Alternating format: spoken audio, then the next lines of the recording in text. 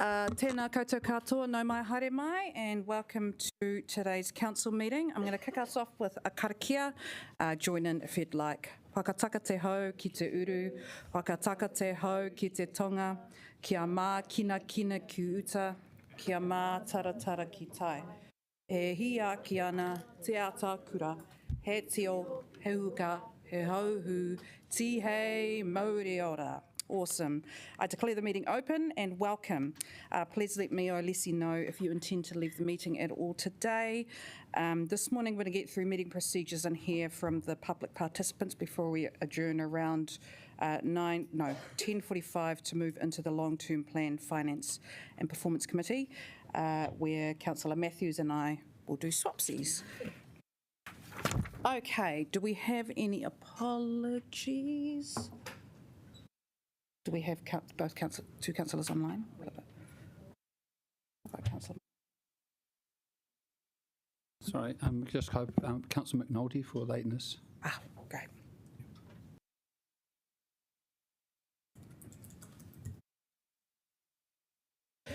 In that case, I will move the motion and accepting that Councillor McNulty will be late. Do I have a seconder?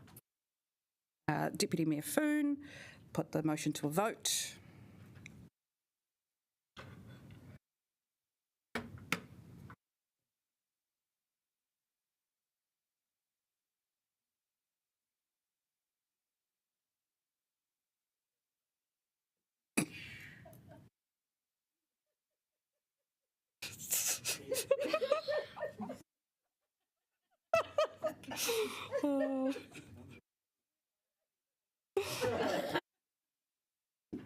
And that has passed.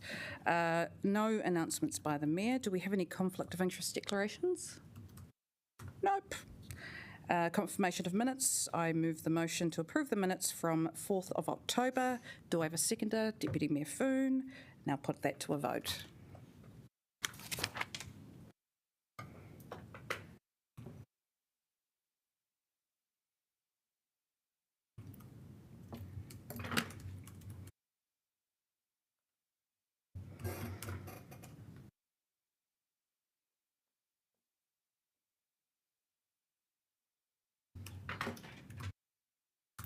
And that has been carried. All items are on the agenda. So we now move to public participation. So I would first like to welcome John Cuthbert, who would like to speak on the Town Hall. Please make yourself comfortable at either the lectern there or sitting down. You have 5 minutes to speak, and that includes questions as well. Thank you. I'd like to say that I'm speaking in a personal capacity here, and anything that I say in terms of comments or opinions are not necessarily reflective of my employer. How did we get here on the Town Hall, eh? Not a good situation. Explanation and review are required, I'm sure you all know that. This situation should at the very least offer you and all an opportunity to call for a strong, independent review of this whole thing. Whatever option the council approves, and you've only really been presented with one tenable option, a well-resourced, strong, independent review of the project must be commissioned. Sunlight is what this needs. 2019, 145 million. 2022, 182 million. 2023, now we're talking $250 to $330 million, plus 4 years. This must not go unexplored. There must be elements of accountability.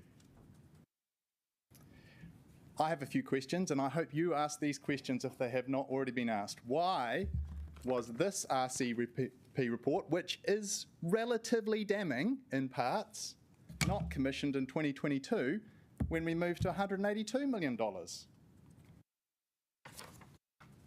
Project dysfunction and apparent mismanagement. I'm not close to this project. In fact, I have very little knowledge of it. But in reading this report, it suggests that there is a high degree of project dysfunction and mismanagement. 30 to 40% of each progress claim is a variation. That's quite unusual. Temporary works appears to have derailed the project both from cost and time. How did that occur? There are, according to this information, 400 variations that are yet to be assessed or approved. That presents a substantial cost risk that has been accounted for, as I understand it, in the professional quantity surveying advice, but yet remains a massive risk.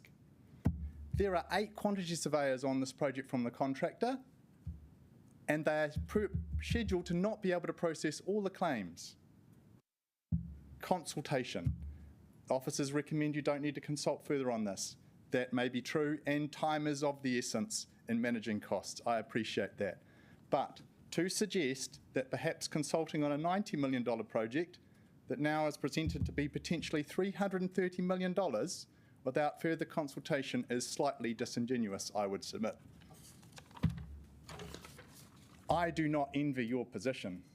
I really don't. It's difficult, and you have been given but one option. There is already too much sunk cost and lost opportunity on the table. I think you have to finish the project, but I don't feel comfortable about that, and neither should you. If you decide to commit further funds to the Town Hall at the expense of some unnamed future projects and debt servicing off into the future, this must be of the least cost option possible. Take all recommendations. Trim where you can.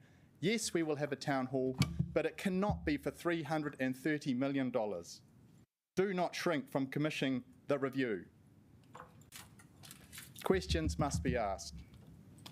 I don't think doubling the cost and doubling the time of this project can be left unexplored.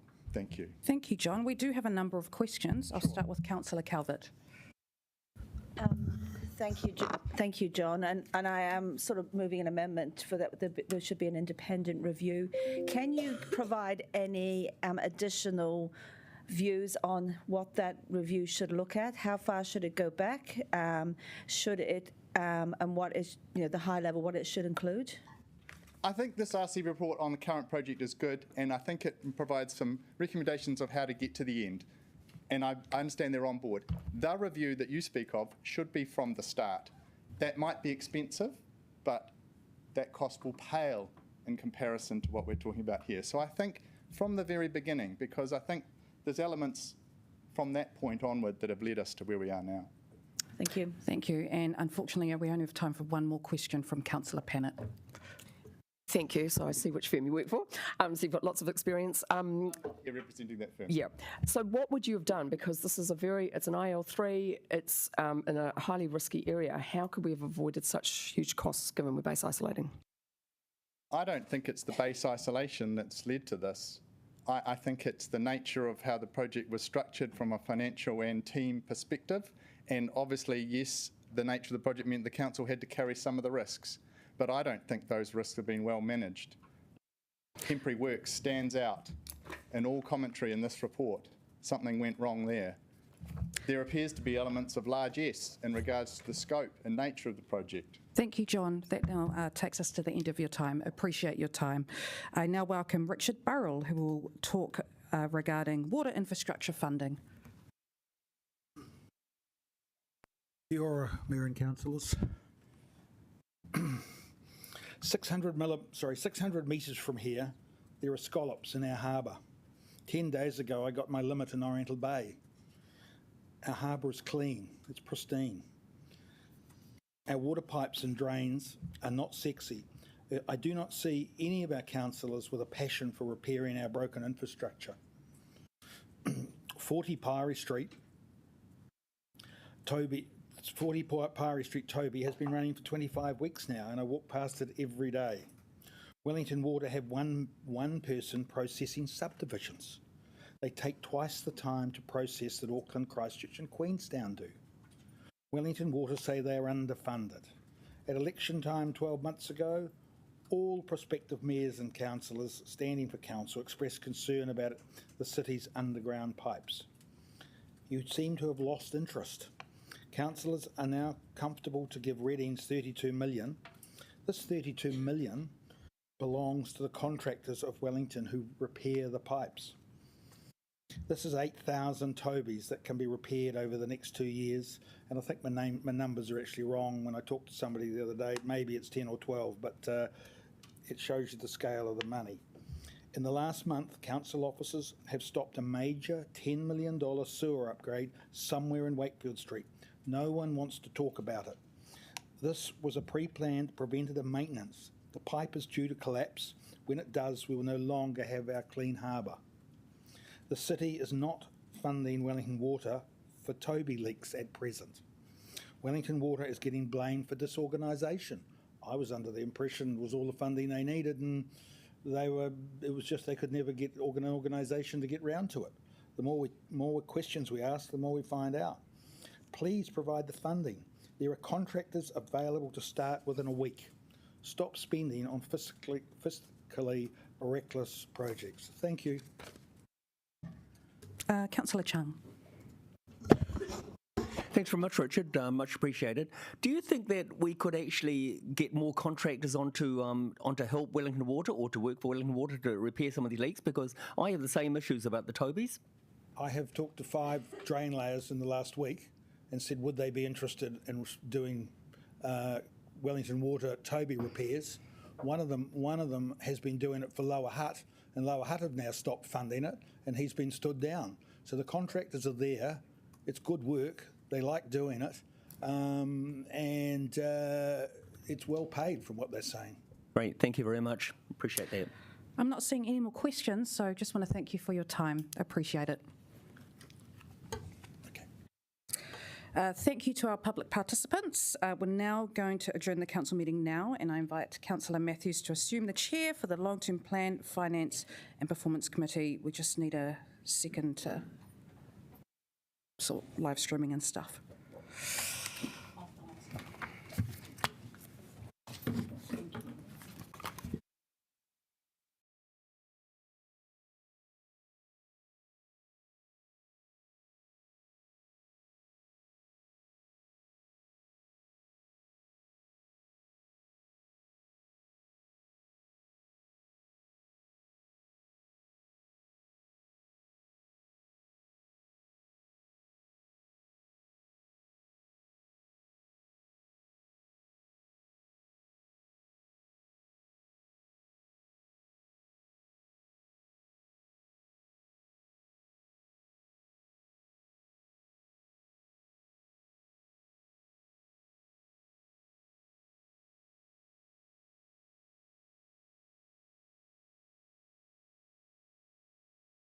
Tau katoa nau mai ki te hui o te Kōrau Tōtōpū, the Long-Term Plan, Finance and Performance Committee, I tēnei rā.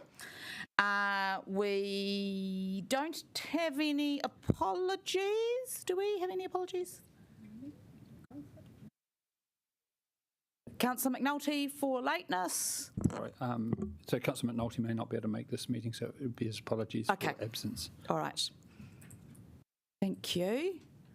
Do I have a seconder? Thank you, Councillor O'Neill. We'll vote to accept that apology from Councillor McNulty.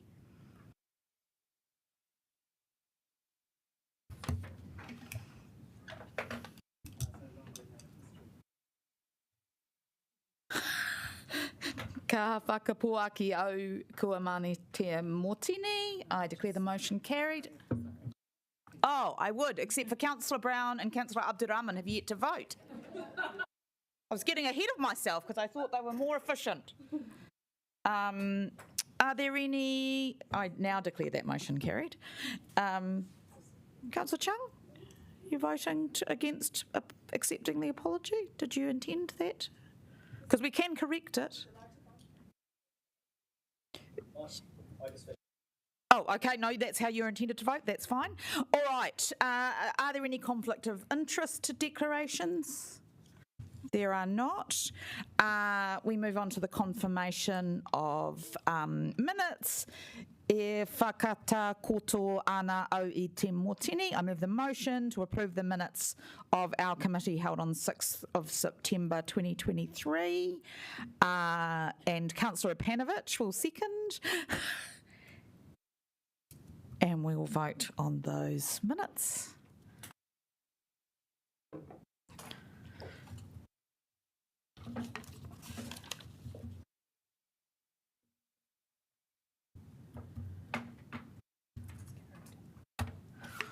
All right, that is carried. There are no items not on the agenda. There are no requests for public participation.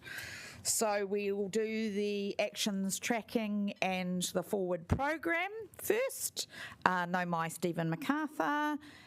Do you have any comments to make on those? The only thing I'd say is that we've regularised the process and combined both reports into one, which is kind of what we've been doing, or the committee has been doing.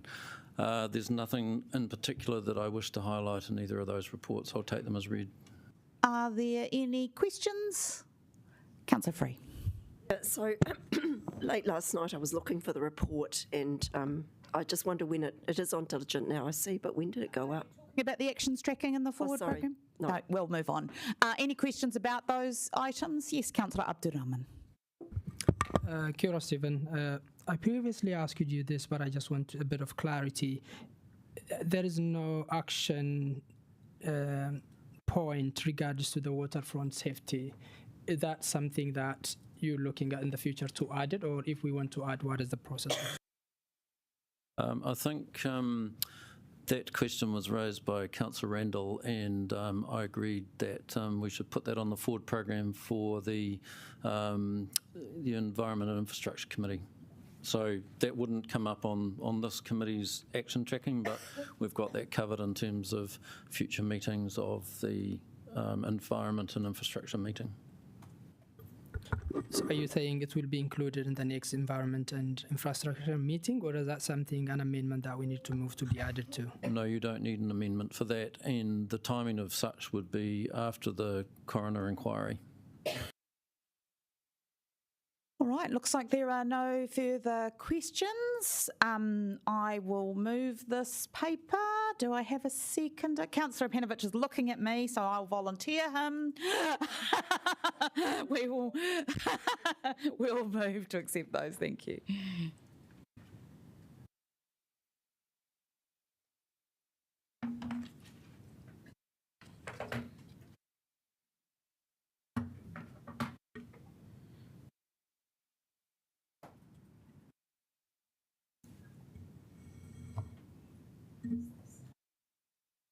Thank you. That is carried. We now move on to the meat of on the menu, which is the report of the vegan chicken, or I said chicken without an E. Report of the Audit and Risk Committee. No, my Stephen MacArthur and Andrea Reeves to introduce the report. Kia ora koutou, councillors, Pōiwi. Andrew and I are going to make some brief introductory comments on this item, and our Chair of Audit and Risk Committee, Bruce Robertson, is actually in attendance, and he will make some comments after Andrea. But just first, a recap on the process. Local Government Act requires the Council to adopt its annual report 4 months from the end of the financial year, so i.e. that is the 31st of October, and we're on the 25th currently. So today, having received the independent opinion of our auditor, the Council is now in a position to complete its process and adopt the annual report. Some councillors have suggested deferring the decision to enable the public to scrutinise the draft annual report. However, it's important to note that the annual report for publication is an internal and audit run process to ensure that the information contained is a true and fair reflection of the Council's performance. The Local Government Act requires that within a month of adopting this annual report, the audited annual report, the Council must publish and make public the adopted annual report.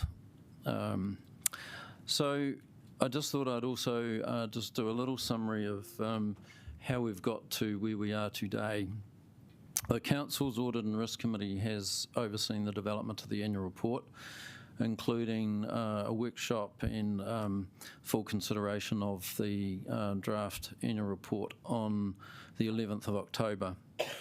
At that meeting, the committee resolved to recommend the adoption of the annual report, bearing in mind that there was some still issues that were moving at that time. And so the authority was delegated to the chair and deputy chair and to other members of the committee to deal with any significant issues that might arise after that meeting. So in effect, that's what the focus has been since that meeting, clearing out those items with our auditor. And I think the chair's email last night kind of summarised where we're at, but subsequent to that, we have obviously received the audit opinion. So the only areas that have changed since the Audit and Risk Committee reviewed the annual report relates to some wording changes, and that principally is around the Mayor and CEO introduction, some additional contextual information around the Town Hall, Let's Get Wellington Moving, and the Statement of Service Performance sections, some minor updates in the variance commentary on Three Waters KPIs, and some wording changes relating to greenhouse gas emission section. As I mentioned, the email from Bruce Robertson was emailed late last night, and you wouldn't have probably seen that until this morning, unless you're up very early this morning. Some of us were. But noting that in that particular email, there were, in his opinion, no significant matters outstanding, and he recommends adoption. As mentioned, we have received the final audit opinion this morning, which in essence is no different to what the committee heard from our auditor at the committee on the 11th. In short, it mirrors last year's opinion. I want to now just comment on our overall performance. The council is a complex business delivering over 400 services and many projects to our community. The past year has posed quite a number of challenges as we recover from COVID, but we've also seen positive progress in our city, which is noted in the annual report. After several years of border closures, we've seen the return of cruise ships and a resurgence in our international visitors similar to pre-COVID levels. Major events have also played quite an important part in that recovery, including the opening of Tākina. Nevertheless, we experienced construction supply chain pressure and increasing inflation and interest costs, something affecting the whole sector. And of course, we had to deal with unexpected weather-related events after record rainfall in July and August 2022. 61% of our KPIs were met, which was up from 51% the year before, and with an improving trend in those that didn't meet their targets. We also delivered the largest capital program to date, $369 million, which was 80% of the budget, up from, just by comparison, $157 million back in 2016. Much of this spend was focused on upgrading our ageing infrastructure. I'm going to hand over to Andrea, and she's going to cover off the financial results. But just quickly before I pass over to you, Andrea, I would like to welcome Councillor McNulty and offer my congratulations on the birth of your beautiful Pepe, Elle, and pass on our congratulations to Kalia as well. It's lovely to see you. Yay! Andrea, sorry for that bit of... It's a bit of a bubble burst to talk about numbers after that, right?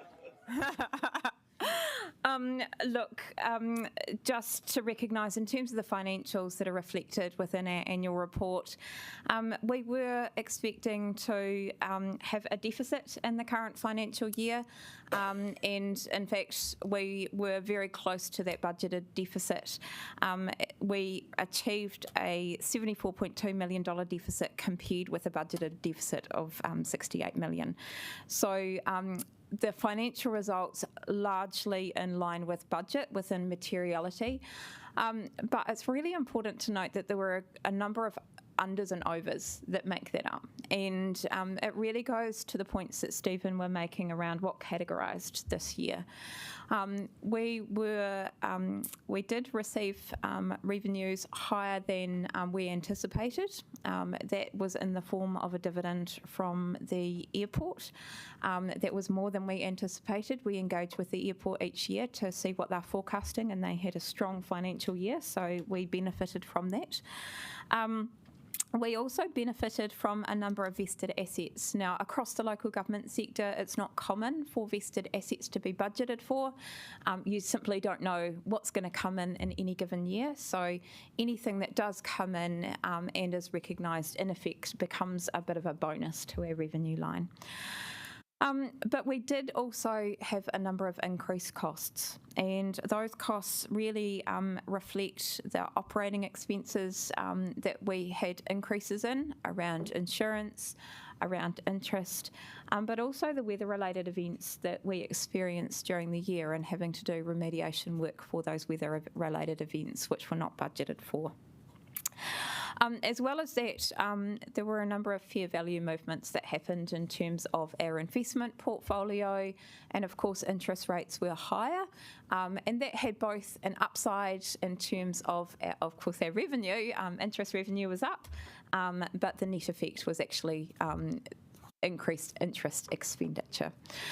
So while I note that we come close to our budgeted deficit, that was recognised through a number of unders and overs, which are explained in the annual report and does categorise the challenging year that was 2023. Welcome, Haere mai, Bruce. Sorry, Bruce, you should have been at the table from the beginning. Welcome.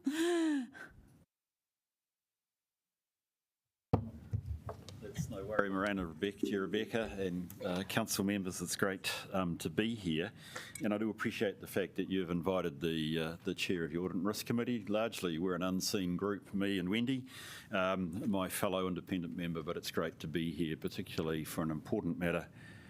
Of you folk looking to adopt your annual report. Stephen and Andrea have given you a short overview, but it has been an extraordinary evening. In fact, I think the email went out at 12:15 this morning, so it's actually the day started early, and it has reflected for both staff and indeed the external audit team a stressful time to get to this position. I'm grateful that we are, albeit somewhat disappointed that actually it does come something at a last minute, if that's not an understatement. I would like to reflect on what is the role of the Risk Committee, because that's probably my primary role here today, which is the role of the committee is to be able to give you assurance that the annual report proposed to be adopted with the audit opinion is reliable and it fairly reflects our performance and our position for the 22-23 financial year. Our role is not to interpret or analyse the results. That is your, and I'll be direct here, Rebecca, your committee's responsibility. What I'd like to suggest is that responsibility takes time. Not today. And I would also suggest that, particularly in light that it is your LTP year, so to speak, this annual report does provide, because we have now reached a position that it fairly reflects your performance and position, it does provide, along with all the other incoming data points, information that you have as you enter your LTP, a very valuable and useful document. The second thing that is really important about where we have got to by this morning is that important accountability of your council to the Wellington community. And I think, as Stephen has said, that kicks off in about a month's time. because by legislation, once you have adopted the annual report and the audit opinion, you then must disclose this publicly to the community. I would suspect that would be a hang of a good time to do the full analysis and interpretation that you need to do in terms of the annual report, but I'm coming close to telling you your job, so I'll leave that in your hands. There is perhaps only one other comment I would like to make, and I think it's partly reflected by what was up on the board, which was ideally this audit process and annual preparation process would have finished essentially when my committee met, I think, on the 11th of October. That wasn't possible, and so as I outlined into my email to you last night, we had a small group look at the matters, or any significant matters that arose between that time and now. I won't re-go through that email, but sufficient to say there has been substantial work behind the scenes to reach the position where I was able to last night reflect to you that we have clearance from our auditor on all material aspects of the annual report. Karen has also proffered to us a letter of representation, which is required to be signed by Mayor Tory and by Barbara, which is actually representing that we've essentially made available all information and that we're free of fraud and corruption, and we are a going concern to the auditors. And again, we are comfortable that those representations are relevant and can be signed, and we recommend the letter is. The other thing is that we have received this morning the finalised audit opinion. And again, it has tracked very much where Karen was indicating to us at the Audit and Risk Committee it was going.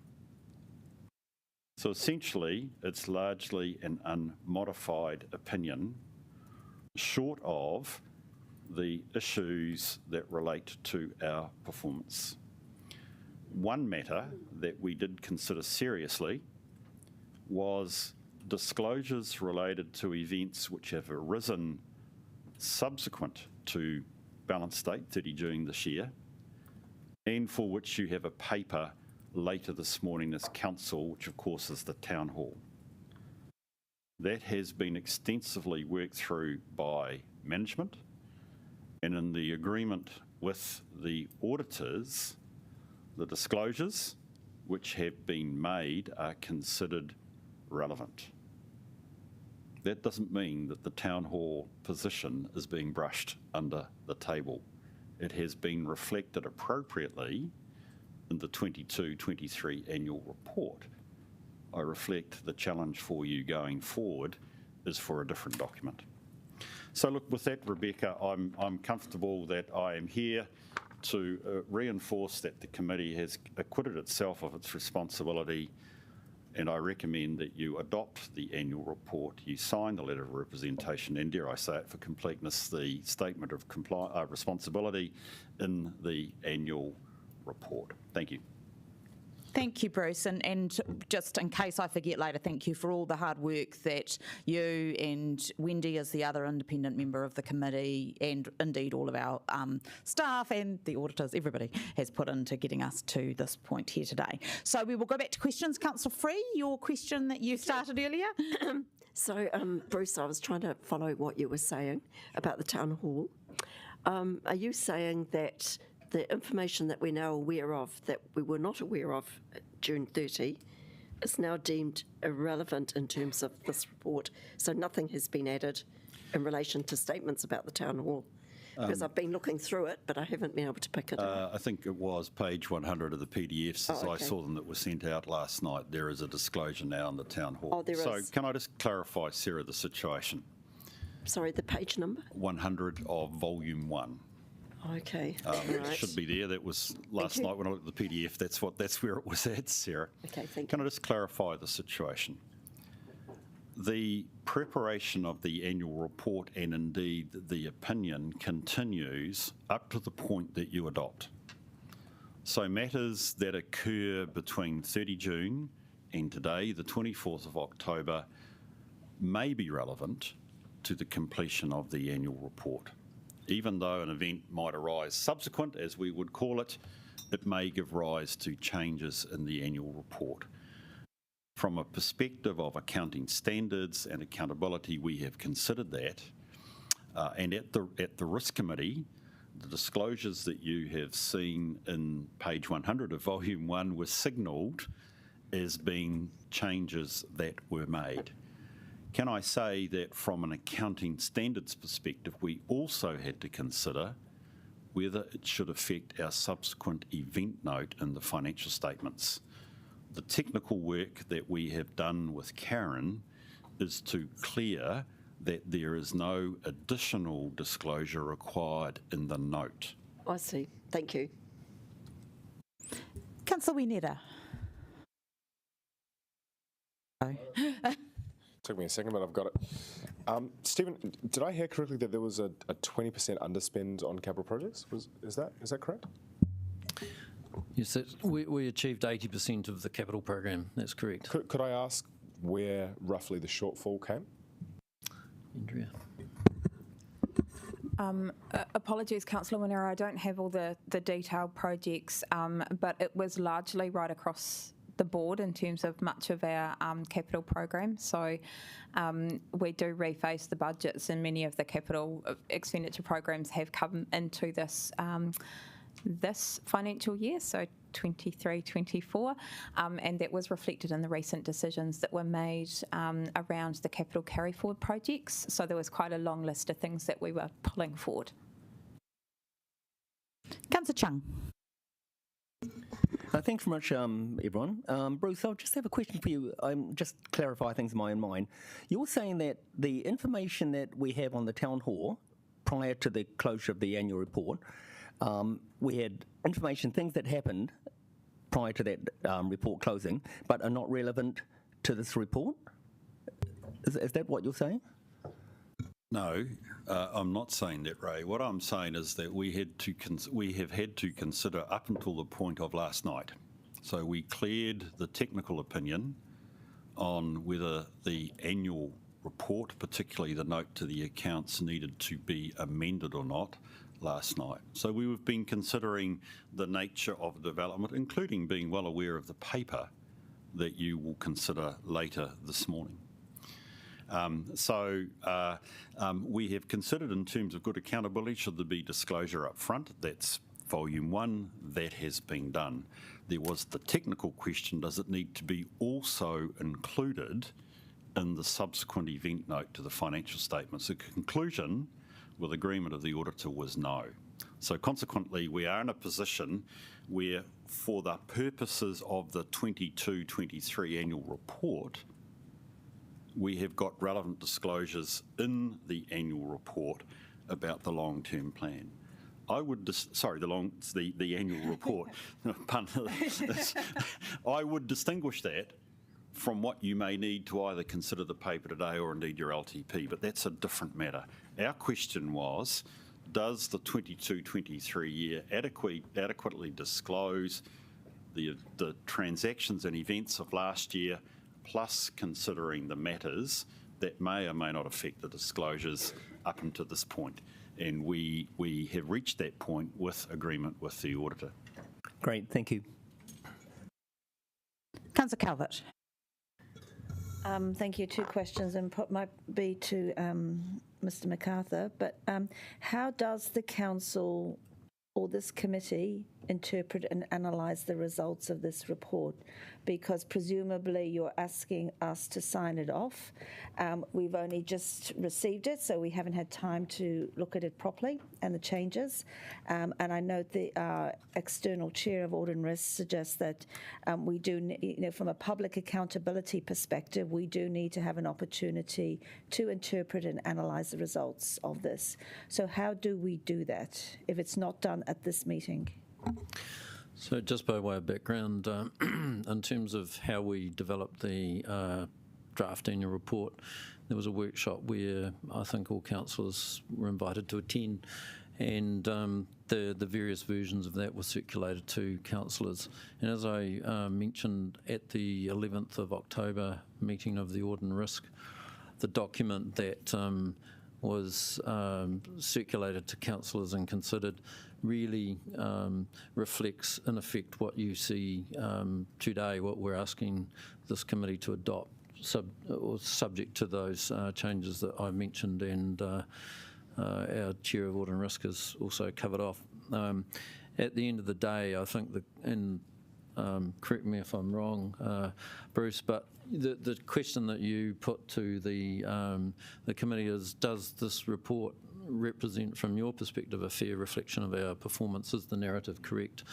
Our Audit and Risk Committee and our auditor, in fact, is saying that this report is a fair reflection of that performance. So I think in the end, it's a decision of this committee in terms of, does that report reflect, in your mind, what your assessment of the performance, based on what we're recommending to you from all of the work the Audit and Risk Committee have done, and the independent opinion of our auditor? Yeah, but sorry, but I know we've heard from our chair, and it's about a fair reflection, and I'm not questioning that, but it's about the interpretation of the information and the analysis of the results, and how do we, in a public way, look at that and make a determination. As I mentioned, the way to kind of deal with this in a public way actually is once the annual report has been published within a month. And as our chair of the Audit and Risk Committee has suggested, that the annual report is an important feeder into the LTP kind of decisions that you're going to make. So it establishes, in effect, the baseline of the current position in terms of performance.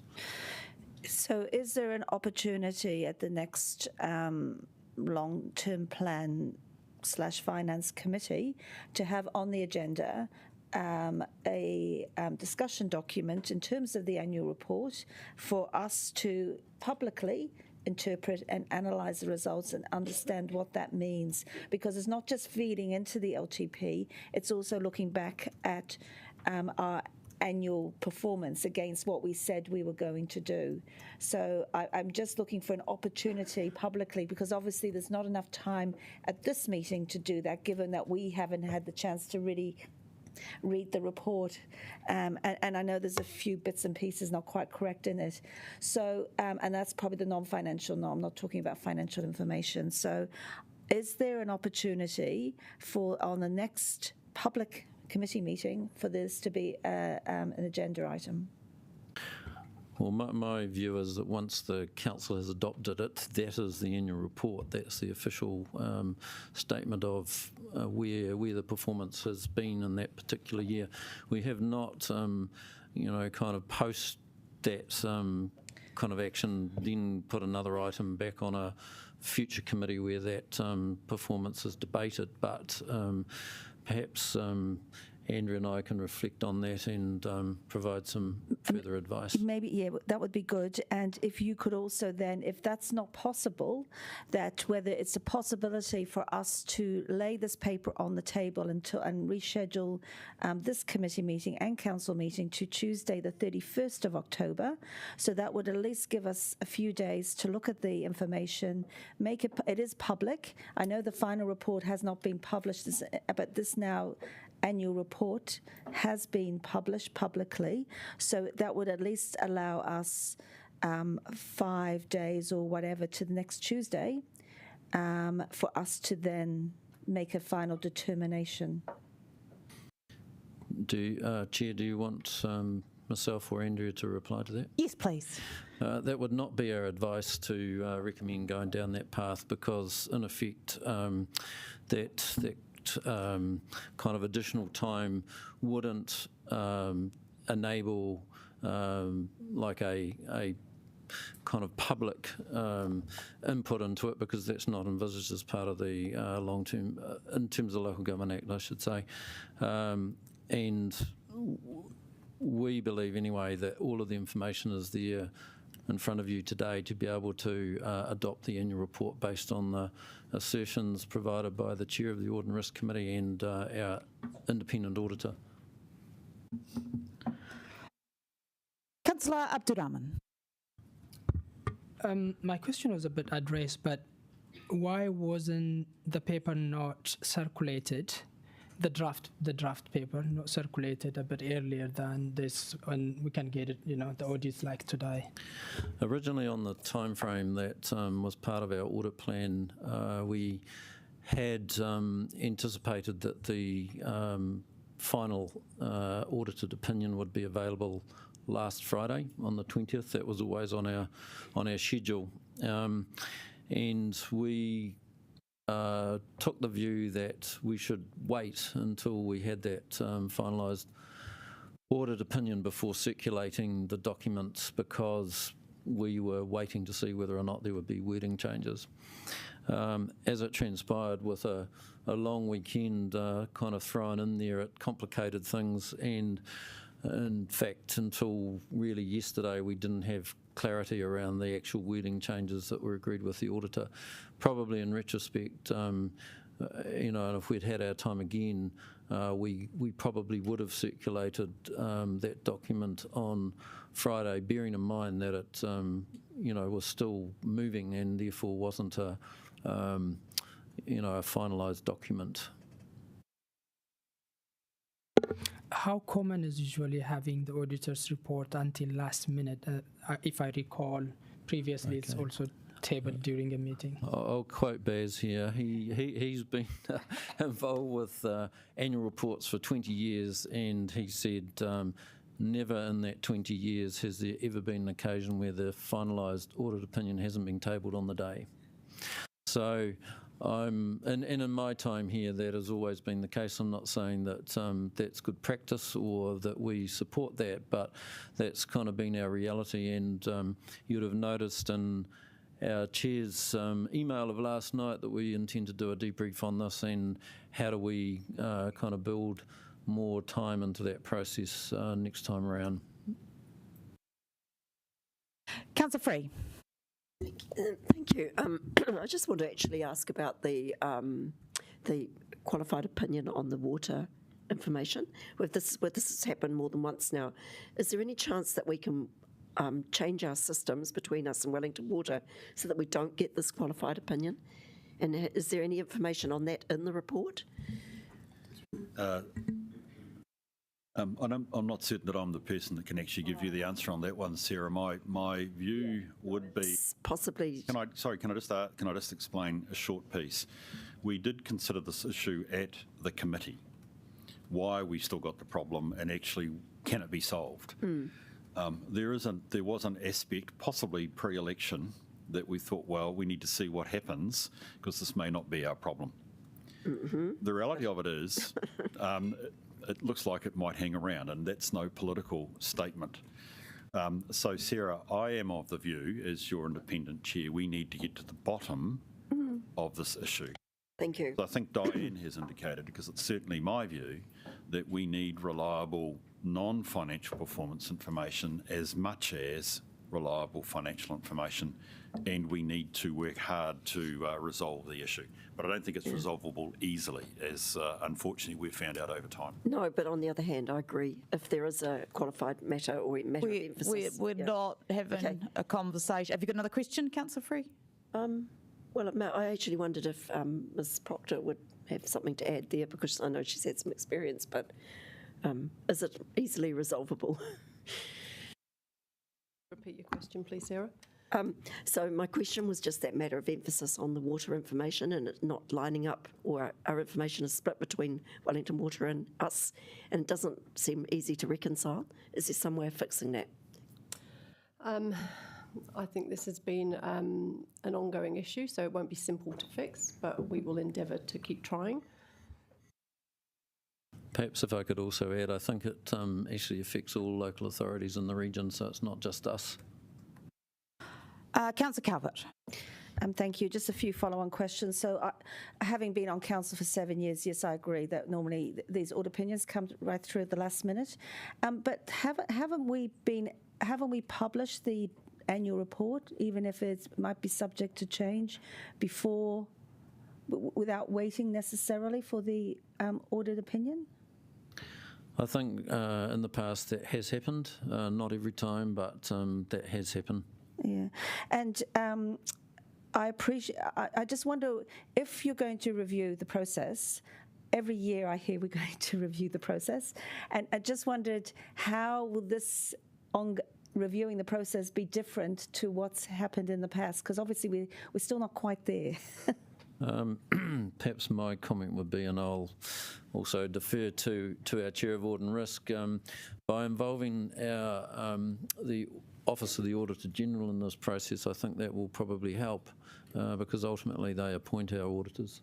And I know our Chair has been instrumental in building that kind of relationship with the OAG to involve them in these sorts of things. Yeah, thanks, Stephen. Diane, it's a good question. How can you have confidence that actually we can change things? Well, actually, the challenging point is that both my personal view, because this is now my second opinion process I've been through, both Andrea and her many members of her team and Karen as our external auditor, believe it or not, have done a lot better this year. What is disappointing, we appear to be in the same position. So it is critical that we do look at each other in the mirror, or ourselves in the mirror, and at each other, and work out what needs to happen. To be honest, my personal assessment, actually the meeting of the Audit Committee in October has to be a hard deadline for both management and auditor. We went on the basis of general agreement this seemed to be a good idea, but actually it was never held as a hard and fast. Let's do that next year, and I suspect this problem goes away. Thank you. And just one third question. Through annual plans, we get quarterly reporting, which culminates in obviously the annual report at the end of the 12 months. Now, through each quarter, we have received a significant or strategic project investment report, done very much like project management. And I did ask about this a couple of weeks ago through the Audit and Risk Committee, and I was assured that that information would be in this annual report. I've had a quick look, albeit not a comprehensive look. I can't see it. So I'm just wondering, have you got that? Can you point me to where that information is? I acknowledge that there's some explanation paragraphs about various projects, but I can't see the traffic light. In the annual report, we report on an activity basis, and so the relevant kind of highlights and what have you are identified section by section rather than kind of one project report, which is quite different to our quarterly reporting. So you're not going to see a kind of apples with apples comparison through that current annual report. That's not the way we report on our capital program. It's just when I asked it, you didn't explain it that way. You said when I referenced the information that we'd received quarterly in the past around those particular significant projects, you said that would be available in this annual report. And what I'm saying is it's not there. I know you've just said you showed it differently, but certainly when I raised this issue a few weeks ago, it wasn't raised that you would be presenting in a different way. I think, Councillor, that's something we'd have to consider for next year in terms of how we deal with that. I also note that the prescription in the Local Government Act is something that we have to follow quite closely in terms of how we present those things. So it may not necessarily be about how we report the annual report in the future, but maybe aligning our quarterly reports possibly slightly differently, but we'll consider that. Or could, aside from the annual report, as part of, because we have to make sure we are applying good governance as well, can you provide us, it may not be part of the annual report, but can you provide us with the report that presumably you had done anyway at some form as at the 30th of June on the significant projects? The thing is that we don't actually do a fourth quarter report. The annual report is it. We have 3-quarter reporting, not 4-quarter reporting. But I suggest that we take that offline, Councillor, in terms of meet your needs. Okay, that looks like we've come to the end of the questions. Thank you. I will now pass over to Councillor Panovich, who is going to move the paper, and I will second. Thank you, Chair. I do have a few comments, but not many, as usual. There's no surprises in this annual report for me. Having done many of these myself, I'm fully aware of the procedure and how it works. So I'm very comfortable with the position, which I did actually mention as well at the Audit and Risk Committee, although I think there was some public excluded, so I won't reiterate for now. I do acknowledge Bruce and the Audit and Risk Committee.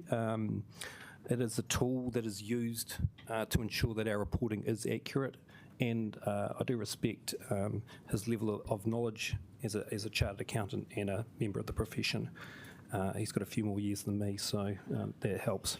I do also acknowledge Andrea and the team. They've done a lot of hard work. It is not easy to produce this kind of report, I can tell you now.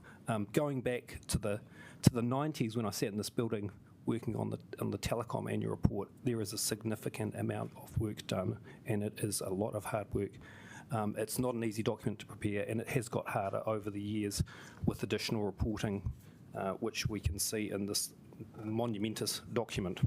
And I hope you'll go through it. I'm sure the press will, line by line as well. In terms of the annual report, I'll acknowledge that when I started, this used to be 1 page, then it became 2. Now it's 7, which is a bit of a mission even for us accountants. But I will point out to the opinion, which the financial statements in Volume 2 present fairly in all material aspects the City Council and Group's financial position at 30th of June 2023, the results of the operations and cash flows for the year ended on that date, and comply with generally accepted accounting practice in New Zealand in accordance with the Public Benefit Entity Reporting Standards. So that's on page 2. I will just reflect as well. An annual report is at a point in time, and it is the time now to release that report because time marches on. And I do note that on the 9th of November, we will receive our Q1 performance report for this current financial year. Thank you. Thank you for that reminder, Councillor. As I said, I'm seconding, but I'll reserve my right to speak.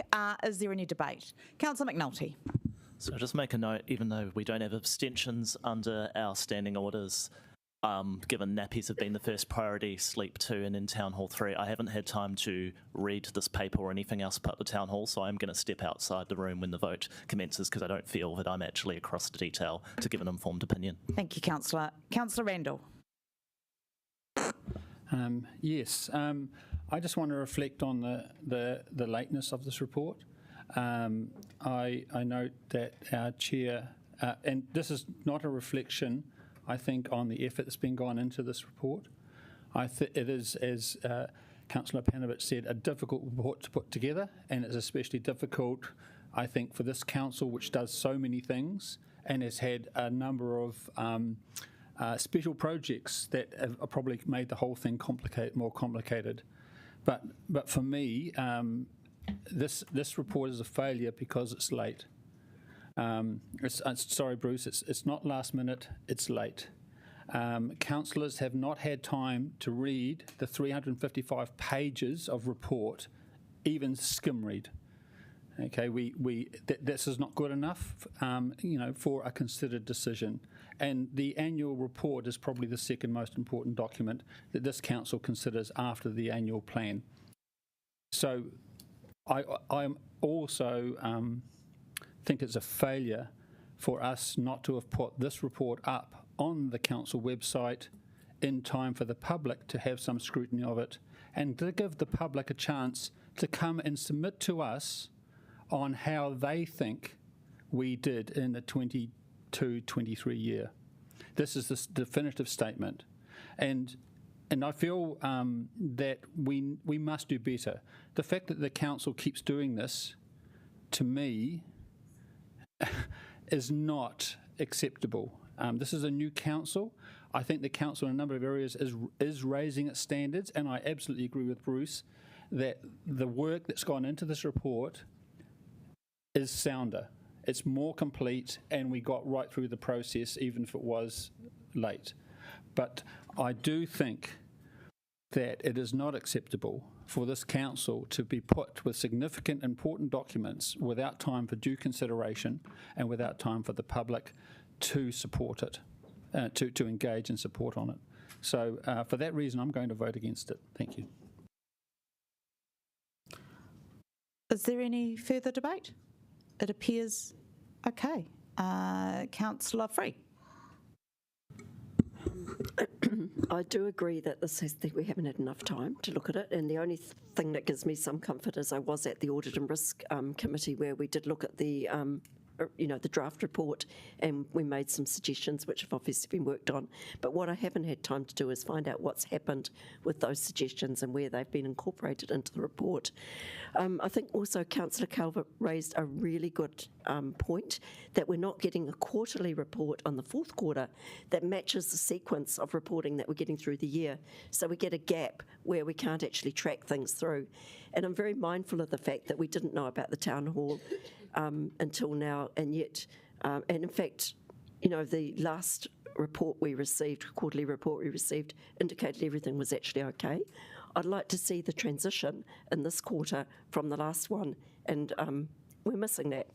So I was tempted to move an amendment that we would maybe consider getting a fourth quarterly report as well as the annual report, so we've got that collection of information and evidence that we can monitor as councillors and the public can monitor as well. I will support this report reluctantly because I'm relying on the experts here, and I thank everybody who has put their effort into making sure the report's of a high quality, and thank you, Karen, for your I thank Karen for the work done on the opinion. It is easy to understand what she's saying. I'm concerned that we've still got matters of emphasis, and I'd like to see those disappear. But I will rely on expert advice in approving this. Councillor Calvert. Thank you. And first of all, I just want to acknowledge the work that's gone into this and the sort of tight deadlines that seem to have been imposed, but really we should have had a copy of the annual report, even if it was going to subject to some minor change last week when the papers were first published, and that would have at least given the public as well some opportunity to review it, because as we all know, we've had lots of emails about what we should do about the town hall because that paper was published. So it's important for us to be able to listen to the people that we represent, and that's what the people that we represent have elected us in this role to govern the city, but also to have a public monitoring role and to ensure that we make sure that things are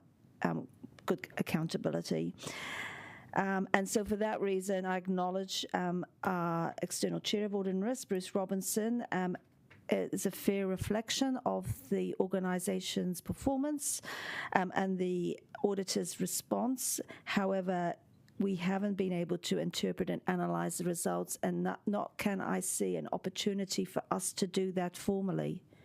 And we get presented with performance reports, even like the residents monitoring survey. We never sit down, analyse and say, where are we going to from here? And this is critical, not just in any annual year, but also leading up into the long-term plan. So I can't support this. There's an opportunity for this to be laid on the table to next Tuesday. It's been done before. We've put off meetings. That would at least allow us time to review the documents ourselves. It would at least allow the time for the public to have a look and provide us with some feedback. It's easily doable because we've done this type of thing before. But I'm really not getting a sense that people want to do that. So essentially, I'm going to vote against this. Councillor Chung. I hold Bruce's opinion in very high esteem, and also value the feedback from Karen. However, I feel that to accept this report without having read it is actually wrong, and it's the wrong thing to do. So I'll be voting against this. Just briefly, I do want to note that this annual report, except with the changes that have been highlighted to us in multiple communications now, was circulated via the Audit and Risk Committee. We have had workshops on it. There have been multiple opportunities to read the vast, overwhelming amount of the material.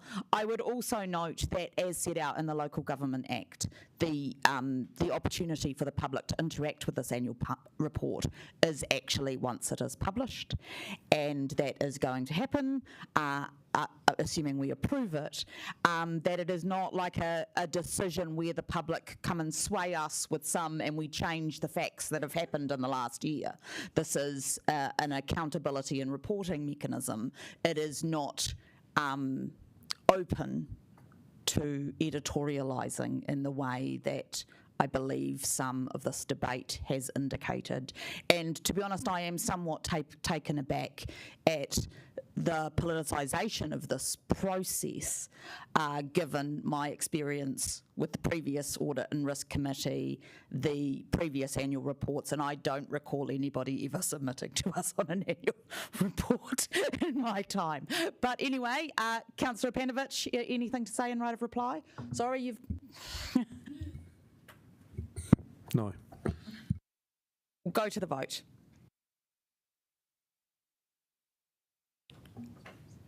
Could we take a division on this?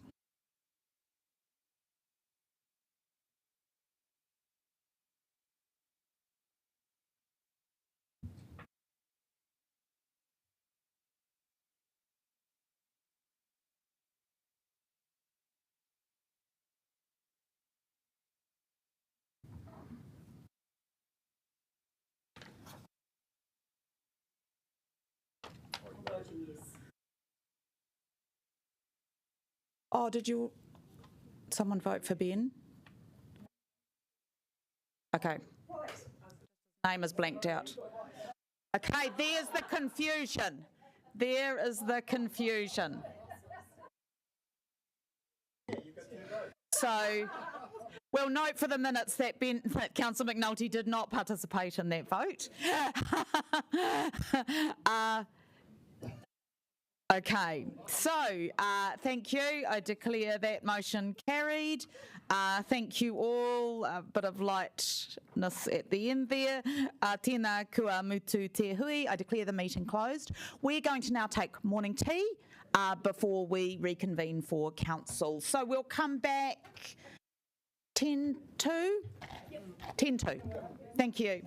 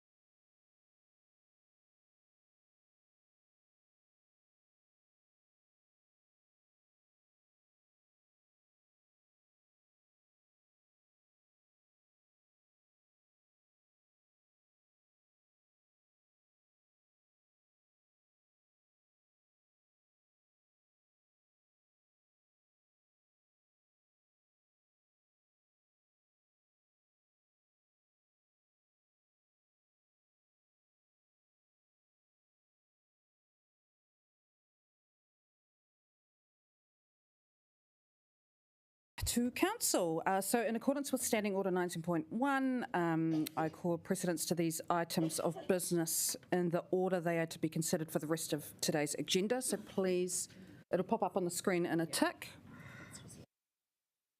So basically, we're gonna start with the committee reports. There are 2 of those, then move into general business with the town hall right at the beginning, and then strategy submissions and a bunch of other stuff. Good. Okay, well, let's get to our committee reports. So we move to the adoption of the annual report as recommended by the Long-Term Plan Finance Performance Committee meeting, which we just had, but we're going to go through the process to get it adopted. Do we have any further questions of officers before we move on to debate? Nope. Excellent. Councillor Panovich will move the motion. Need to speak? No. Councillor Matthews will second. She's all good to go. Is there any further debate? Sorry, just again stating I'll leave the room and I'll put my remote over here so no accidental vote is made on my behalf while this is put through. Very good. Councillor Calvert. Thank you. Yes, I'm going to vote against this again. And I just want to make a comment. This vote is not a political vote. This is a vote about good governance and making sure that we are representing our constituents, Wellingtonians, and making sure that we are holding ourselves accountable to them. So they haven't had time to look at the annual report. We haven't had time to look at the annual report, and I don't know how we can accept it in its current format. So I will not be approving this. Thank you.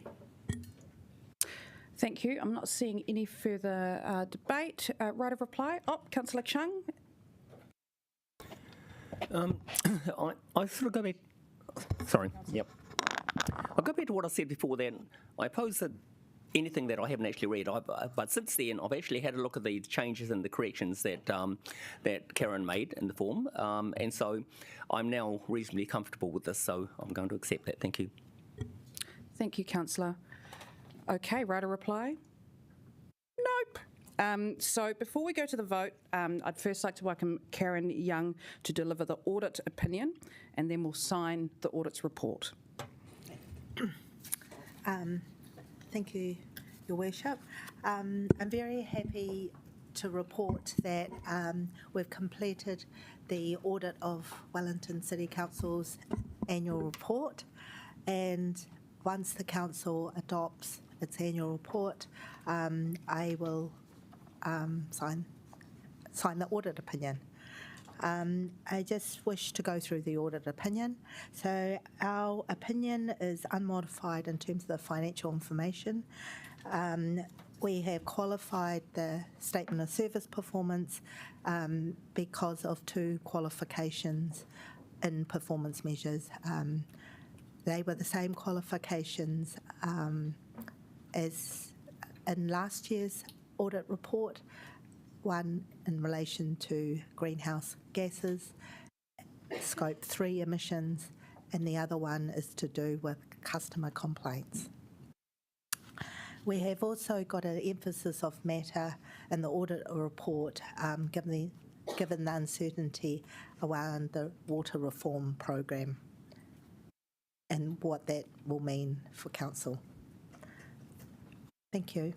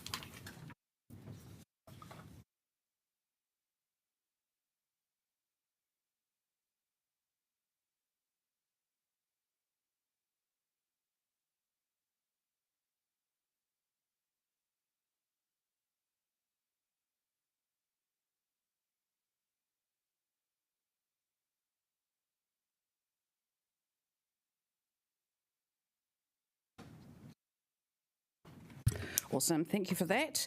I now put the motion to a vote.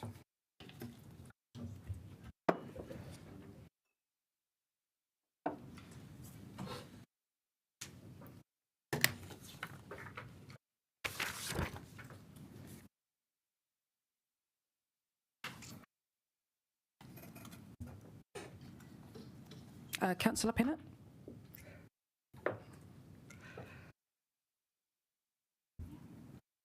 And that has passed. Thank you very much, everyone. We now move to the report of the Social, Cultural and Economic Committee meeting of 12th of October. I welcome Andrea to introduce the report.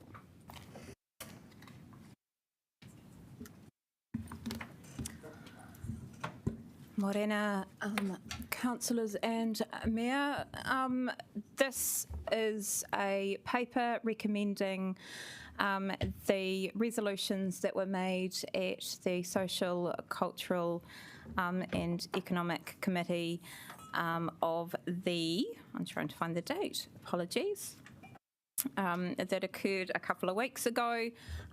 Basically, in effect, the council is required to make these resolutions under the delegations. This has been discussed as part of that committee meeting. So it's just seeking your approval for those resolutions that were made at the committee meeting itself. We're now taking questions. Councillor Pennant.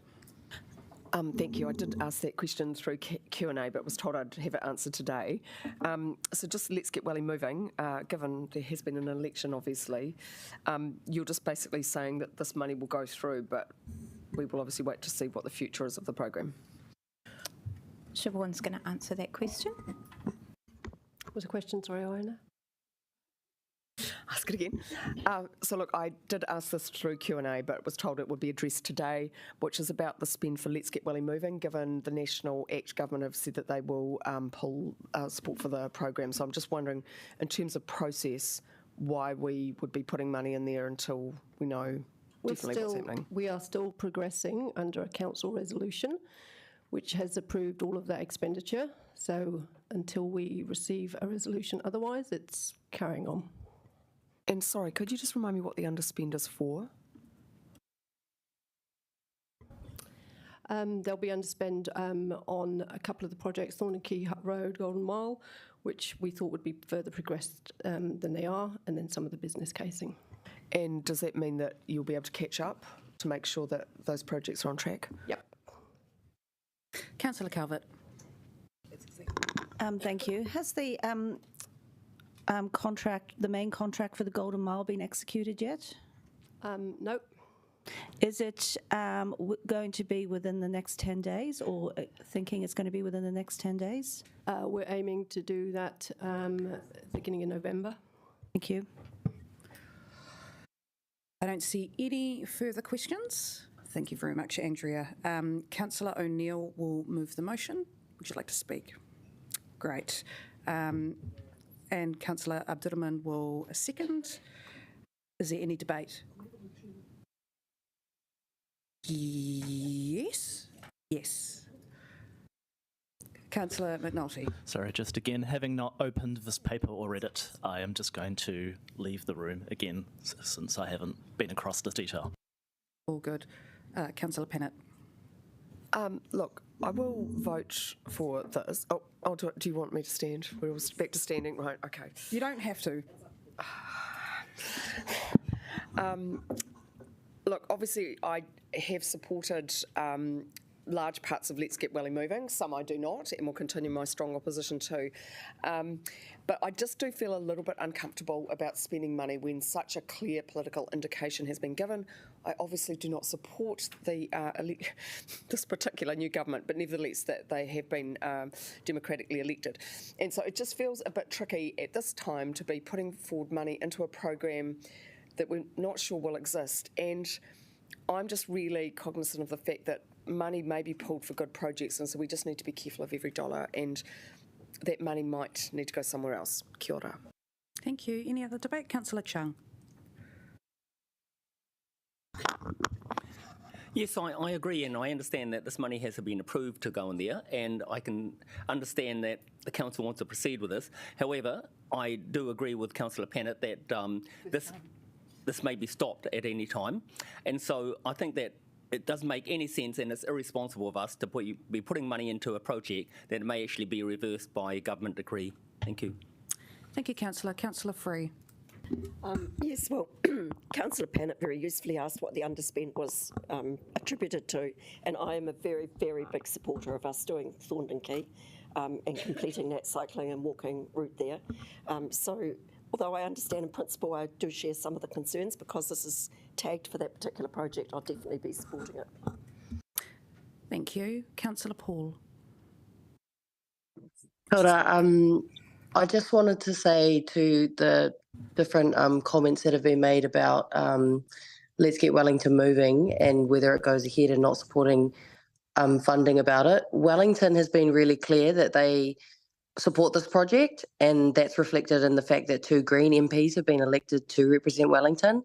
And regardless of who the government is, Wellington as a population has been very clear that they want the Golden Mile work, the Thorndon Quay work, and all of that to progress. So regardless of what the funding mechanism is for that, this needs to happen. So we might as well just get on with it. We've already consulted on these projects, and the national government should have some respect for that consultation that's already happened and that our people have spoken. So there's no point trying to relitigate that through any other decisions we make today. Kia ora. Thank you. I'm not seeing any more hands. In that case, right of reply.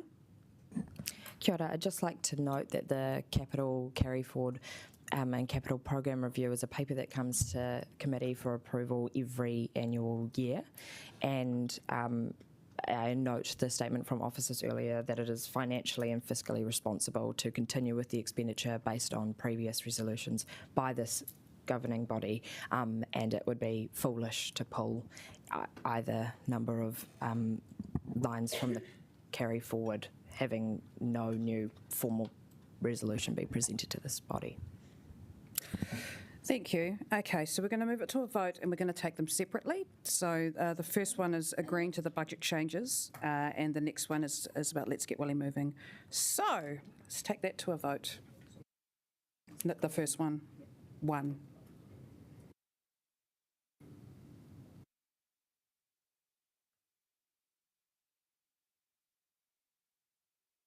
Oh.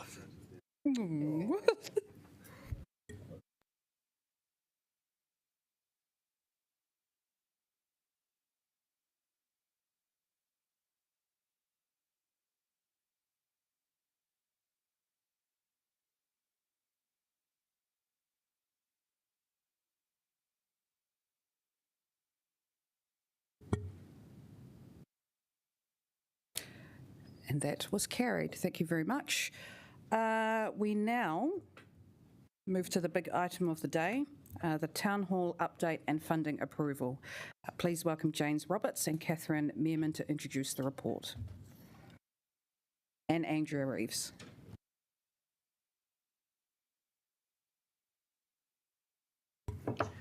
Kia ora koutou. Actually, Mayor Peter Mora, our Manager of Capital Projects, will be at the table. Thank you.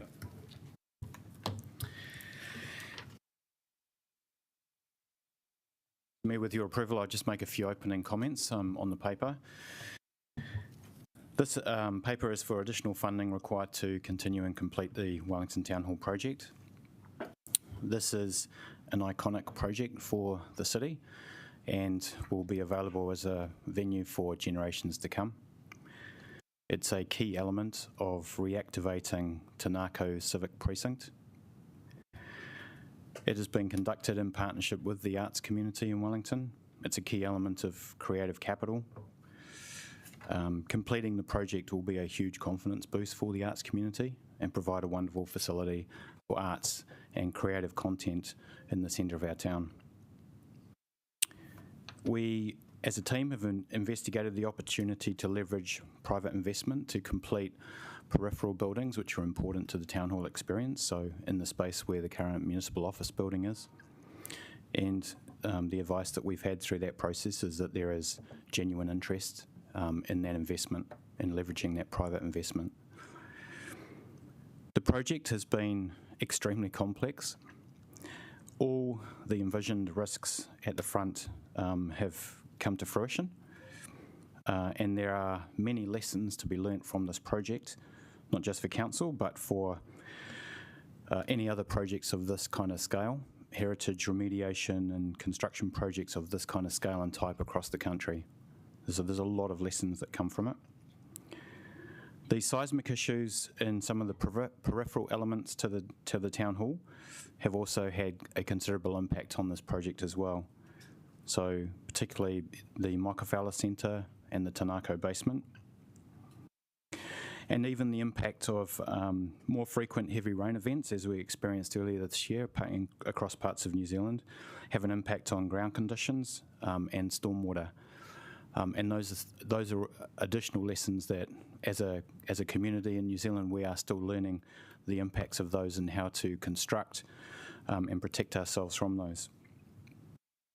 We have conducted a very thorough investigation of the remaining risks on this project and the costs and the ability of the team, which includes council officers, consultants and contractors, to complete the project successfully.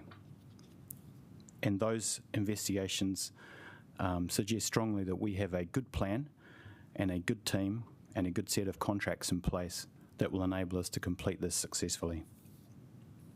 I just want to point out that any option that causes uncertainty or delay in the project immediately triggers additional cost and time over and above what we've already forecast in the paper. If we were to cause any kind of delay, there will be an impact to completing design. A project like this relies heavily on forward planning, and forward planning is immediately impacted as soon as any delay occurs. Forward planning impacts things like being able to contract trades, so tradespeople who come in and do various different elements of work. All of those schedules would need to be rethought. That would almost certainly require repricing of all of that and uncertainty as to when those elements of the work would be delivered. Materials have to be ordered in advance, sometimes 18 to 24 months in advance, depending on what the material is and where it's coming from. All of that would be uncertain. We wouldn't be able to do those orders. That would mean increased time to complete the project, and the increased time in this instance is very much a factor in the cost.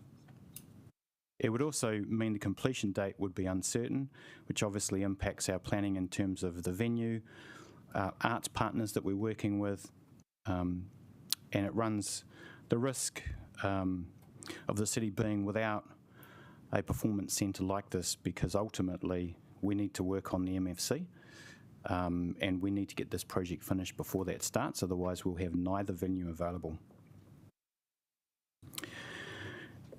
Council management is 100% committed to providing full transparency on this project. Regular monthly reporting, access to the project team for councillors, formal and informal briefings as required. Over the last couple of months, since we first brought this to the attention of council, we have tried to present as transparent a picture as possible. We've entered into multiple different conversations and we've had site visits down onto the site where all the subcontractors have been available to talk to councillors as well. Just final comment, I'd like to, because ultimately this paper is about money, I'd just like to refer to a couple of pages to make sure that it's very clear what we're asking for. So on page 16 of the paper, table 4 identifies the cost ranges for project completion. And obviously on a project like this, there is a range of risk outcomes that can occur. Low, medium and high risk outcomes. And in essence, that's how we've tried to break down the forecast for the cost to complete the project. Clearly our intent would be to come in at the low estimate. But to be pragmatic and given what we've learnt so far on this project, we feel it's most prudent to aim for the medium outcome. On the assumption that we follow the advice that we've learnt through the investigation over the last few months and all of the experience we've had on this project to date, we should be able to avoid the high-risk outcome. If we leverage the opportunity for private investment in the peripheral buildings around the municipal office building mob, and we avoid temporary works, we should be aiming to come in at 264.2 million. If I then can just refer you over to previous page 14, table 3. So what that table was saying is that we're aiming to come in at around 264.2 million. If we look at any of the options that involved not proceeding or delaying the project, the cost of those is unlikely to be any less than about $20 million compared to what we're targeting. So if we're targeting 264 million, the best case scenario following those options would be a spend of between $200 and $243 million. So the actual amount of difference here is quite small. Thank you. Okay, we are now going to take questions. I'll start with Councillor Young. Oh, of course. Put that add to the list. Councillor McNulty. 2 rounds of 3, so I'll do the first one. I have to clean up the language here because it's from a tradie who's working on the site, but he described it as there's an entire river running through the basement and loads of design and technical challenges. Most tradies I know are putting in FU prices. Would you say that's a fair description of the project of the town hall? It's a colourful description. And it certainly goes to the point that it's a very difficult project that's facing into some reasonably unprecedented and unusual conditions. The way that contracts are written allow for reasonable transparency in the pricing of from the main contractor and the sub-trades as well. Every sub-trade price that's put on the table is challenged by the main contractor and then frequently goes through a value engineering exercise as well. So we have the ability to negotiate to what is a fair and reasonable price for all elements of the project. However, uncertainty creates an opportunity for prices to change, and normally that's in an upward direction. So one of the best ways of avoiding that scenario is to get certainty on the project. Thank you. Is there any part of the town hall operation that is contingent on the Tēnako basement being strengthened? Yes, there is. So there's some storage which is sitting to the periphery of town hall, which is planned to go within the basement. And there is some risk risk forecasts to address, I guess, the potential seismic issues if they do exist there. So it's a relatively minor element, but there is an element. Okay, so there's some additional costs coming, and I'll go with number 3. Can we just confirm the LTP consultation figures? For the 2015 LTP, the project was at 58 million, and for the 2018 LTP at 89 million. Those are the figures that we've consulted on with the public. Is that correct?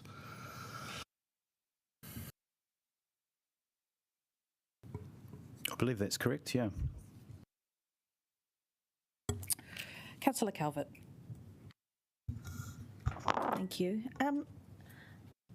Over the last couple of years, has the council changed its technical advisors on this project?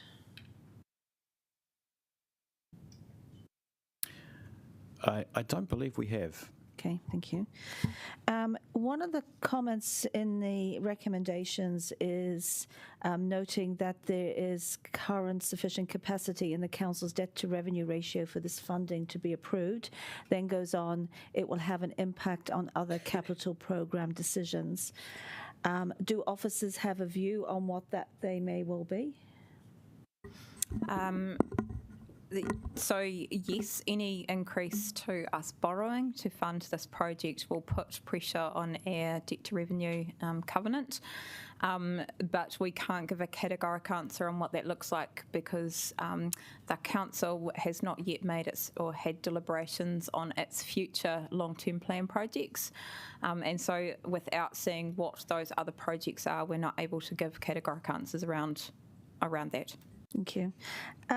So we had a public submitter who said that we need to throw a bit more sunlight on this project and that we should commission a review. And I know that you've got a review into the technical aspects, looking forward, a review into the from a legal perspective. So what about the other suggestion around the project leadership, governance? What sort of review, if any, has been done, or if not, why not? We've looked at the makeup of the project governance around this particular project, and we've also compared it to the very successful Te Matapihi Library project that's going on at the moment. And we do think that there is an opportunity to leverage the Te Matapihi project board and governance process across the remainder of the projects in Tanako, so that would include Town Hall as well. So there's definitely an opportunity to make some adjustments on the project governance of this Town Hall project. One of the other comments made was that 30 to 40% of the work is deviation from scope. Has that been a factor in the cost blowout of this project? So as the work has progressed,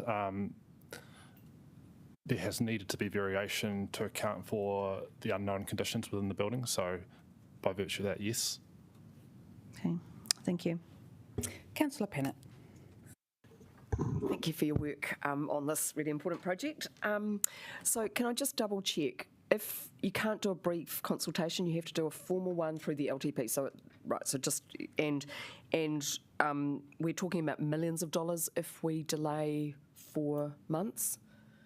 Yeah, so just to clarify, we are bound by the Local Government Act in terms of how we would need to consult on this.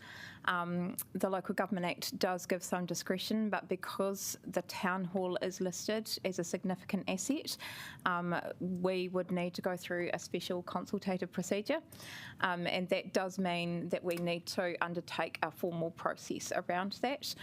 That includes things like preparing a statement of proposal, having that audited, formally consulting with the community on that, and then incorporating that change through the existing long-term plan that we have in place. And so that's likely to be quite a lengthy process to undertake. The time to scale up to undertake that preparation of the materials would take some time. It would also then need to take some time for auditors to be able to come in and audit that information, and it would need to fit into that program, and then would need to consult. And I guess the caution that I would have around that is that we're also consulting on the 2024-34 long-term plan early in the new year. And so we'd, for efficiency purposes, if you were going to take that route, you would likely incorporate it within that process rather than, I guess it could be quite confusing to the community if they were going through a double consultation, one on the Town Hall and one on our LTP. That said, we would be delaying the time in which we would be consulting on that to fit it into that time frame, which would delay any decision on the project and would likely incur more cost around what that would mean for the project as a whole. Thank you. The School of Music, that hasn't been highlighted that clearly, except for, and Naylor Love paying cost to them if we don't go ahead. Have you had any discussions about the impacts on them if we either delay it because of necessary consultation or we just don't go ahead with the project? We meet regularly, obviously, with Victoria University venues and NZSO, so they're fully aware of the situation. It would be quite a significant change in plan for Victoria University and both NZSO as well, if we were to certainly not complete the project, but also if we would delay the project as well. But we haven't had any detailed discussion about what an alternate scenario would look like for either of those two partners. Okay, thank you. If I could go back on the list afterwards, thank you. Councillor Abdurrahman. You responded to Councillor McNulty's when it comes to the risk. There is a potential risk still remained in this building. Was the 329 million factored into solving those risks? Correct. That is our worst case scenario forecast of remaining risks associated with completing the project. What about if the mob and the cab is not being acted on, which is going to delay the timing? Will that also impact the pricing of 329, or that is still factored in? 320 million is just a mark. It's factored in to that. Okay. My third question would be regards to the governing body. How many times in the last 5 years the governing body has changed? I know, James, you just came to that governing body not long ago. This is a very complex area as well, so how much do we know about that governing body? Yeah, sure. So the project board or project steering committee has undergone a number of changes because the project's been going for quite a long time, and that's almost completely to do with staff turnover. So I do recall answering a question on the number of different changes there have been to the project governance board over the last 3 or 4 years. So I think I've sent that one out already. Through you, Mayor, maybe because I've been involved in this a little longer, there has been the consistent presence of the same PwC consultant on the board and the same technical advisors throughout. But obviously senior management representatives have changed as people have left and new people have been appointed.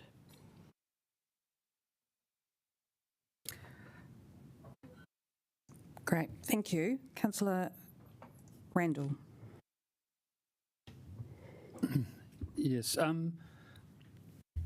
So the technical advisors, are the technical advisors the same technical advisors that said that the town hall would cost 147 million? Are these same technical advisors the same technical advisors that said the town hall would cost 183 million last year? So there's multiple different advisors that we've been working with, Councillor. One of the reasons that we got RCP involved most recently to go through the project and look at the remaining risks and understand what is the likely scenarios of forecast for the remainder of the project is because they haven't been involved in the project to date. So it was a good opportunity to bring someone in with a completely different perspective and fresh pair of eyes who didn't have history in the project to look and validate and check the work that had been done. We have had the same QS throughout on the project. Okay. So appreciate the commentary that the council is committed to 100% transparency. I asked for a copy of the cost breakdowns for the options that are presented to us. They've been denied to me. I asked for a breakdown of the cost. Is there a options. question, Councillor? Yes, there is a question for the last time, and also the project reports. Why have I been denied access? I believe the timing of the request, Councillor, and the amount of time it takes us to pull all that information together. For example, the QS reports alone are 45 plus pages that we receive every month and have done since 2019. So there's thousands of pages which have line items of cost and forecast on them for every component of the building. So pulling all that information together takes a little bit of time. Okay. And lastly, there's inside the options for delay, there are contractual damages stated as $12.7 million. Can you outline, which contracts we will be breaching to whom and where those costs are? Sorry, can you outline where those costs are going, which contracts we'll be breaching and who signed those contracts? So those contracts are obviously commercial in confidence, so we would just need to probably come back to you on that particular one. Deputy Mayor Foon. Kia ora. Can I just ask, once the town hall is strengthened, what is the expected lifespan of the building? And two questions in that. And can we be assured that it will meet its insurance requirements? So the building has been consented on a 50-year lifespan, which is fairly standard under the Building Act. But from a durability perspective, there has been effectively a longer lens. So where it's appropriate or considered to represent better whole of life cycle costs, longer targets than 50 years are set. Yeah, in regards to the insurance question, the intent is that we would seek insurance for this building, absolutely. At the moment, I can't crystal ball gaze into what we can get insurance for in the future, and that would be protected in the future, but absolutely it is our intent to insure the building in the future. Okay, and one more pātai. Given the variables with Mob and the Michael Fowler Centre, have we got absolute assurance that the future tenant and partners will still take the tenancy in the town hall? We have full assurance at the moment, absolutely. Okay, thank you. Councillor Free. Thank you. Mine is actually about the access of the public, because the public are asking to pay fairly dearly. So originally we're going to have 20% for the council, and that was the deal. How is that changing now that we're having less access? Or can you explain whether there's financial compensation to council for giving up some of the time we expected to have? So there's multiple different facilities within the town hall, the main auditorium, the smaller theatre, and the Merrill Suite area, as well as obviously the basement. I will need to confirm back to you the amount of access that we have to the auditorium. The small theatre was going to be 20%, that's correct, and that 20% was intended for that small theatre to be used as a debating chamber for council. As we've kind of explained in the workshops, the operational challenge with that is that we would be required to reconfigure that room from a small venue to a debating chamber in order for us to be able to utilise it as such. And there are pragmatic reasons, mainly to do with cost, why it's not necessarily a great idea to do that. So the suggestion is that we actually avoid that complication and that cost in the future by just committing that space fully to being a small venue. That doesn't mean to say that we have any less usage of it. We still can use it. We're just suggesting that we don't try and use it as a debating chamber when we have the usage of it. I guess I am looking to, this project's obviously costing us a lot more. How does that affect the deal that we're making? I mean, are our partners going to have to step up too and pay a bit more to us for the lease, or, how does this actually work? James, I'm just going to... Through you, Mayor, just back to your first question, Councillor. To clarify, the agreement with the Partners for the National Music Centre protected a significant proportion of time for public use of the town hall as a concert venue, which is a separate part to the agreement from access for normal council business. And what we're suggesting is that normal council business can be conducted in other ways. That was a relatively small proportion of use in the town hall, but significantly there is a much greater use for public use of the town hall as a public venue. I can't remember the exact percentage in the agreement, but it is significant. And other than that, the lease agreements are matters that would be a commercial negotiation as we move forward. Okay. And my only other question is, how much extra cost has been added by the recording studio having to be made, subterranean? And is there any comeback on our partners to contribute to that? So the partners are funding the fit-out of the recording studio. The excavation of the basement under the auditorium was part of the original design that was approved by council, and that has proven to be, so the actual excavation and construction of that basement in a resilient fashion and a waterproof fashion has certainly been significantly more costly than what was originally envisioned.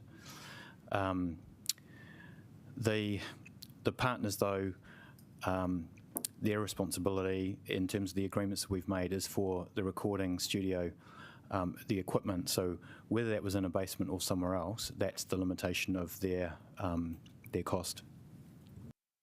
Can I go back on the list, please? Councillor Chung. Thank you very much for this. I have 3 questions. The amount of money that that we actually need to complete this, 70 million to 147 million, does that take into account the potential mob sale? And so I read that this was going to save 60 build those extra facilities in for the council, and also as that'll be included in part of the sale to a private developer. So has that money been taken into account on this amount that we're looking at?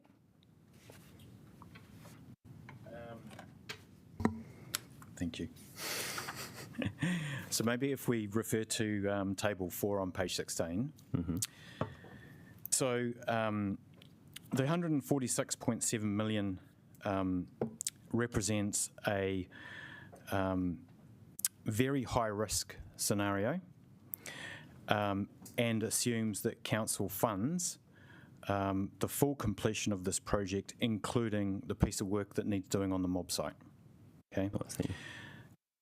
As we've been advising, we believe there is a strong opportunity to, in essence, outsource that part of the project to a private developer to work on that site, in which case, if we are looking at the high column, that would reduce that 146.7 down to 106.2, depending on the timing of when that piece of work is done.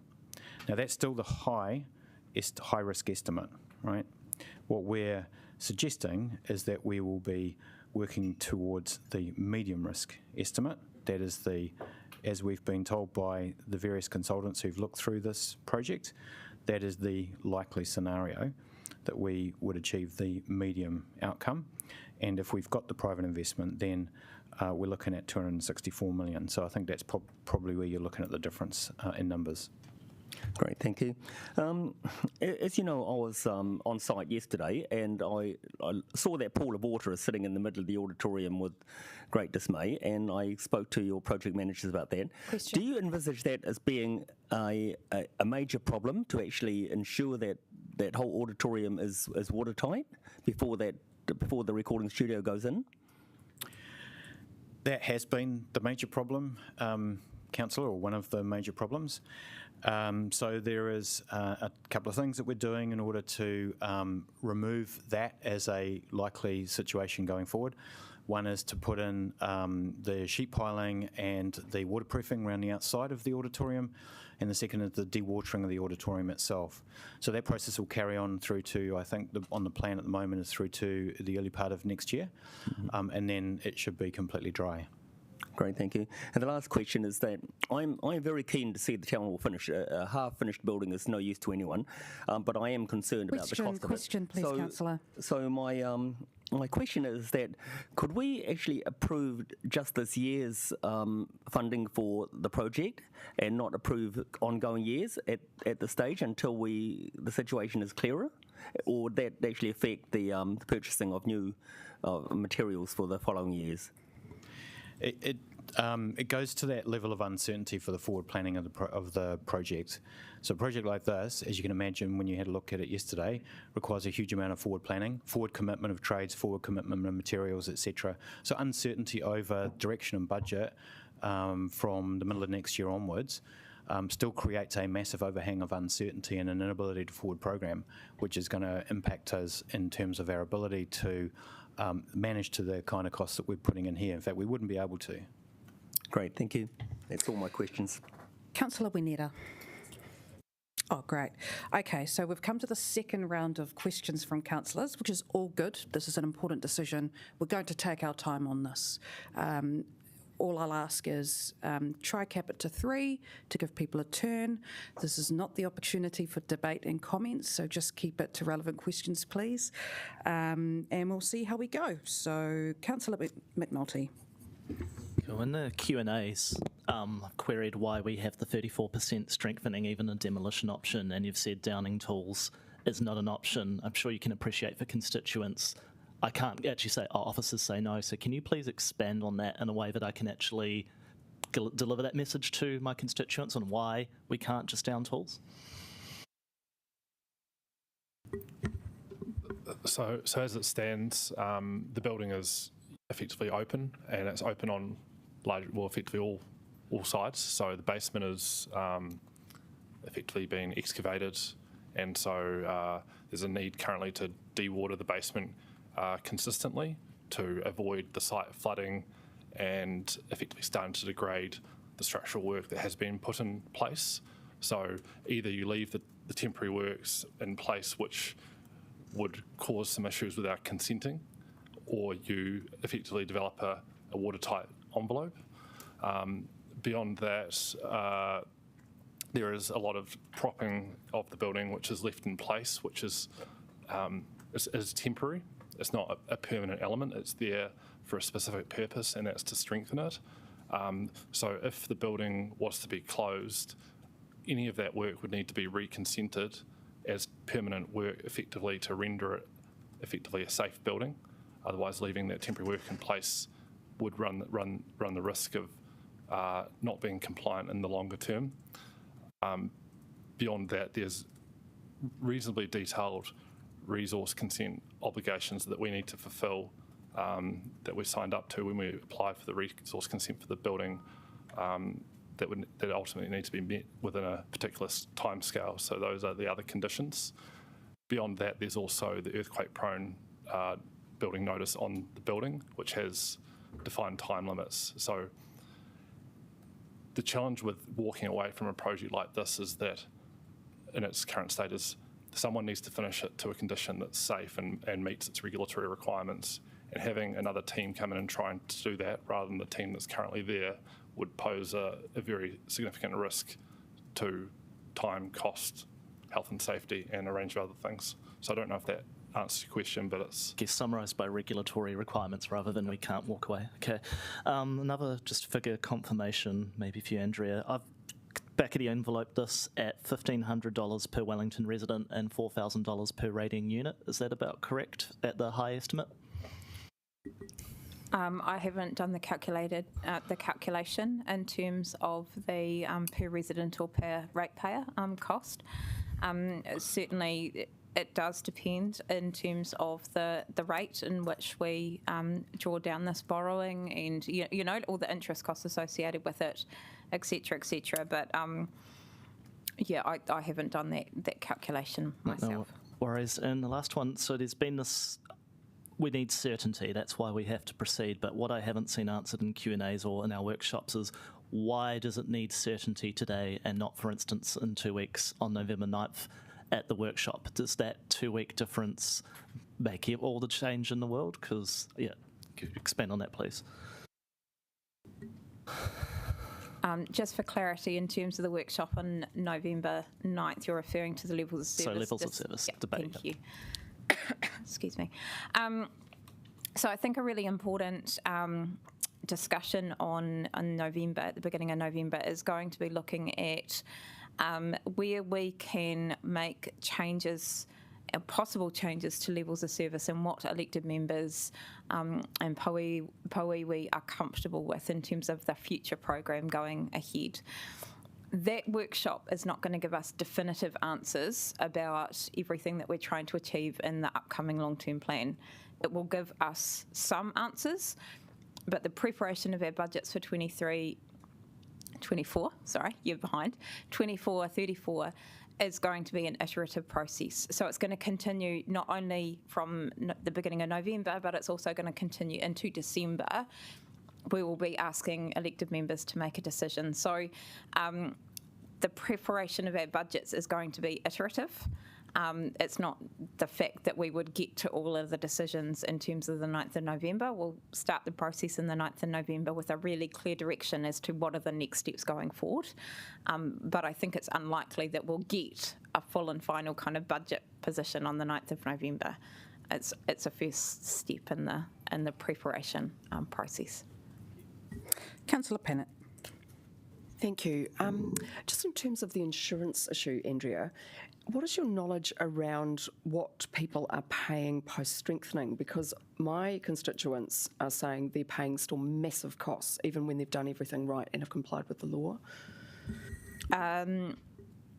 Yep, so in terms of our insurance, the cost of insurance is going up significantly. So there's different components to our insurance challenge. The first is whether or not we can get insurance in the first place. That's the first challenge. And where we can get insurance, the challenge is the cost of that insurance. Now, it certainly helps where we have earthquake-strengthened buildings, you know, in terms of what we can go out to the market with. It helps that value proposition, I would say. But the cost of insurance is still going up exponentially.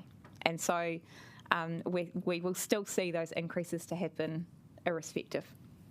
Thank you. And just my last question was around the heritage. Catherine helpfully gave me an email this morning. What I'm confused about is if we're balancing cost and retaining heritage, what this means in practice, because of course I would expect that we would try to be value conscious, but does that mean, for example, that we're not going to get pressed metal ceilings anymore, which are kind of quite an important part of the interior, and it is supposed to be a grand building? So I'm just wondering if you could just shed a bit more light on that. What would go?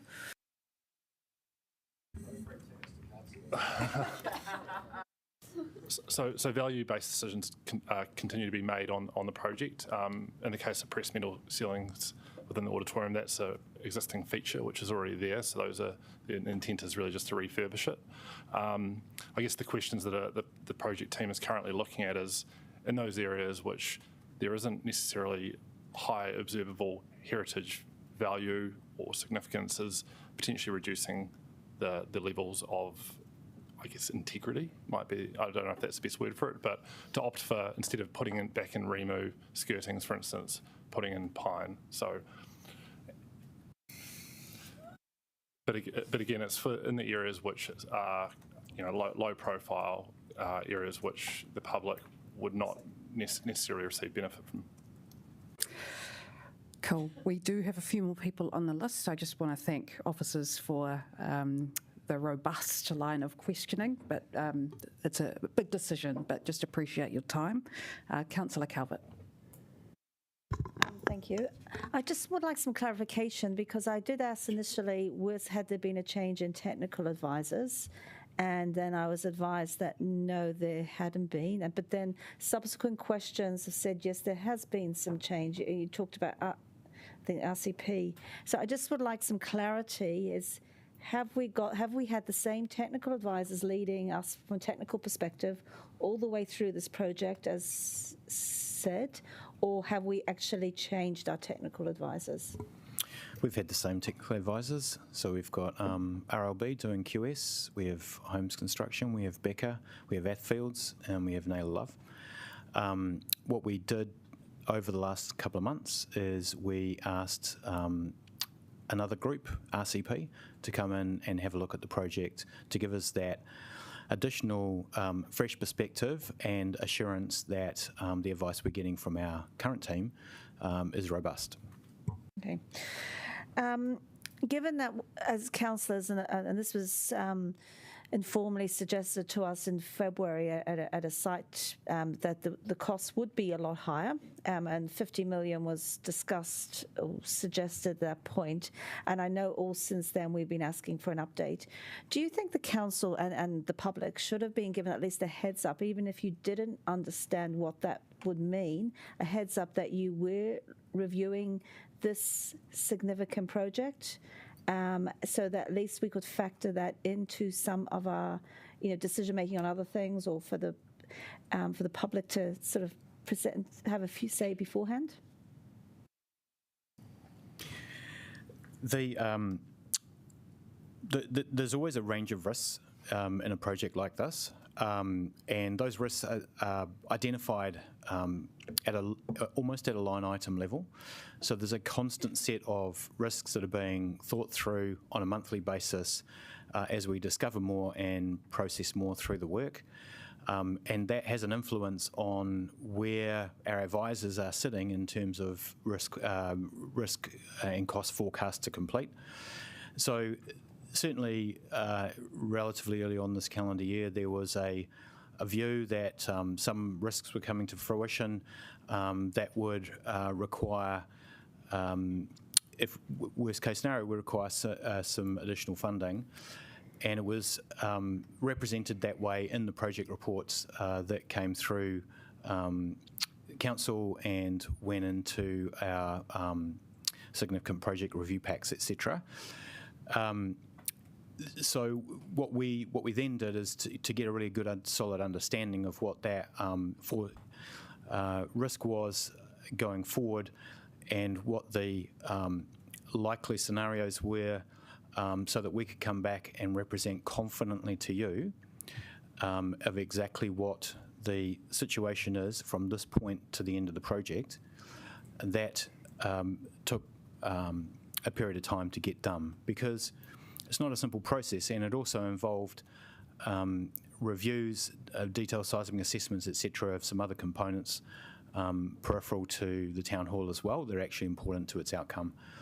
So there was quite a lot of work in order to really dig down and understand very clearly what a realistic forecast was to complete the project. And as I say, we wanted that to be as robust as it possibly could be. Hence, coming back to council in September on it. So, do you think there would be, in hindsight, do you think it'd be useful going forward if we have projects of this significance to be given a heads up earlier than later? So I think there is merit in particularly for this project, a more regular update to governors, given its history and its status and its risk profile.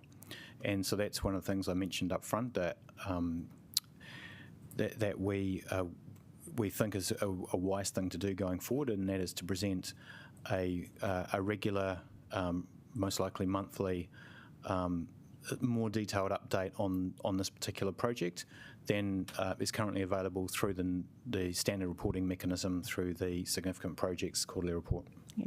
And just one final question. Has the council, either with the previous government or the incoming government, requested assistance with any funding for the town hall of late? No. Okay, thank you. Deputy Mayor Foon. Yeah, kia ora. Just a couple of clarifications. One was around, in one of the reports, a recommendation to not go ahead with the rising stage. Have we confirmed that that is what we will do?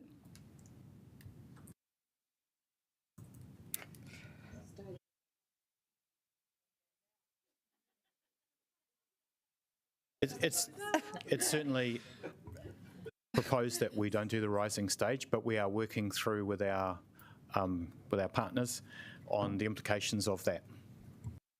Yeah, okay. Does that answer your question, Deputy Mayor? Yeah, I might bring that one up in debate. Okay. It's certainly something that we're recommending. Yep, and we thank you. want to put in place, but quite frankly, we haven't finished the conversation in regards to the implications of that with all the different stakeholders in the project. Yeah, okay, thank you. So Council, just to confirm, Council is proposing that recommendation. Absolutely. Yeah, great, thank you. Next question was really around on figure 1, the temporary facilities. That amount just seems quite exorbitant. So I guess if worst case scenario, we don't get the opportunity with mobs, so the medium range total, and we do have to look at temporary facilities, is there an opportunity there to look at other more cost-effective options for the time being?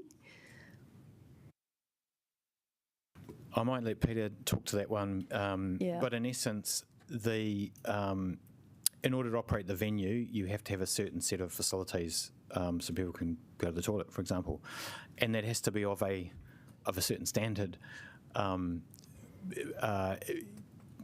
to meet the expectations of the users of the venue, the public. So we want to provide a good standard of those facilities for the public, but maybe Peter can talk more to the costs. Yeah, James, I think you covered it pretty well. That number's not a target. It's effectively what we think is a reasonable budget to put on that item, and we'll be trying to deliver that as economically as possible. Okay, so then just a backup question to that. If it's temporary, what lifespan are you looking at for those facilities? It's likely that we'll need to consent it to a 50-year lifespan, just from a regulatory perspective, but from a, let's say, a quality perspective, we would be looking to deliver it as efficiently as possible. So durability, I wouldn't think would be a primary consideration for that building. So effectively an economic solution to deal with a short-term problem. Yeah, okay, thank you. Councillor Randall. Yes, thank you. Just looking at the review of the RLB, in Section 7, they've got things like ways of working and cost and opportunities. In Section 9, they've got next steps. How many of these is the council going to adopt in terms of these recommendations? In all of them, basically, or most of them? I think our intention is to adopt all of them, Councillor. Okay. Inside there, they say the single largest increase in project costs is around program extensions, and one of the recommendations is the cost of quality, especially around the heritage and acoustics. And the recommendation is the City Council should consider if it wants to compromise the finished quality. What's the position of officers on compromising the finished quality around the acoustics and the heritage that's built into these costs? So the reduction, I guess, of quality wouldn't be in functional performance. It would be focused on aspects, maybe like materials, like we spoke before, in areas where it was of low value to have high heritage value, that those would be areas which we might target material cost decreases.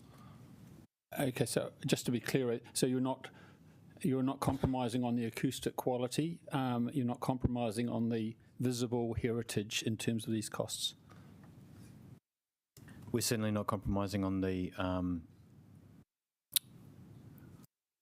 acoustic performance functionality. But I think the visual heritage aspects, there is opportunity, as Peter mentioned before, to consider lower cost materials for some of those, depending on what the outcome ends up looking like. Okay, and my third question, in this precinct, we've got the adjoining basement, which you outlined there is a bit of a dependency on, and Michael Fowler Centre as well. Can you confirm that irrespective of what happens in the town hall, there's further funding to go into this piece of property that the council owns in terms of making it fixed and correct? In terms of the wider Yeah. Nako precinct. Yes, we need more money for Michael Fowler. We need more money for the basement, irrespective of what's found.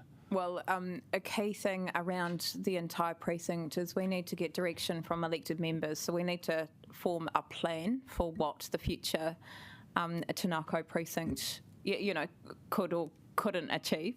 And we need to bring that plan to you as elected members to make decisions on that. And that will include having information about costs for those particular options. That's not something that we have pulled together at this point in time, and that's going to be quite a substantial piece of work for us to complete.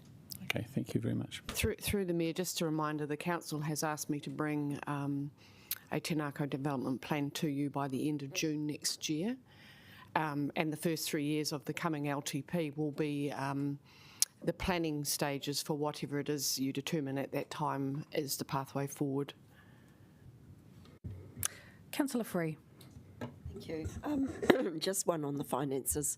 So given that in March this year, the quarterly report just showed mostly green, bit of amber, and the previous quarterly report showed green, and, about 18 months ago, we were expecting it to be finished in the end of 2024. What went wrong? Can you reassure us there wasn't some sort of catastrophic event that led suddenly to a big change in how this project was perceived? The only really catastrophic event that's happened in the history of this project is COVID, right? And that did have a major impact, and that was one of the prime reasons for the increase in cost last year. The other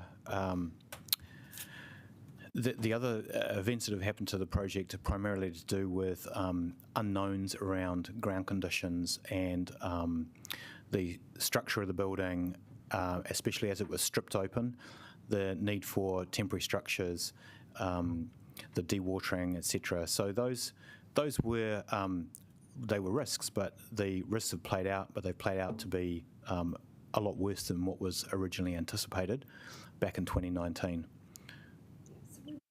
We weren't looking at something snapping or breaking in the building. No, okay. No, not at all.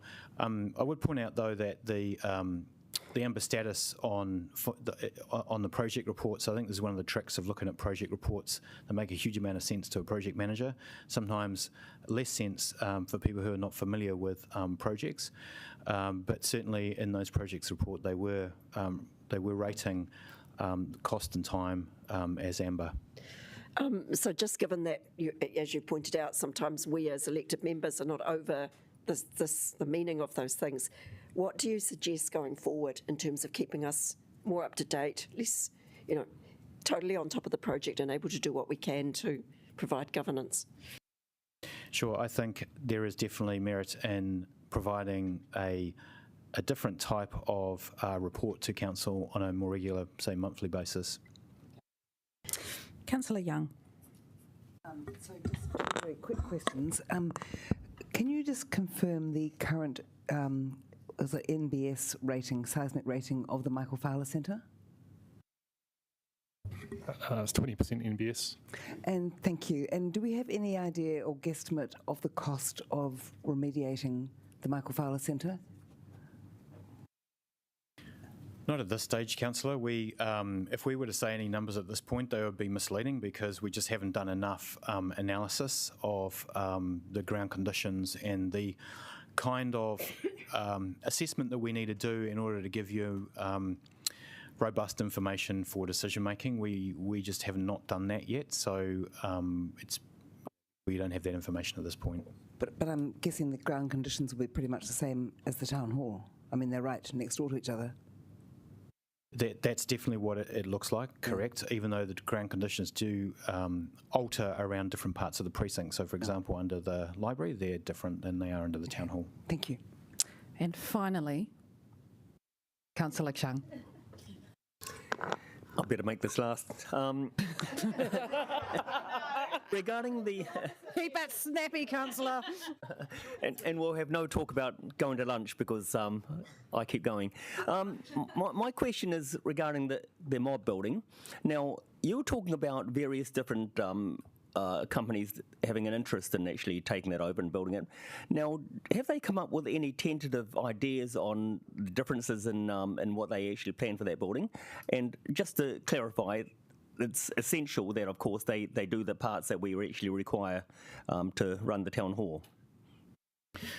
Yes, they have come up with some ideas on approach, which is what gives us confidence that there is a realistic opportunity to pursue this.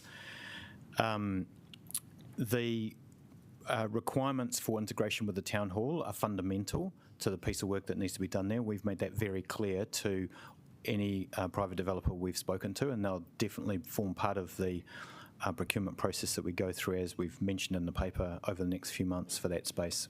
Mm-hmm. Okay, so are there any risks or additional risks for the council if we sell that building? Like, would there be any conditions saying that we will buy this conditional on the land underneath, or that we may be responsible for something if it's not what they expect? I'm not 100% sure what you're thinking there, Councillor, but if we were to do some kind of private development on that space, be it via a sale or something else, the requirements for the integration with the town hall will be fundamental to us doing that.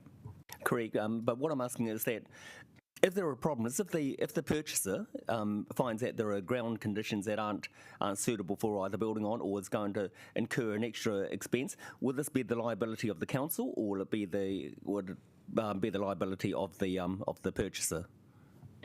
That would depend on whatever contract we put in place. The lessons from working in that particular space would be that anyone who has a plan to do anything will probably want to do some significant penetration testing and assessment of the ground before coming up with any schemes and any propositions. Great, thank you.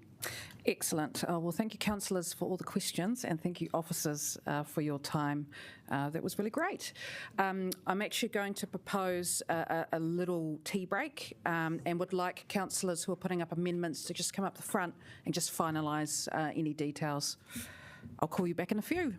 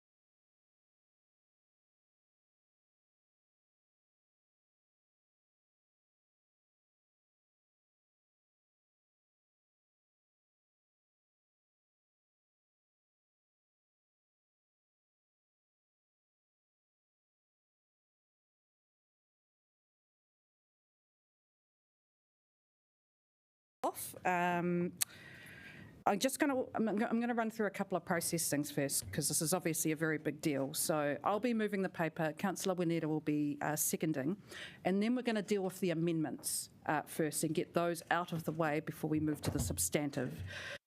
We will ask questions once those amendments have been introduced, and a reminder that if you're moving or seconding an amendment, that is your chance to speak. So just ensure that your comments about the substantive are also in that, yes.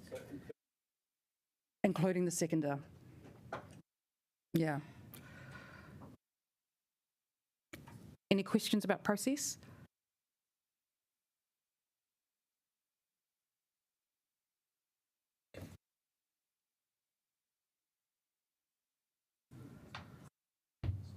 No.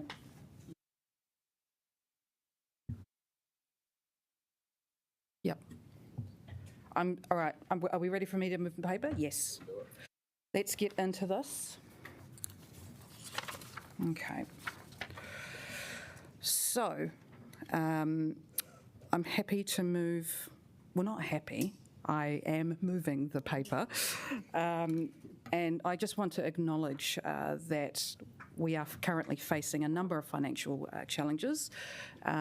This isn't a welcome decision for us to face at a time like this, and I understand the frustration that councillors and Wellingtonians are feeling about this. I feel the same, but we cannot ignore it and hope that it will go away. We have to deal with what is in front of us right now and deal with it in the best way possible. Since receiving this news, we've gone through a careful process of getting all the information that we need to make the decision, and I'm satisfied with the advice that has been put forward in this paper. We've got an independent report on the project management setup and a full analysis of risks and costs. And as a council, we asked officers to go away and look at the options that we have, including pausing the work or demolishing the town hall. Given, as we know, the heritage status, there is considerable uncertainty to whether we can actually demolish the town hall.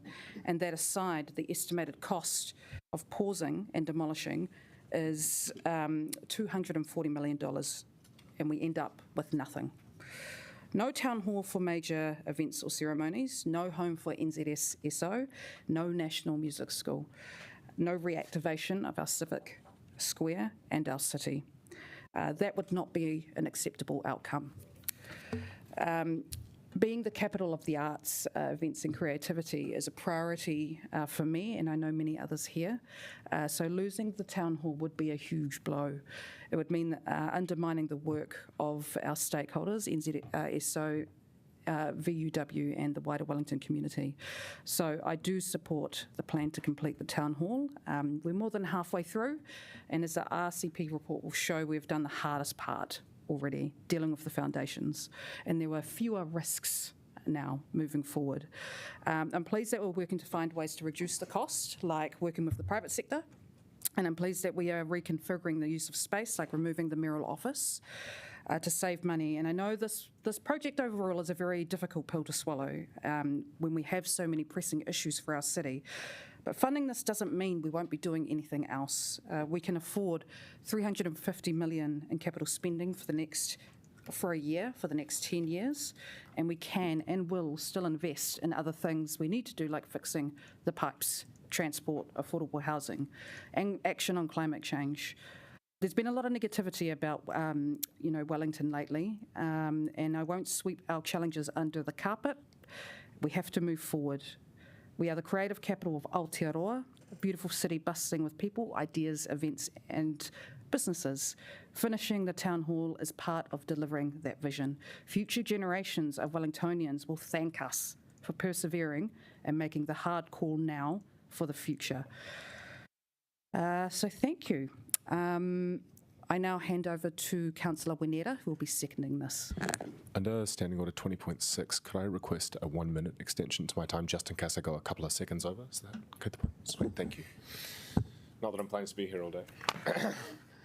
Ioria te tuatara ka patu ki waho. Ti hei a Māori ora. Tēnei te mihi ki ngā atua e whakaire ake ki runga e takoto ana ki raro. Ki te papa o te aropā me ona haukainga, tēnā koutou, ki te whare taupua, e tū nei, tēnā koe, ki te hunga ora, tēnā tātou, ki te hunga mate, kia ora.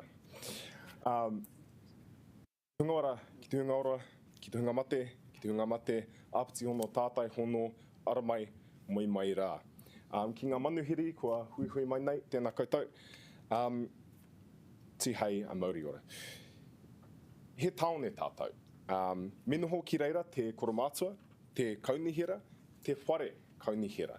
When I started this job, I had a mate ask me, so where do you actually go every day? Do you work at Parliament or something? And I said, no, and I explained that we have a lovely office up at 113 on the terrace. But I reckon if you ask Joe Bloggs from the street, where does your city council meet? To whom you pay rates? To whom you delegate responsibility to run your city? Where are they? Where are they? What do they look like? I guarantee that old mate would not expect it to look like a boardroom on the terrace. It is so important that our civic precinct, which is haggard and hollow since the closing of those civic buildings, be restored. It is so important for all these reasons that we have a brick and mortar manifestation of the mana of this council. I attended along with several colleagues here the works going on down there yesterday. It was awesome. I hadn't been in there since I was a little boy, and it was a really wonderful experience to put that hard hat and that extremely stylish high vis on and go down with my gummies into the pit of despair where all those lovely ladies and gentlemen are labouring to try to get that water out. It's a heck of an operation. It really, really is. And they are working bloody hard, excuse my language, to get it done. Our city's identity is not merely supreme by location, although it is. We are also a city of excellence in film, a city of excellence in music, and a city of excellence in government, all of which are manifested by the town hall as it is proposed to you in this paper today. In former days as well, we were a cultural, a military, and a trade capital for the whole region, for the whole rohe. We had Te Rauparaha projecting military power from this area. We had a unique style of whakairo, which was developed in this part of the island. We had Te Aropa, which was a trade hub for the whole city, down at the basin as well. This town hall continues that proud tradition of our civic, of our artistic, and of our cultural values that we hold as a city and as a capital city. And it is critical that that town hall see completion. Well, I will say it once again. We are a city. We are a city led by a city mayor, supported by her city council, and we must have a city hall. Nā reira, tēnā koutou, tēnā koutou, tēnā koutou katoa. Okay, so we are now going to move to amendments. So I will hand over to Councillor McNulty to kick the first lot off. Cool. I'll also ask under 20.6 for that extra minute. Thank you. I'm not actually going to speak much to the amendment because this is my one shot. My parts are officer supported. Michael Fowler Centre, we get the seismic back, say 200 million to proceed, 150 mil to bowl and demo. Heritage Lobby comes along.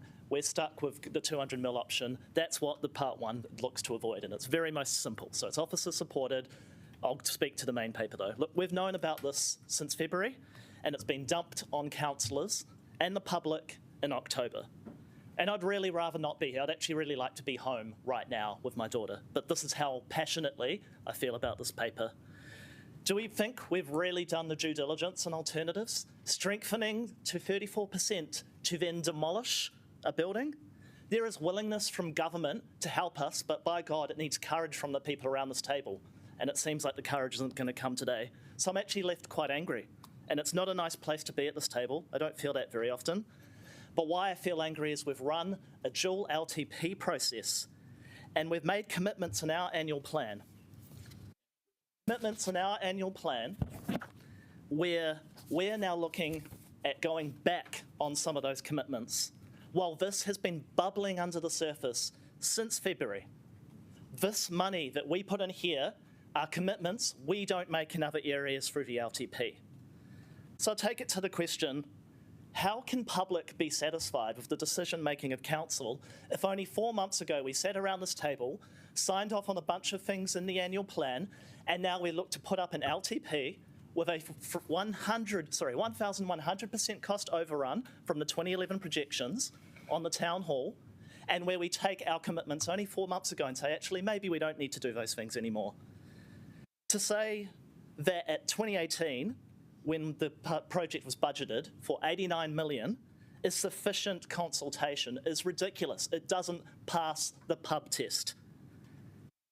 I want to really be clear here. The vote to do this project is an opportunity cost taken away from other projects. We're voting against toilets in Linden. We're telling kids in some of our socioeconomic areas, most deprived areas, oh, don't worry. We're taking away the dignity of the girls that we heard about at Ian Galloway, potentially, that have to go in the bushes because there's no toilets there. We're saying to parents in my ward, oh, drive to Island Bay on the weekend for sports because we don't have the capability to deliver some of these other things because we put $130 million into a building. $330 million, potentially. So look, this isn't the only way we have to do. We can back the $14 million to keep this going, keep the wheels on, get public input, explore other options. There is a willingness from new government to look at this and to look at a local bill. They want to see fiscal prudence and they want to enable localism. We can actually do that. And here's the Labour guy saying that the national government will do something that's actually positive. So I really don't want today to be a low point of my time at council. I fear it's going that way, but we can do so much better. Kia ora. Kia ora, Councillor. You do actually have another minute. It hadn't been added to the clock, but very, very passionate. Thank you.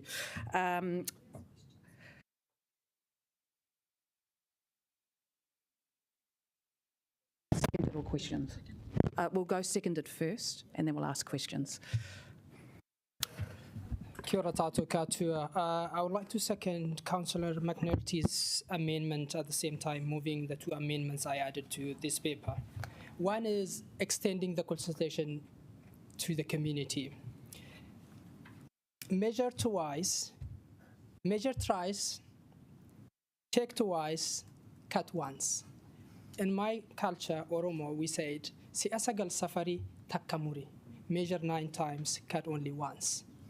When this project started in 2011, the expected price was about 30 million. Since then, every year it increased about $10 million. Not long ago, Newtown communities, more than 400 people signed a petition for a toilet in Tarara Park. And we said, oh, we are going to consult it, let's move it into long-term plan. On the same day, I move an amendment for ethnic advisory group, which I think would cost about 10,000, but officers said about 17 to 15,000, 20,000. We said we're gonna go and recommend, consult the community. Now we are talking about 143 million increase, $329 million decision, and we are saying, no, we're just gonna move on because we have done consultation back in 2015 when it was 42 million, again in 2018 when it was less than 90 million. So for me, the cost of town hall has escalated significantly since Wellingtonians last had a say on it.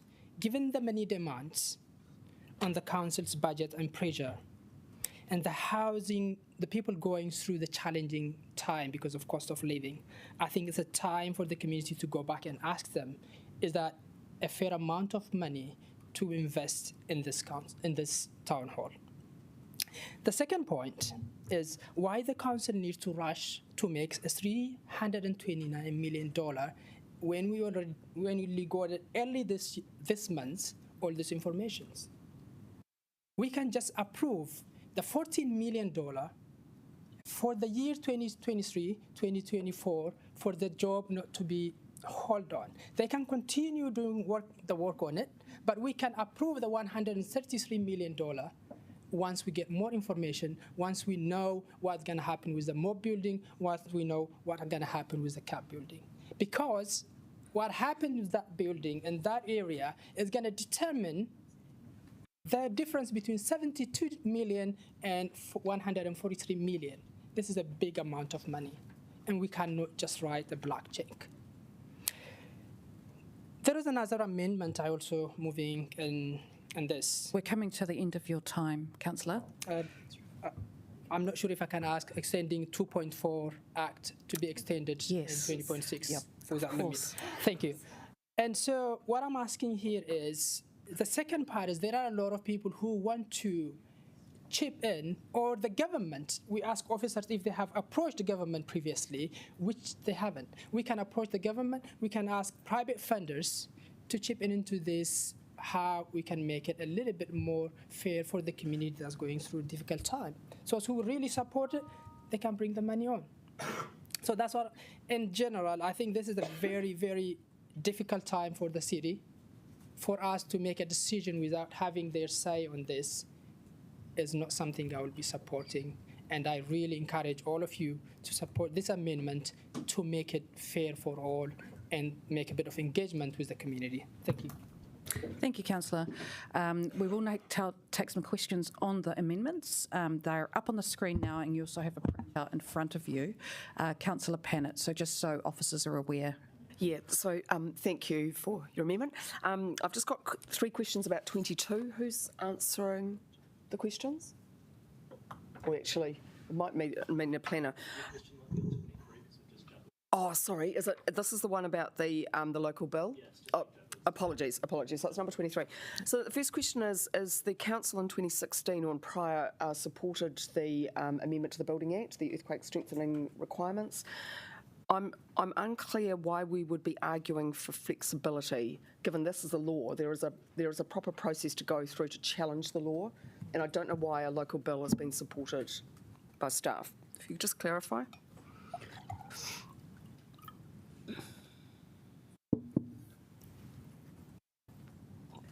Is Liam here? Kia ora, Councillor Pannett. Yep. I wouldn't say that this bill is being supported by staff, but we are happy to consider what a local bill may look like and report back. What this is proposing is the work for what, at a high level, what it might look like and the costs involved.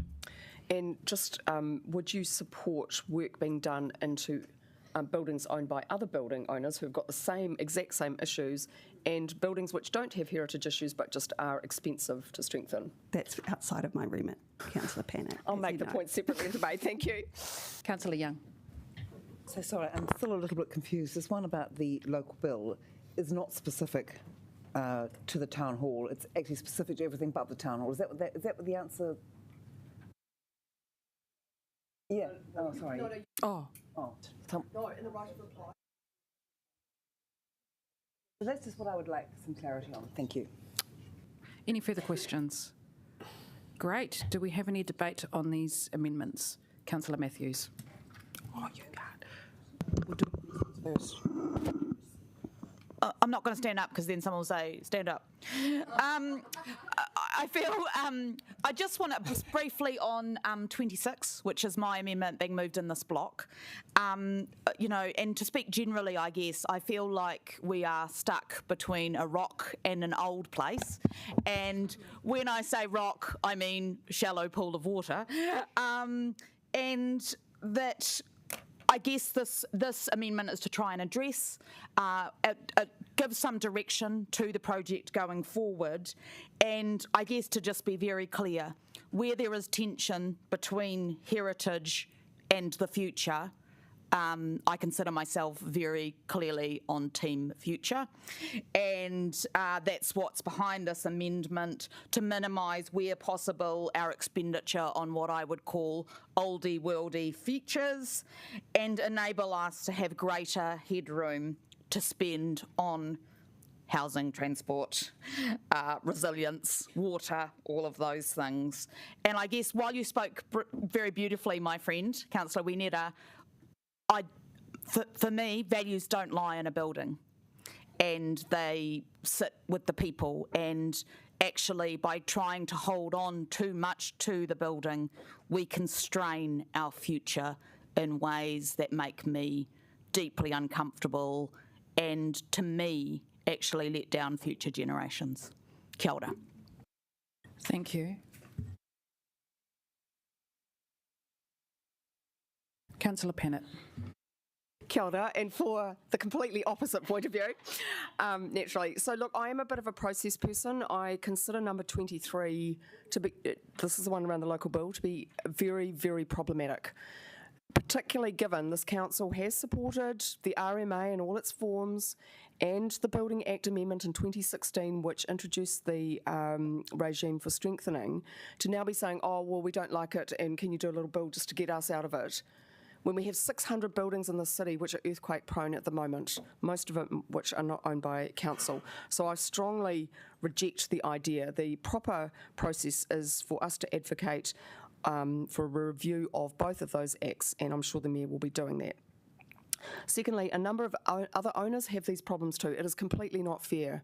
We're talking about people who are being forced to sell their homes at the moment because they just cannot afford the costs of earthquake strengthening and insurance, and that problem is going to get worse over the next couple of years. And just on the second point about engagement, look, I completely support the officers on this one. This one should be voted down strongly. We're not going to find out anything more that we don't know already, and I don't really see the point of asking people whether we should mothball a building or strengthen it or demolish it. Look, we have consulted. People know it's expensive to look after big public buildings, so we just need to get on with it and do our consultation through the proper process. And just lastly, look, my heart did sink when the officer talked about pine because there is recycled timber around. Look, I'm not a complete purist, but this is the city's #1 heritage building. It is the #1 building in the city, and so. And as the officer said, the money for the interior is still a relatively small part of the overall project. We need to do it properly. This because it's such a high status building. So I'm really, really concerned about this one and so will not support. Kia ora. Thank you, Councillor. So just for clarification, because you're seconding the next amendment, you have to hold off to speak till then, but we can extend to 4 minutes. To this amendment. Sorry, so to clarify, because this is an amendment, you can speak to that, to the amendment, but if you're to the substantive, you can only speak once because seconding an amendment is your speech. Yeah. So we'll put you on the list. Councillor Brown. Thank you.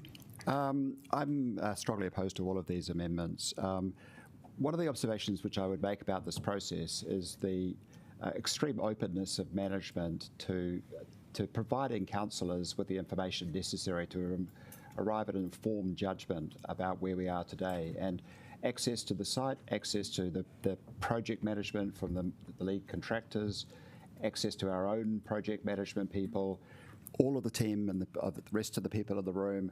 I feel like we have had unprecedented and completely open book access to everything.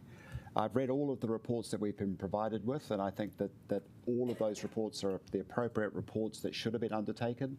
I particularly was interested in the one written by the KC about the contract management, and I feel like I have a very good understanding of this project. I've been involved in a reasonable number of construction projects in the past at a governance type level.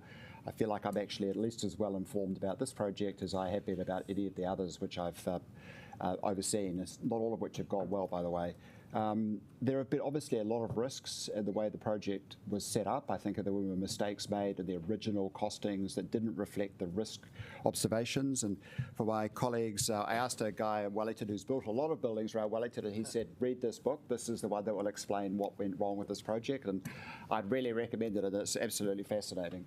But I think the problems of this project are behind us. I really believe that management are on top of this. I think the team of people they've assembled to complete the work are the right people for the job. I think we should be backing them today. And I think the most critical thing we can do is to make sure that they can progress this as quickly as possible. The two biggest risks that we now face are really from earthquakes and pandemics, which are external factors, and the only way we can reduce those risks is by accelerating this project as fast as we possibly can. The other risk we have, obviously, is with a mob transaction, but I looked at the timetable of that, and I've spoken to other people who are interested in buying that building off us and developing it to our specifications, and I think that is relatively low risk. But obviously, the worst case scenario is that it doesn't progress, but I think that's a risk that we can afford to take because it is a low risk, and I think it's something which is within our control. So these sorts of virtue signalling amendments, which are not going to add anything to the project, which are not going to add anything to our understanding, are not going to add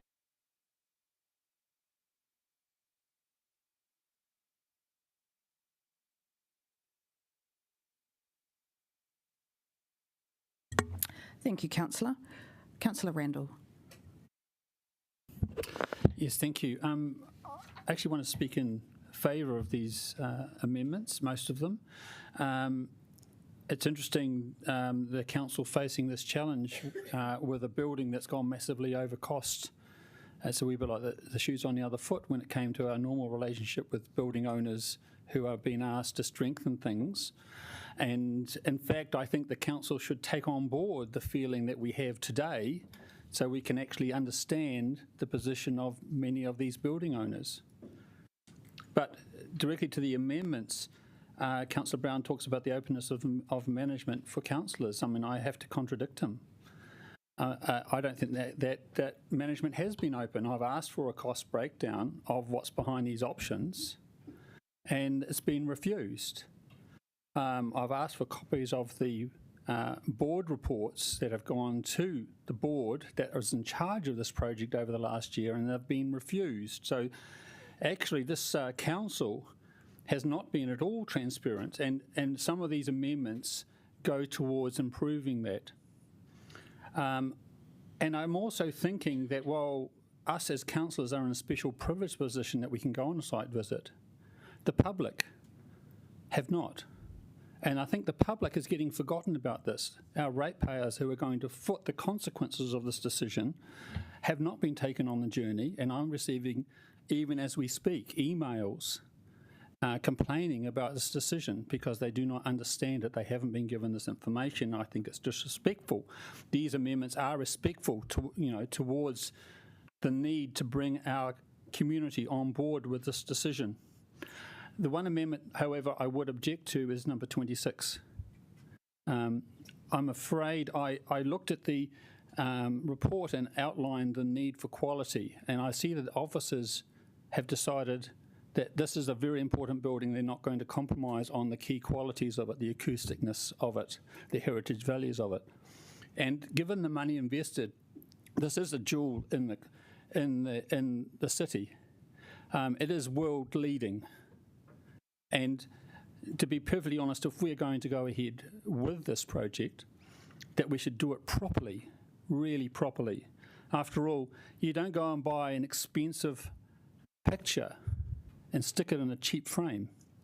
So for that reason, it's why I think if we're going to do it, we should give good instructions about how we should do it to officers, and we should do it properly. Thank you. Thank you, Councillor. Councillor Paul. Kia ora. So I just wanted to speak to this amendment. So I can fully understand people being upset about having to pay for this, and it's something that I can empathise with, because in my first term as a councillor, I was really frustrated when we had a global pandemic and we had to fork out hundreds of millions to build a convention centre. It just didn't feel like, although Taikina is really cool now that it's open and it's doing well, at the time it felt like it was a nice to have. But unfortunately, the way that councils work is that you kind of have to carry on the work that previous councils had already decided. And we know that because when we get a new fresh set of councillors in, they come and they try to act as if it's a clean slate and we have to start, vote on everything again. But really, you're bound by the decisions made by the previous councils. So although it doesn't bring me any joy to be to have to vote against some of these amendments and to support the town hall, the reality is we're not relitigating this decision. This decision has been made, and the decision in front of us today is whether we carry on at the same cost or we end up with nothing at the same cost. And to me, the benefits of carrying on with the town hall outweigh the costs of doing nothing. And I think these amendments in particular are going to contribute to cost escalation because it's going to delay the overall process.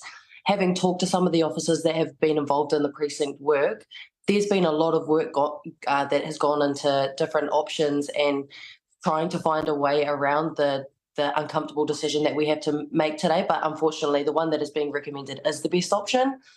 And so I'm not going to support these amendments today because I think they're going to prolong the process. They're going to contribute to cost escalation. And what I think the councillors are trying to achieve with these amendments, they're actually undermining that because it will put the costs up, it will delay the project. And we know that because we stand against any other attempts to delay projects such as our bike network plan, where we say, let's get on with it and not let the costs escalate. So I fully agree with what Councillor Brown was saying, which is not usual for me, but I do fully agree and won't be supporting these amendments. Thanks. Thank you, Councillor. Just so you know, Councillor Brown is wearing green, so I'll just make a couple of comments. So I do support a couple of these amendments. I do not support 24 because I'm satisfied with the reasoning that the officers gave. I suppose in your right of reply, if you could clarify for 25 that can proceed, but that doesn't mean delay the project. And does that include government funding as well to advocate for? But you know, I support most of these, so thank you, councillors. Now, Councillor Chung. Right, thank you. I support some of these amendments, but don't support others. The number 23, I'm not confident that this initiative will actually help, but I feel that it's actually circumventing our existing process, and I'm not sure that we actually should do this at this stage because it's changing the way we do things. 24, regarding consultation, I always believe that it's important to actually talk to your constituents to understand exactly what they think. I've received so many emails and calls regarding the town hall that it's quite clear that people have very, very strong opinions on both sides, and so that I think it's our duty and our obligation to actually listen to what they have to say. And then, yes, I understand this will take more time and there will be a cost to this, and I'm always against spending money, as you know, but I do believe that it is our responsibility to consult with our constituents, and that must remain. 25, alternative funding options. I think that is always an option that we should look at any time, and because really, when we look at our financial situation, and there's been lots of discussion on how we describe it, but it is parlous. We don't have a lot of money, and so we should be very, very careful on how we spend it. So yes, we should look at alternative ways of finding money to actually put into this. 26, I'm opposed to this because I think it puts too much power into a smaller number of people to decide what's more valuable. Is it heritage or taking shortcuts? I don't want to give that responsibility to officers. I think that it should remain with council, that we decide what's important, we decide what should be changed. We look at the shortcuts. Sure, we can accept some of the simpler things, like, for example, we heard this morning that instead of using Remu or some other type of material, let's use pine and we'll paint it brown. And so I think that we can actually do those things. We can actually save money that way, but we don't want to give the decisions on whether to judge whether heritage is more important or saving money is more important. Heritage is very important. So that's where I sit on these. Regarding what Councillor Paul just said, that if a previous council decided on something, I don't believe that we should not criticise those. We should not try and look at understand exactly why they actually voted on it, why they actually approved it in the previous council. Situations are always changing. The conditions that we're living in are always changing. The environment is always changing. So we need to reassess everything we do at that time. And so we can't just say that, look, the previous council or the previous council before that decided on some things, so therefore we have to keep following it. I think it's our duty to actually examine all these projects and decide whether they're still viable and we still proceed with them or question them or make some changes. So thank you. Thank you, Councillor. Councillor Calvert. Thank you. And I'm certainly not virtue signalling here, but I'm actually going to side with my Labour comrades here. So you can tell this is not virtue signalling. So I am going to support 22, 23, 25. I would like to have supported or consider supporting 26. I just think it's a bit broad in language that I just can't agree with. But I absolutely appreciate the sentiment, and I think it's worthwhile that we think about that in other ways going forward. I just want to mention, and I know we always have these difficult decisions, but this town hall is for the people of Wellington and for people coming into Wellington. And Tākina was very important, but remember, Tākina was funded mainly by the commercial ratepayers. This town hall is funded by all ratepayers. So there is a difference in terms of where we take money and where we put money in. So look, I am going to support 4 out of 5 of these amendments because I think they also reflect what we're hearing from the community as well. And taking a couple of more months to enable the community to give their feedback. And we saw one from a gentleman before in public participation where he alluded to information that we should be seeking. So I'm very supportive of these. Thank you. Councillor Free. You and I'll keep this brief because I'm just speaking to the amendment. I really want to say that I think Councillor Pannett made a very good point that if we're going to look at a private bill, we really need to think about that, and it could be a much broader context or it could actually include some different things.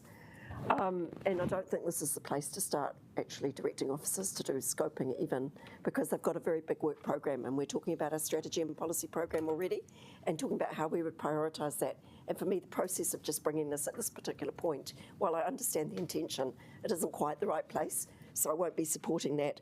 The only one of these, I'm very sorry, I understand where you're coming from, but probably the only one I'm actually going to support is looking for private donors, because it occurs to me that this is a very special building, and there may be people who would be prepared to pay for plaques or seats, and why shouldn't we actually ask people to support this building if it's going to be gorgeous and beautiful and something for the next, hopefully, 100 years.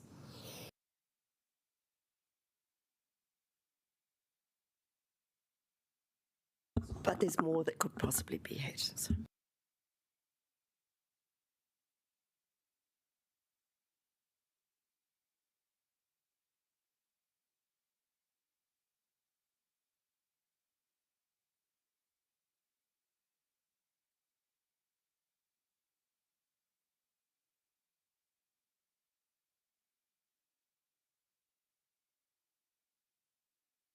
I'm just going to ask for some officer advice on 24, just because the wording was changed recently. Yeah.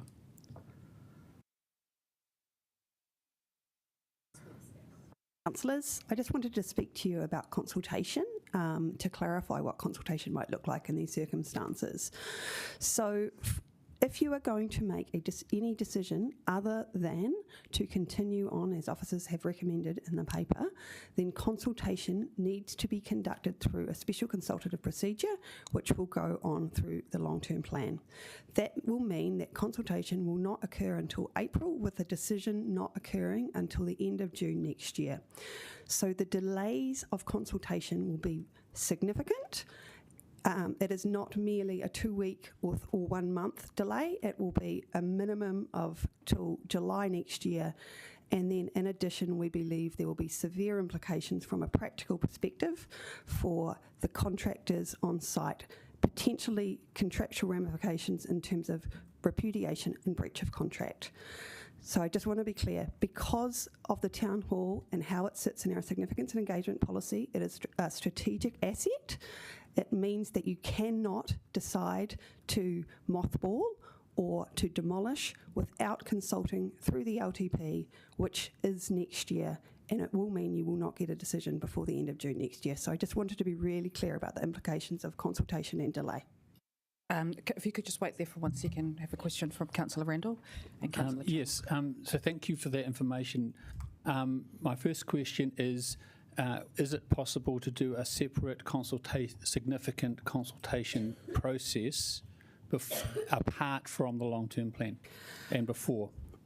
In order for it to be lawful, so to meet the lawful requirements, it needs to be a special consultative procedure and have the audit opinion, which means an amendment to the long-term plan. Basically, that means, in practical reasons, no. because of where we are at the end of the year and how long a consultation of that type takes and requires in terms of the audit process, it just is not feasible, is our answer. Okay. And the second question is, given that we would, if we have any other option, that we cannot actually decide towards that option until June 2024 under the long-term plan, has this been costed in the option costs that have been put to us? I believe so, but I can't speak to that myself. Through the Mayor, can I just make sure we understand the question Councillor Randall has asked? Can you enlarge on that? We've got option costs, and we've looked at significant things like contractual commitments and that sort of stuff. What you're really saying is that the project must continue until June 2024, when we can then decide under a long-term plan decision to select another option. All I'm asking is that the basis on which the other options have been costed? So what I'm saying is not that the project must continue till 2024. It is very likely that the project would stop immediately. And I can bring Peter up here, who can talk to you about what that would look like in more detail. But from a legal perspective, we cannot make a lawful decision to do anything other than to continue, unless that is consulted on through the long-term plan. And I understand from my colleagues that those have been costed into the information in front of you. Thank you. So we've got a couple more people on the list. So given we've had a massive question session, and which included questions for each amendment, please only ask one question which relates to this particular amendment around consultation. Councillor Chung. Thanks very much. Just a question on what you were saying about the consultation process. Is that because we're asking a whole lot of things, or is that, can we ask one simple question and say, what do you actually think of this, or what's your opinion on this? So I can't understand why everything has to wait until the middle of next year. I understand that, and to be honest, that was the process we went through too. But the nature of the consultation depends on the question you ask. So if the question is, can we stop and close the town hall with no plan to reopen it, then what we're looking at there is an impact on the level of service in terms of the venues provided by the city, particularly given the impending likely closure of Michael Fowler Centre, and that has to be determined through a long-term plan consultation process. If the question is, can we demolish, or should we stop and ask the community if we should demolish, that is exactly the same process, and that is because the town hall is listed as a strategic asset in the significance and engagement policy. That is why we keep coming back to the option in front of you is really the only real option, which is to continue. You can make that decision to continue without consultation. Our advice is that is lawful to do so. If you did want to consult, again, we would say, what benefit would you get from consultation? What you would get is a more up-to-date views of people's views about the cost of the project, but that does not mean that you could, at that point in time, make a decision around closure or demolition. Sorry, Councillor, we have to move on to the next question, but thank you. Okay. Councillor Calvert. Thank you. So we seem to be hinging on consultation, and consultation has its own interpretation. What about a simple engagement? What about a simple survey? I mean, that's not consultation, that we might just do for a couple of weeks. At Councillor Matthews' request, we considered that as well. Look, our belief is that this is a complex project. If you are going to make any other decision than to carry on as is recommended, you need to undertake consultation through a special consultative procedure through the LTP. Therefore, if you were going to do a quick-fire straw poll engagement, our officers struggle to see what benefit councillors would gain from that they don't have already.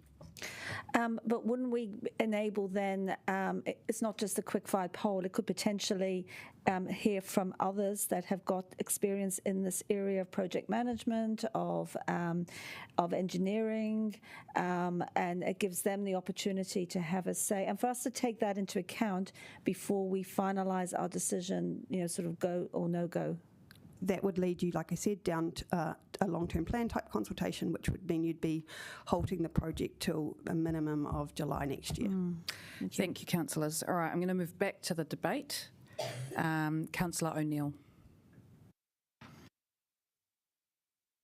Kia ora. First off, I'd just like to thank my colleagues for working across the table and finding innovative solutions to this.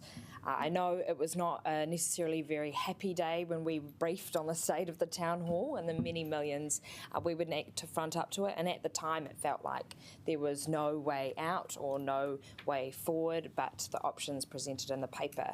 So I am really proud to support the amendments today to explore a local bill, to explore a community fundraiser, to explore government funding and putting the project cost over heritage. I'm also really passionate about, as a politician, I know it is not qualified that we must seek public consultation, but for me as a decision maker, it is personally something that is quite important to myself to have a bit of a pulse on what Wellingtonians would like.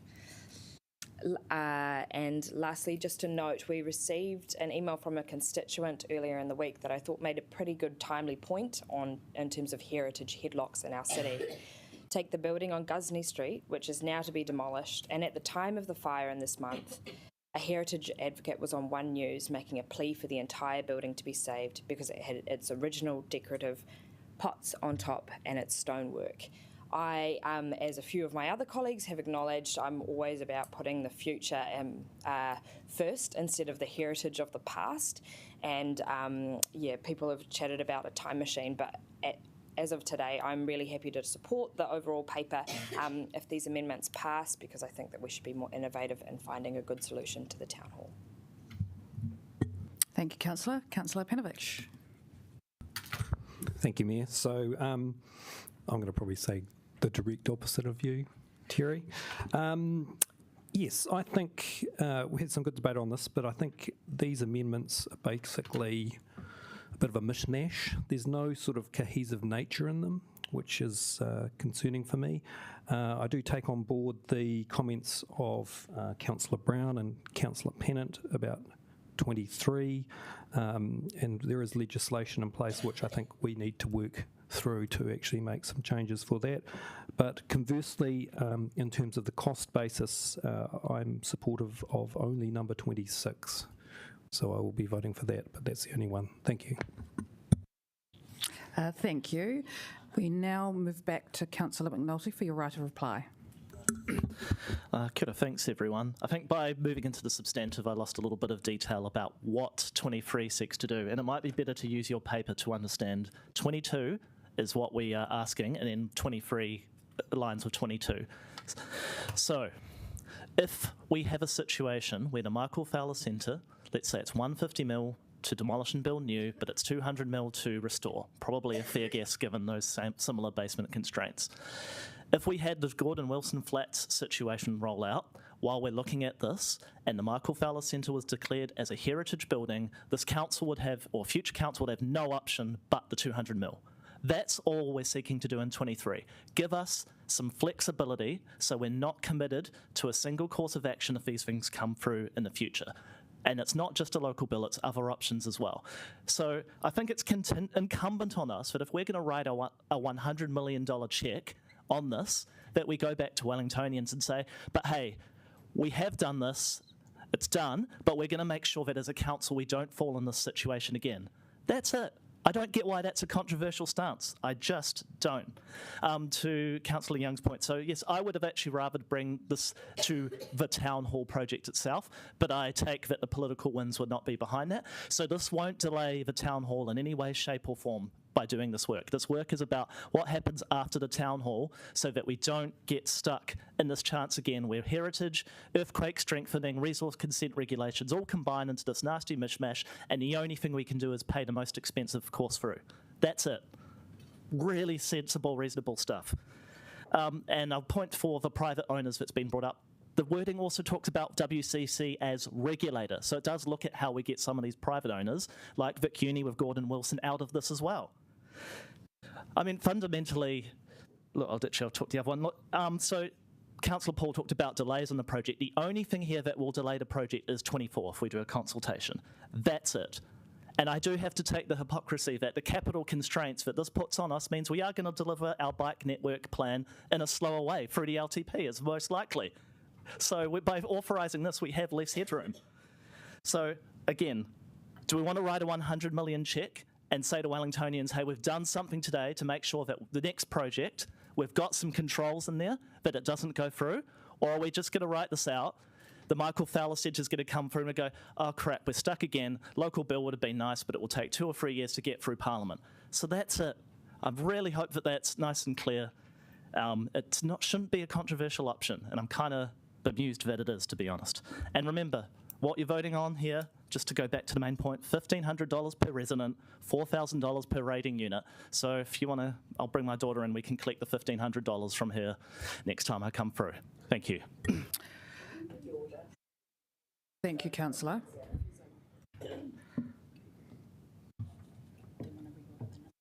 You want to reorder the numbers? It should be ordered per the paper. So on the printout, because 22 on the screen is contingent on 23 happening. Yep. Okay. So, councillors, so because this has already been put, we'll just need the leave of the meeting to be able to reorder that and have the numbers in the right order. I'm seeing nods. Any objections? No. Yep. Okay. Thank you.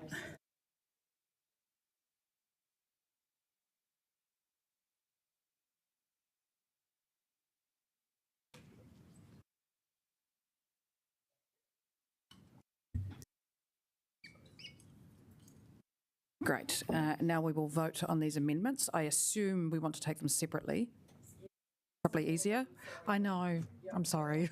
Should 22 and 23 go together just because they're contingent on each other? Because you can't, if you pass 22 but didn't, if you didn't pass 22 but passed 23. Okay, take it. We'll just vote. We'll do it very quickly. Let's vote on the first one. So the first one being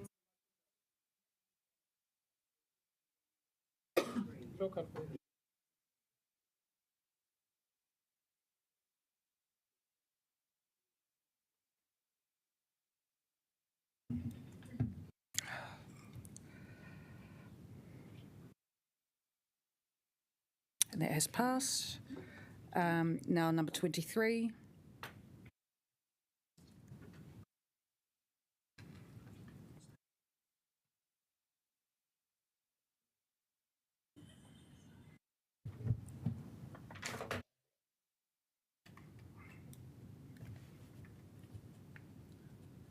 That's a yes. That's a yes. My remote's not working. That's passed. Number 24, instruct officers to carry out a consultation.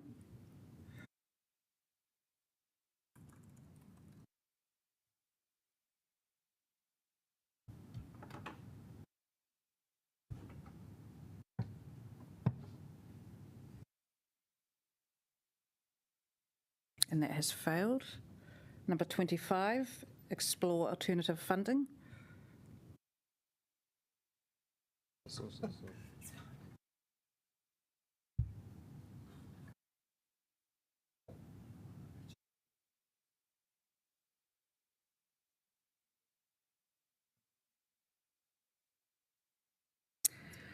And then finally, 26, direct officers to prioritise management of project costs over heritage restoration.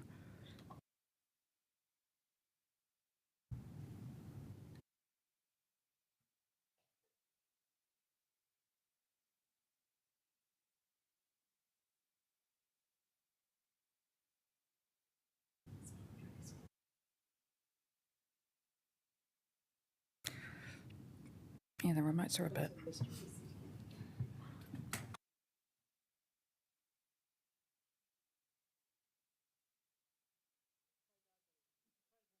Yeah. What do you reckon, Councillor? No. Voting no. Which means it's a tie. Oh. Oh. Right. Yeah. Yep. Passed. Okay. Thank you for that, everyone. That was the first chunk of amendments. We are now moving to the next, which will be moved by Councillor Calvert.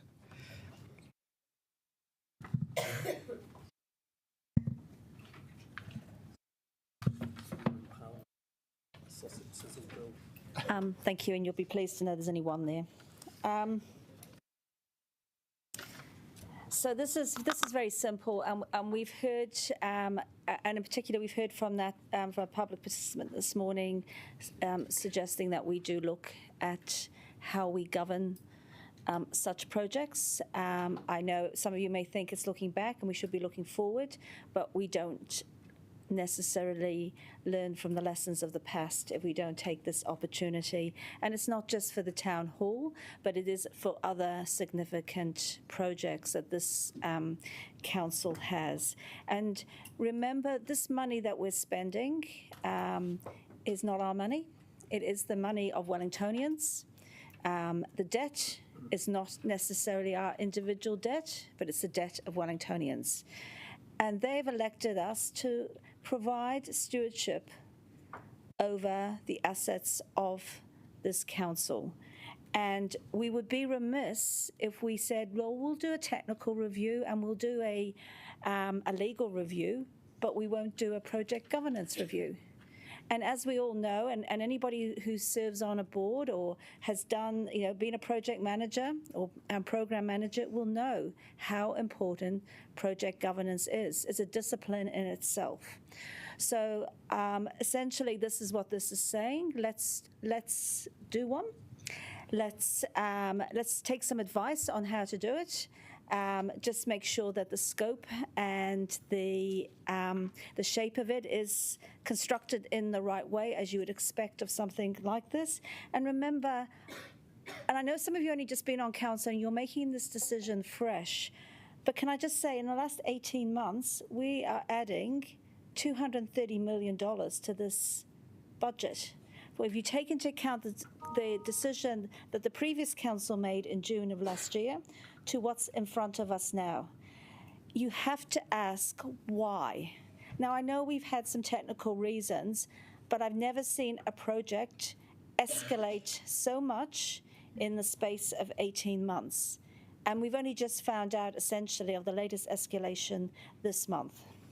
So we do need to look at ourselves, and we do need to give some comfort to the public, and we've talked about accountability earlier on in this meeting, that we need to provide that sense of comfort, and having an independent review will ensure that happens. And we might need to, I haven't thought about it, but we might need to approve some budget for this, because it should be a review that we commission, not by others. So I ask for your support on this, because it does not stop anything else happening. What it will mean is we can get this done, and it might help the future governance of this project and other ones. Thank you. Thank you, Councillor. Councillor Randall. Thank you, councillors. For me, this project is already a failure. We went towards fixing the Jewel of Wellington in good faith about 5 years ago. And during that time, while a lot of progress has been made, it seems that the message to each council is, we're 80% there, there's only 80% more to go. I want to go back to the last time we had councils. The report in 2022, I just thought you'd like to know. It says the range of feasible options available to council is very limited. The project could theoretically be stopped now and demolition of the building considered. If you stop now, it would be an actual spend of 84 million. The decision last time, the third decision put to this council, was to again vote for more money, to write a blank cheque, another blank cheque to the project. And now we're in the fourth time being asked to do the same thing. I'm reminded of what Einstein said about stupidity. The definition of stupidity is to keep doing the same thing and expect different results. I'm afraid I've lost confidence in this project, as have many other councillors and lots of the public. Submitter John Cuthbert asked for an independent review. I asked for an independent review because we simply need to learn some of the lessons as what's happened in this project so we don't repeat them. We have huge projects, other projects we need to do. We need to fix the water, tens of millions of dollars. We've got a sludge treatment plant to deliver. We've got Let's Get Wellington Moving. Well, we've got transport projects that we need to deliver on. These are large projects. We cannot have this cost increase over and again. We need to learn. That's why this review is really important. The RLB review highlights a number of concerning things as what's been happening, scope creep, huge numbers of amendments not being controlled. We need to look at why this has happened, and we need to make sure that we don't do it again. I think also there's a lack of transparency, as I've commented on earlier. And I agree with Councillor McNulty that we still don't understand the consequences of making this decision on our long-term plan, on all the other projects that our city is hoping and expecting even to deliver. We need more time and more information to complete the review and to get some better idea of what's happening. I'm not going to write a blank cheque again. And for this reason, I urge you to vote against item 7, the long-term plan funding. I'm happy to go forward on to June. Let's not stop the project, but let's get more confidence before we give them the big dollop of money. I urge you to vote for Councillor Calvert's amendment, and I urge you to vote against item 7 for the long-term plan so we get a better idea of why we're having to do this. Thank you. Thank you, Councillor. Councillor Brown. Oh, do you have a question about the amendment? No? Any questions just before we go to debate? Nope.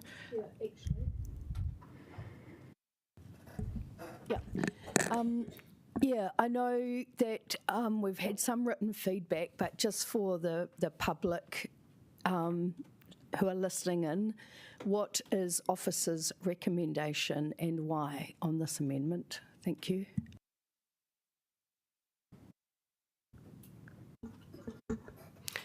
Through you, Mayor.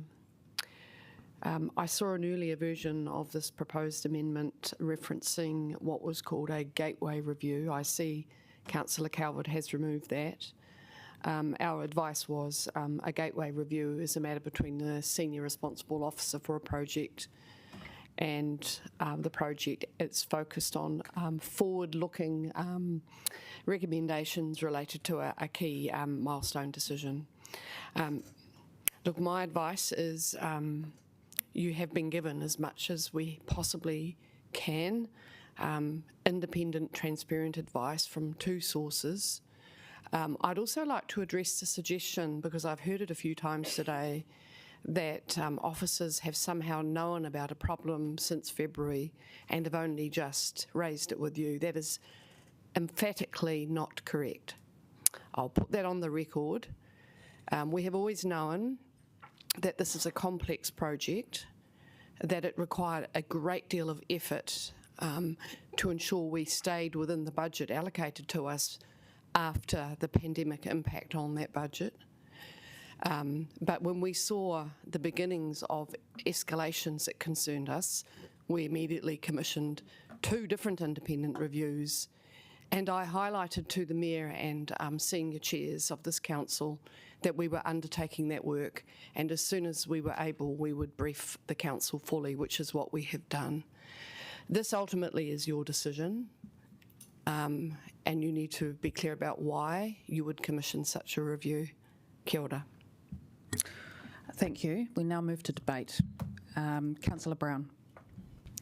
I'm opposed to this because I feel like it's yet another example of pure virtue signalling.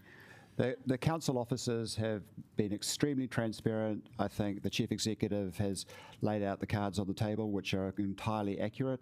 The external review that was commissioned, I understand, in March this year, which we've got, which is available, public information, the KC review. We've got a lot of information about what's gone wrong with this project. This is not something which is systematic for the council. The sort of proposition that somehow or other we need to learn from this because there are endless examples of this sort of thing happening is just ridiculous. I mean, almost all of the council's capital works projects come in on budget, on time, and are well managed.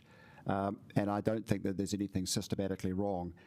Are we going to learn anything out of doing this sort of review? The answer is nothing that you can't actually learn by going and talking to the officers who are in the room today with us, as I have done, and actually having the conversation with them. So I don't see why you couldn't have had the conversations that I've had, and hence my inference that this is just a virtue signalling gesture on your part.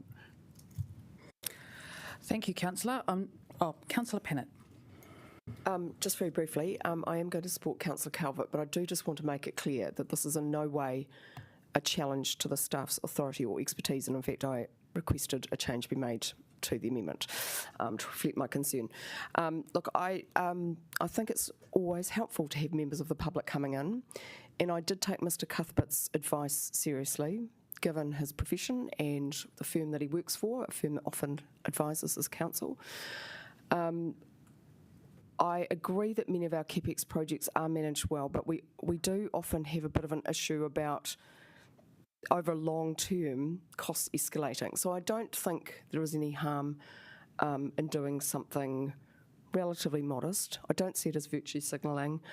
I just see that it's an enormous cost, and I don't think there's any harm in just doing a bit of introspection into why this has happened. Thank you. I think we're ready for a right of reply. No? Councillor McNulty. Yeah, just quickly, I'm also happy to back this one as well. On a project of this magnitude, it's not a witch hunt, it's just purely, is there a skills gap or shortage that we could have identified earlier on that we didn't know about along those lines? I mean, the RCP review looks at the forward path. I've been up in the middle of the night reading these things. So the RCP review looks very critically at the forward path of what do we need to do to A to B to get to C to get to D. And the legal review is of contract suitability to make sure that we have signed, crossed T's, dotted I's on those. We haven't seen, are there any other gaps? And I share the sentiments of Councillor Pennant that it doesn't hurt for us just to be absolutely thorough, because again, we're writing, sensing the ones here, a $100 million blank check. Let's not call it a blank check, sorry, that's unfair. We're writing a $100 million check to get this project done. So the least we can do, incumbent on us, is to say we have put some safeguards and protections in place to make sure that the people of Wellington know we've done due diligence. And that's really all this is to me. So I don't see it as a witch hunt. The work on this report, on this paper, has been really good, and I do want to stress that. I've seen a lot of good understanding in what's there in terms of how way forward. I just want to make sure we're being absolutely holistic. That's what governance is at the end of the day. We're doing governance, and I imagine if this was a CCO, we'll use Experience Wellington. If Experience Wellington went to do the bond store and it came back to 1100% in their management, I somehow think that we would probably have quite a different approach into what we'd be questioning around the skills there.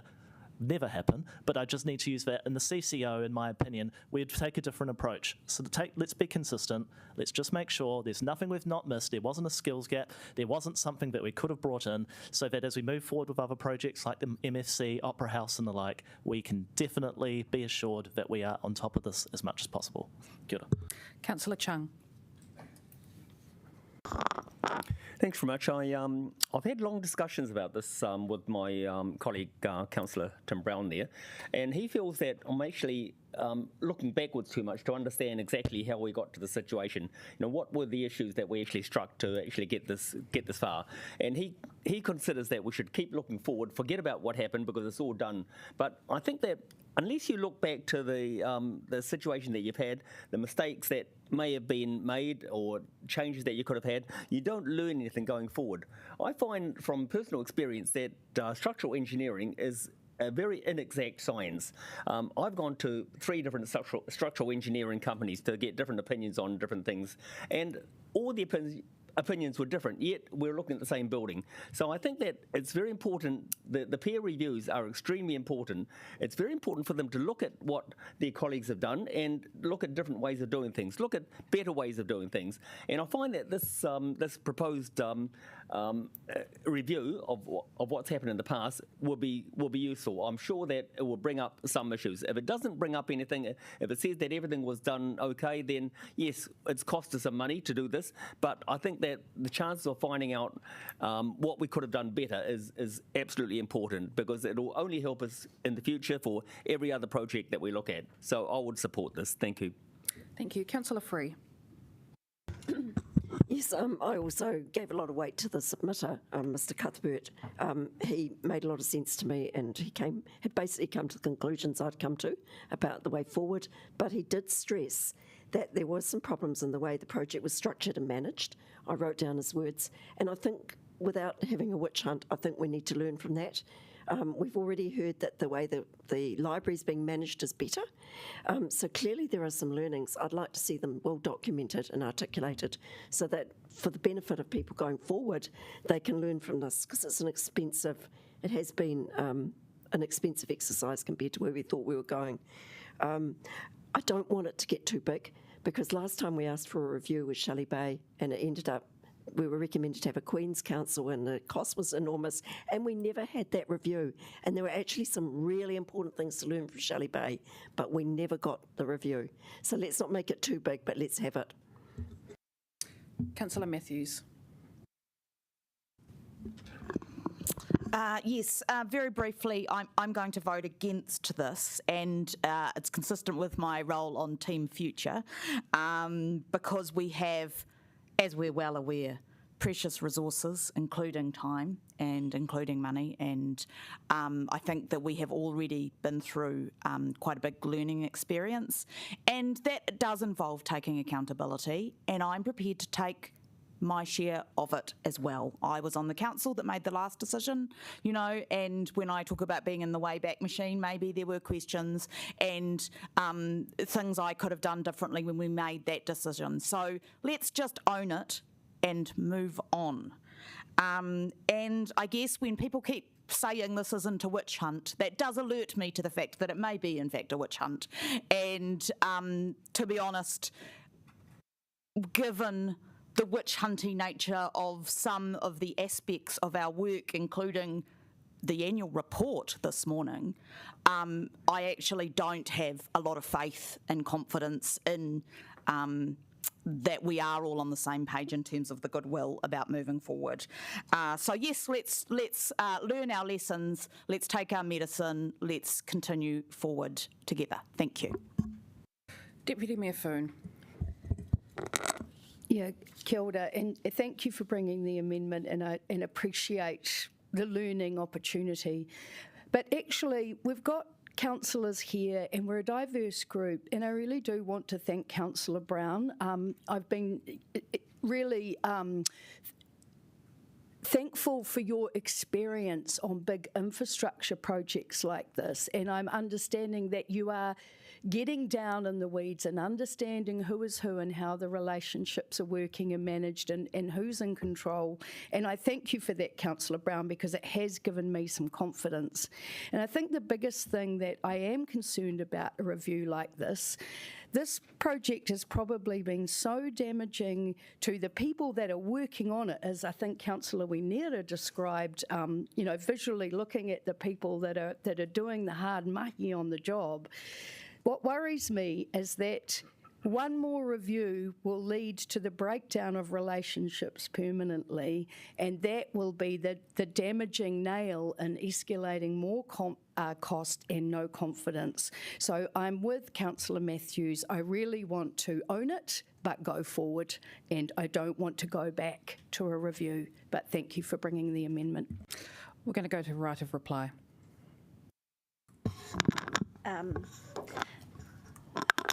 Thank you, and it's the first I've heard as a councillor that the mayor and some councillors were briefed, because we certainly weren't aware of anything about the town hall. There have been gaps in information, and as we said, we've had technical review, we've had a legal review. We just need to round that out, and we shouldn't be selective in which things we choose to review and which things we don't. Because for here, on this particular document, we're being requested to commit another up to $147 million. This is not a $10 million project. It is an extra $147 million. So doing this review, spending, I don't know, 50K, 75K, I think it's certainly worth it because we don't know what's there. And I have actually spoken to a lot of people and asked a lot of questions and got a lot of information about this project. But no one can give me the advice that I'm looking for around looking at the project governance. So we need to own it. If it's a mistake, we need to own it ourselves. And the only way we will do that fairly is having an independent review. This is not a review by individual councillors. This is about us instructing somebody with the right skills, with the ability to have done these reviews on projects of this nature, to conduct a review and make sure that we can then, with all confidence, say to the people of Wellington, yes, we've had a look, we've looked at everything, this is what we've learned, everything was fine, or there were some things that we could learn from, and we move forward with that information. But we can't move forward without all the information because we don't know whether we might replicate some of the things that may have happened where if we'd learned our lessons, we could have stopped them happening again. I look forward to your support. Thank you. Thank you, Councillor. We will now put the amendment to a vote.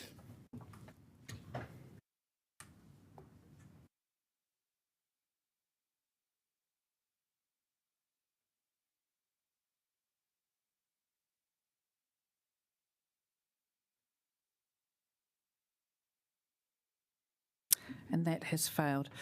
So we now move back to the substantive.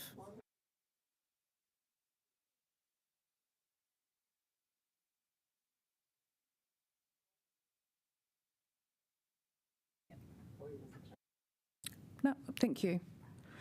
Great. We're going to move to the substantive, and I'm going to ask councillors, just because, does anyone intend to, is there going to be a lot of speaking during this final debate part? Because if there is, can you raise your hand if you intend to speak? So that's a yes. Put your hand up if you're going to speak. Okay, we're going to proceed and get this done. Great. And look, if you've already made your point, you've already made it. We need to get to this decision. So, in that case, back to the substantive. Councillor Young. Right, okay. So, first of all, I would like to thank the officers for all the work, physical and mental, that has gone into this huge project. So thank you for that. There are some very interesting political alignments today. It's completely fractured. And I would just say I've been on council now for 10 years, and I've never attended a council meeting as a councillor in the town hall. This has been going on for such a long time. But the other thing is, in life, it is really important to pick your battles, and that also relates to heritage. And the common sense and what ratepayers say, common sense and ratepayers say that we cannot save everything, especially in light of our financial position. So I'll give you an example, which is the school chapel at Erskine College, my old school, where I went to primary and secondary school. So I know it very well. And tomorrow the chapel is being reopened in almost all its glory, apart from a few things that got stolen before the Wellington Company took ownership. There was no economic future for the old convent building and the side building, so it was a big fight. The then mayor was on a different side of the page to me. They were finally allowed to be demolished, and they now have a number of townhouses and apartments, and the chapel is back and will be back in action, and I may have my funeral there, but hopefully not quite yet. I was going to say that's a win-win for Wellington, but I don't mean my funeral. So I accept that many are concerned about the paucity of information. I do think sometimes we ask for so much information that actually it's more than we can digest, but that just could reflect on me. There is much to learn from this project, and things like how many of these issues are also going to be issues for the Central Library. The ground conditions in particular, as I raised with a question earlier.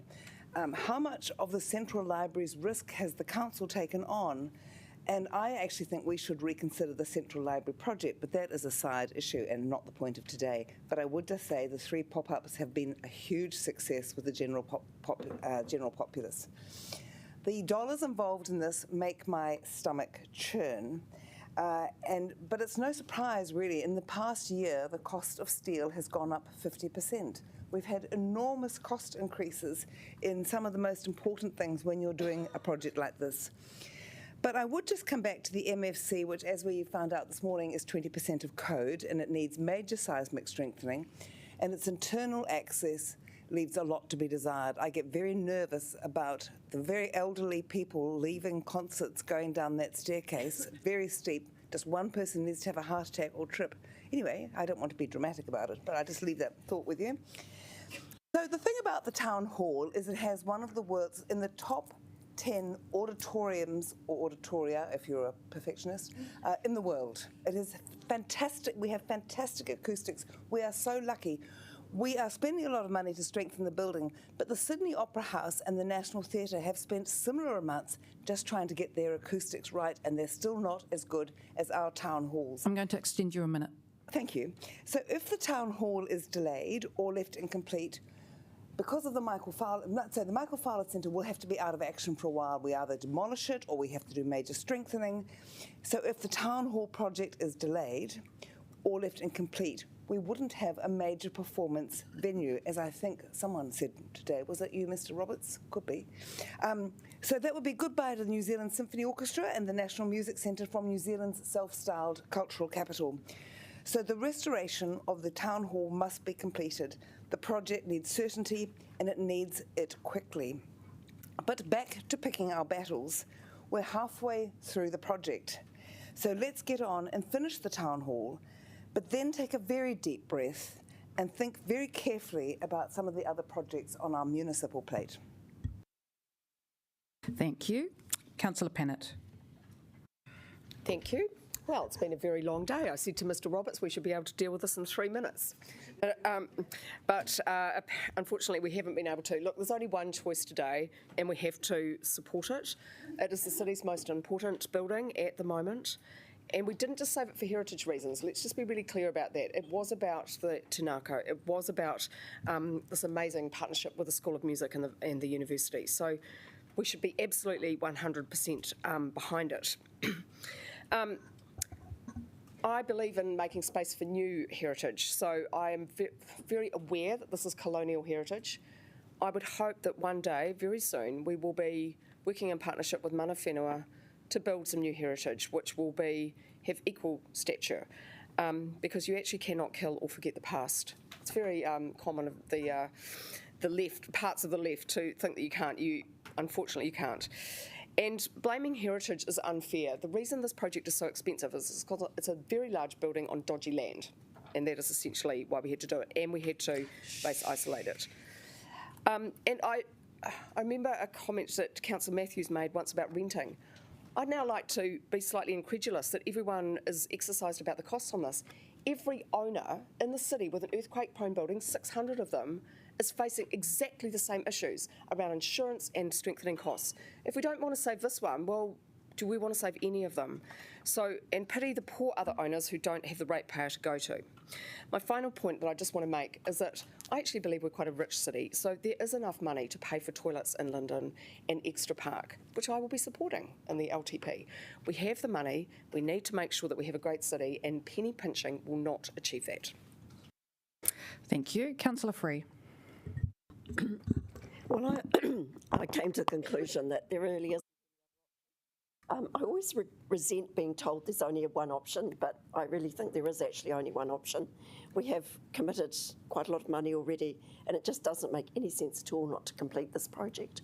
But I'm really on board with what other people are saying about we have to have a really clear think about how much more we do around the city, and maybe there are other less purist options that we'll need to take for some of our other buildings. I just wanted to take a minute to say that the auditorium has got quite a generous amount of public use. 63% of the time that the auditorium's available will be for the public, because I think it's really important that if Wellingtonians are paying for this, that everybody, whether they can pay top dollar prices for tickets or not, gets some opportunity to actually enjoy this space. It is our town hall. It was incredibly important as an election issue once it was closed. It was the election issue of the day, and people desperately wanted it back. And I think once, like with the St James, once it's finished and it's up and running, like with the convention centre that some people, had qualms about when it was only halfway through, once it's actually finished, it will be a treasure for Wellington again, and we can rebuild the civic square around it, and again have the heart of Wellington back. So I do urge everyone to actually support this. I know there's probably some that won't, but I think it's important that we show confidence. I'd like to thank the staff. I really feel quite confident now about the project. I think it's still something I really want us to keep an incredibly close eye on. And please don't hold back from negative information. We really need that information to keep having the confidence to support you in what you're doing, building, organising for this to be built back. Thank you. Deputy Mayor Foon. Kia ora, massive work and a massive day to top it off. And I just want to say that I don't press my red button lightly, but I've got to be honest, for this project I have wanted to. But when I analyse why I've been wanting to push that red button, it's because of emotion, anger and frustration at being in this position today, because we're in a stalemate, and I think that you've analysed that well, Councillor Free. Mothball, demolish, or if we push forward, generations are going to have to pay anyway. So, and I think, but what is going to make me push green today is actually fear.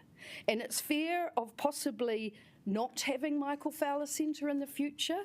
It's fear of not having, and that not having a town hall or MFC will mean that there is no decent concert or congregation venue in the centre of our city, and it's not acceptable.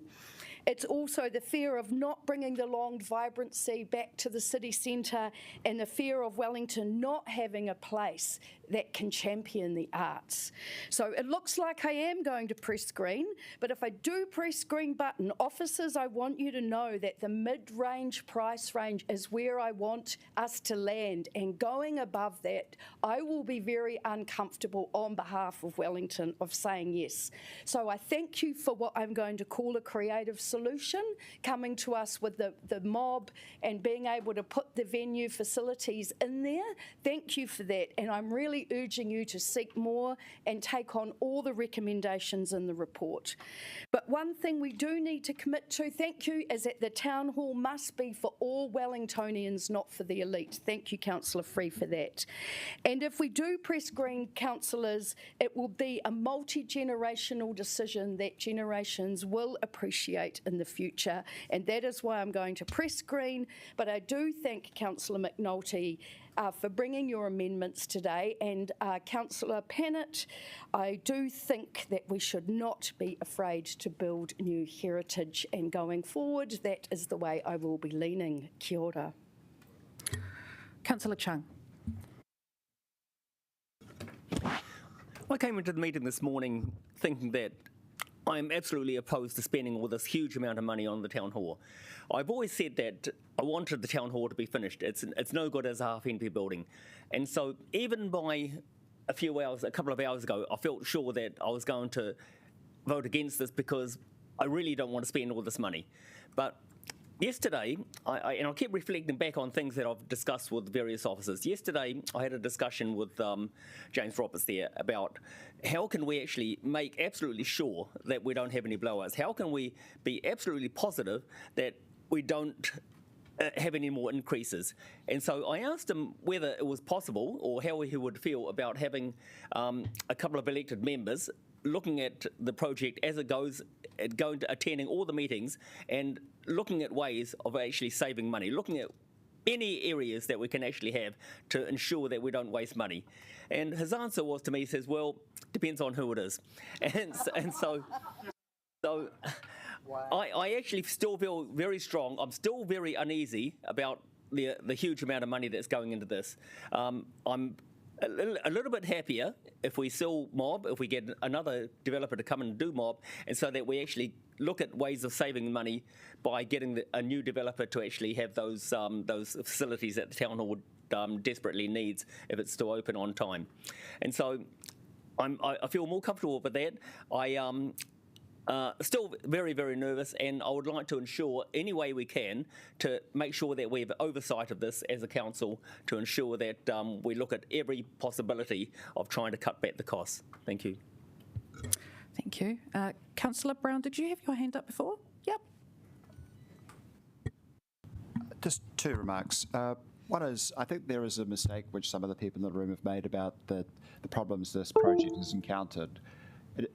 The project was intrinsically difficult and high risk, and I don't think it has been poorly managed or executed to date. I know there's been $130 million and people have learned a great deal which they didn't know when the project started, but that is because it was a very difficult project to start with. So beating up other people for something which was just the nature of the project and the original misunderstanding of the people who actually set off on this journey is a mistake. The other thing I think, which I hope that the people in this room who may or may have ambivalent feelings about the project, is that they will read today's newspaper, the article by Bigsy, the chief executive of the NZSO, about the benefits that are going to come to Wellington from this project being completed, and it's very substantial. And I know that one of the amendments that was put forward was for private funding to be raised. The Kerry Prendergast team have raised over $30 million for the music school, which is a truly extraordinarily large amount of money for private donors, and just shows the level of financial commitment that people have got to this project. So, I really think that this is a project which is worth supporting. It's going to be fantastic for Wellington, and it would be a terrible thing if we didn't have it. So, even if you vote against the project progressing, I hope there will be some compensation and you'll enjoy the lovely concert in the venue in a couple of years' time. Thank you, Councillor. I don't think we have anyone further on the list. My right of reply, I agree with everything that Councillor Brown has just said. I have nothing really further to add other than thank you to staff for such a stressful project, that it would have been such a heavy weight, and thank you to councillors for their engagement in this really important decision. But on that note, we will go to a vote. Is there anything in there that people want to take? Because I don't think we want to take all of them separately, but there might be something you want to take separately. Yes, could I just take 6 and 7 separately? 6 and 7 and 22. That's right. 22, 25? So we'll vote for 6, 7, 22, 25 first. So let's vote for number 6 first. You scroll up.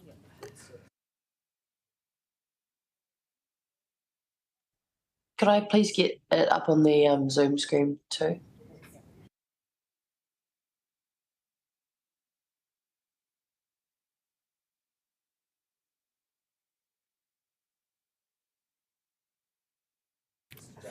Just 6. Press the, yeah, we'll correct it.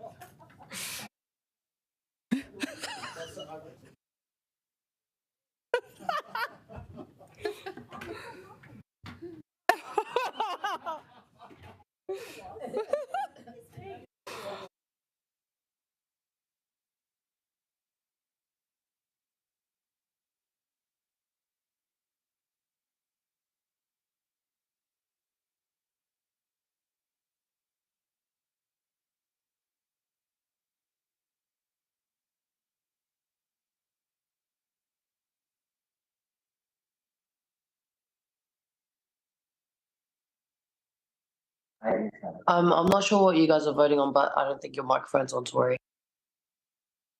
Apologies. Okay, 6 passed. We now vote for number 7.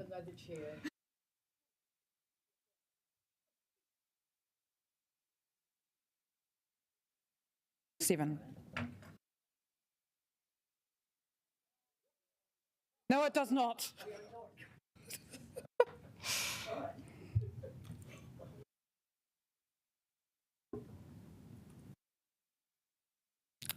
That is carried. And number 22.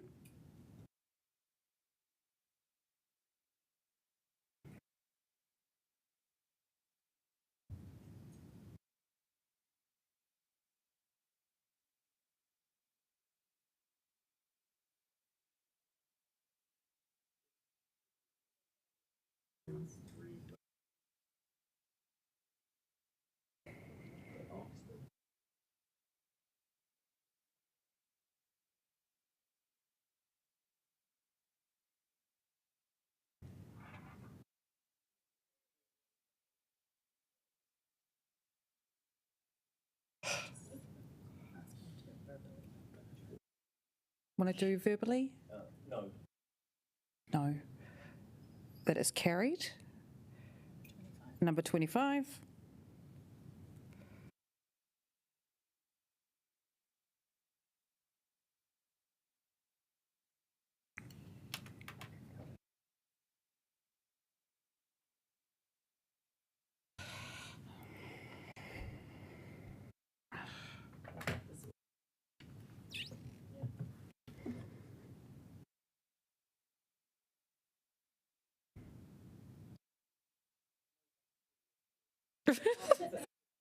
It's against. It's casting a vote and I'll vote for. Yeah, it's the same. It's carried. Okay, now all the remaining numbers. This is the big one.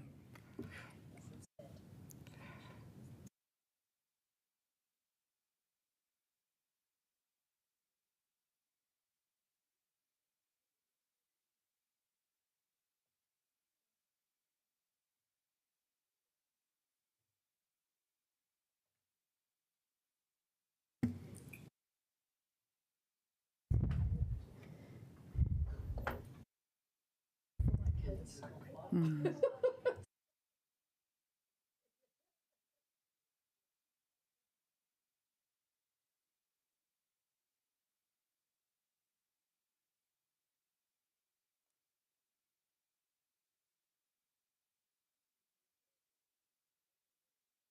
So I miss.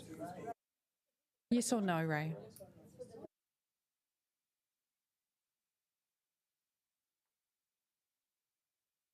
And that has carried.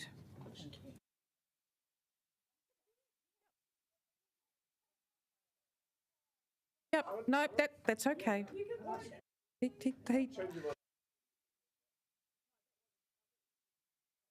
Are you correcting your vote? It's all right. That is carried. Thank you, everyone. It is time for lunch. So please come back at 2:30 and we will fly through everything else. Yes,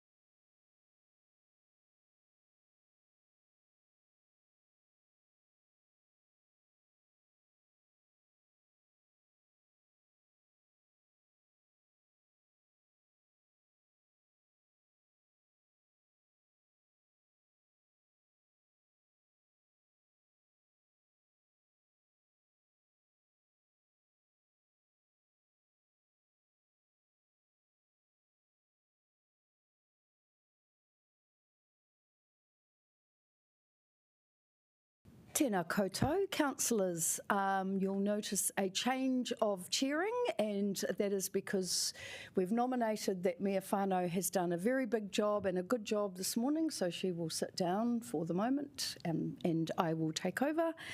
And also just acknowledging we've got Councillor Randall online or was online, and Councillor Free's just gone home due to illness. So we will kick back in with 2.1 strategy and policy priorities. And thank you, Baz and Kieran, for bringing this paper to us. So if you would like to introduce the report, that would be great. Thank you, Chair. Afternoon, councillors. Just a quick reminder that we did have a workshop on the item in front of you just over a week ago. Just to say that what we've got in front of you is a large program of work. It carries us through to the end of 2025. One of the things I do want to clarify is that it reflects a work program that will be worked on during that period. So it's important to note that not everything will be completed necessarily that's on that program, right?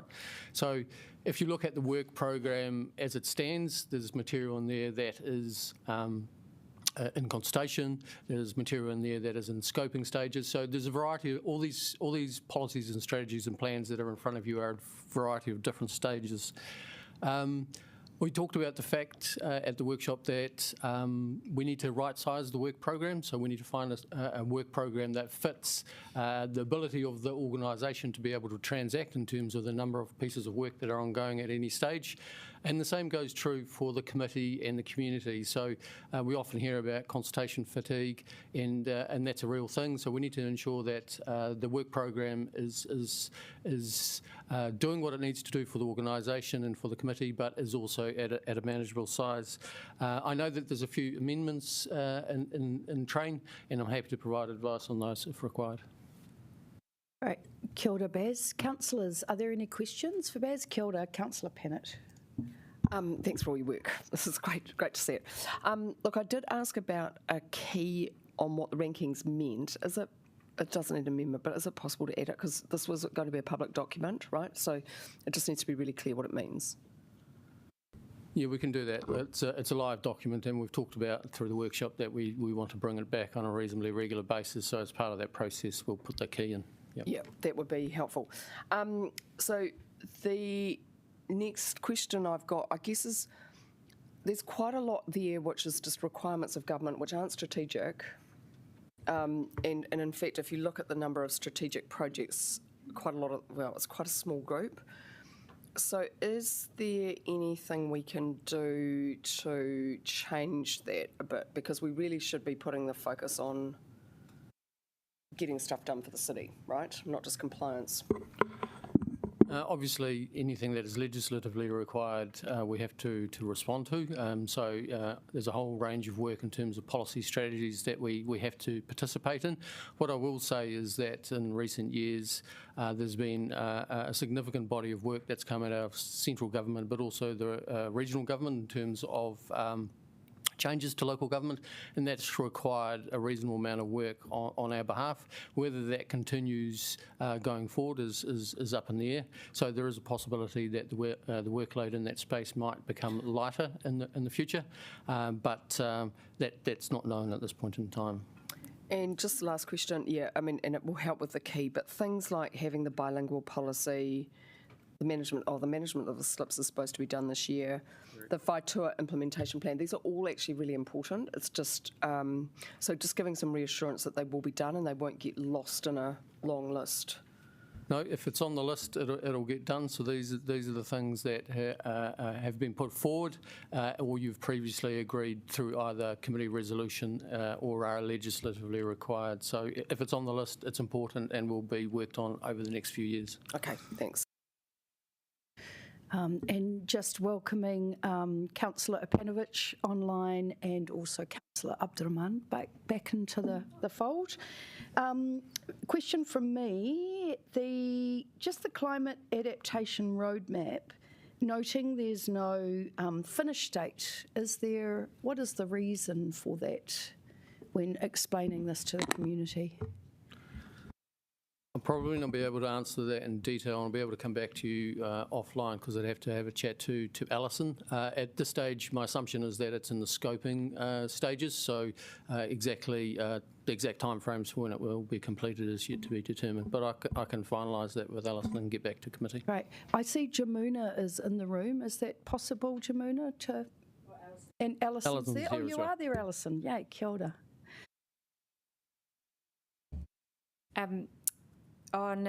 Sorry, is there no time frame on the roadmap?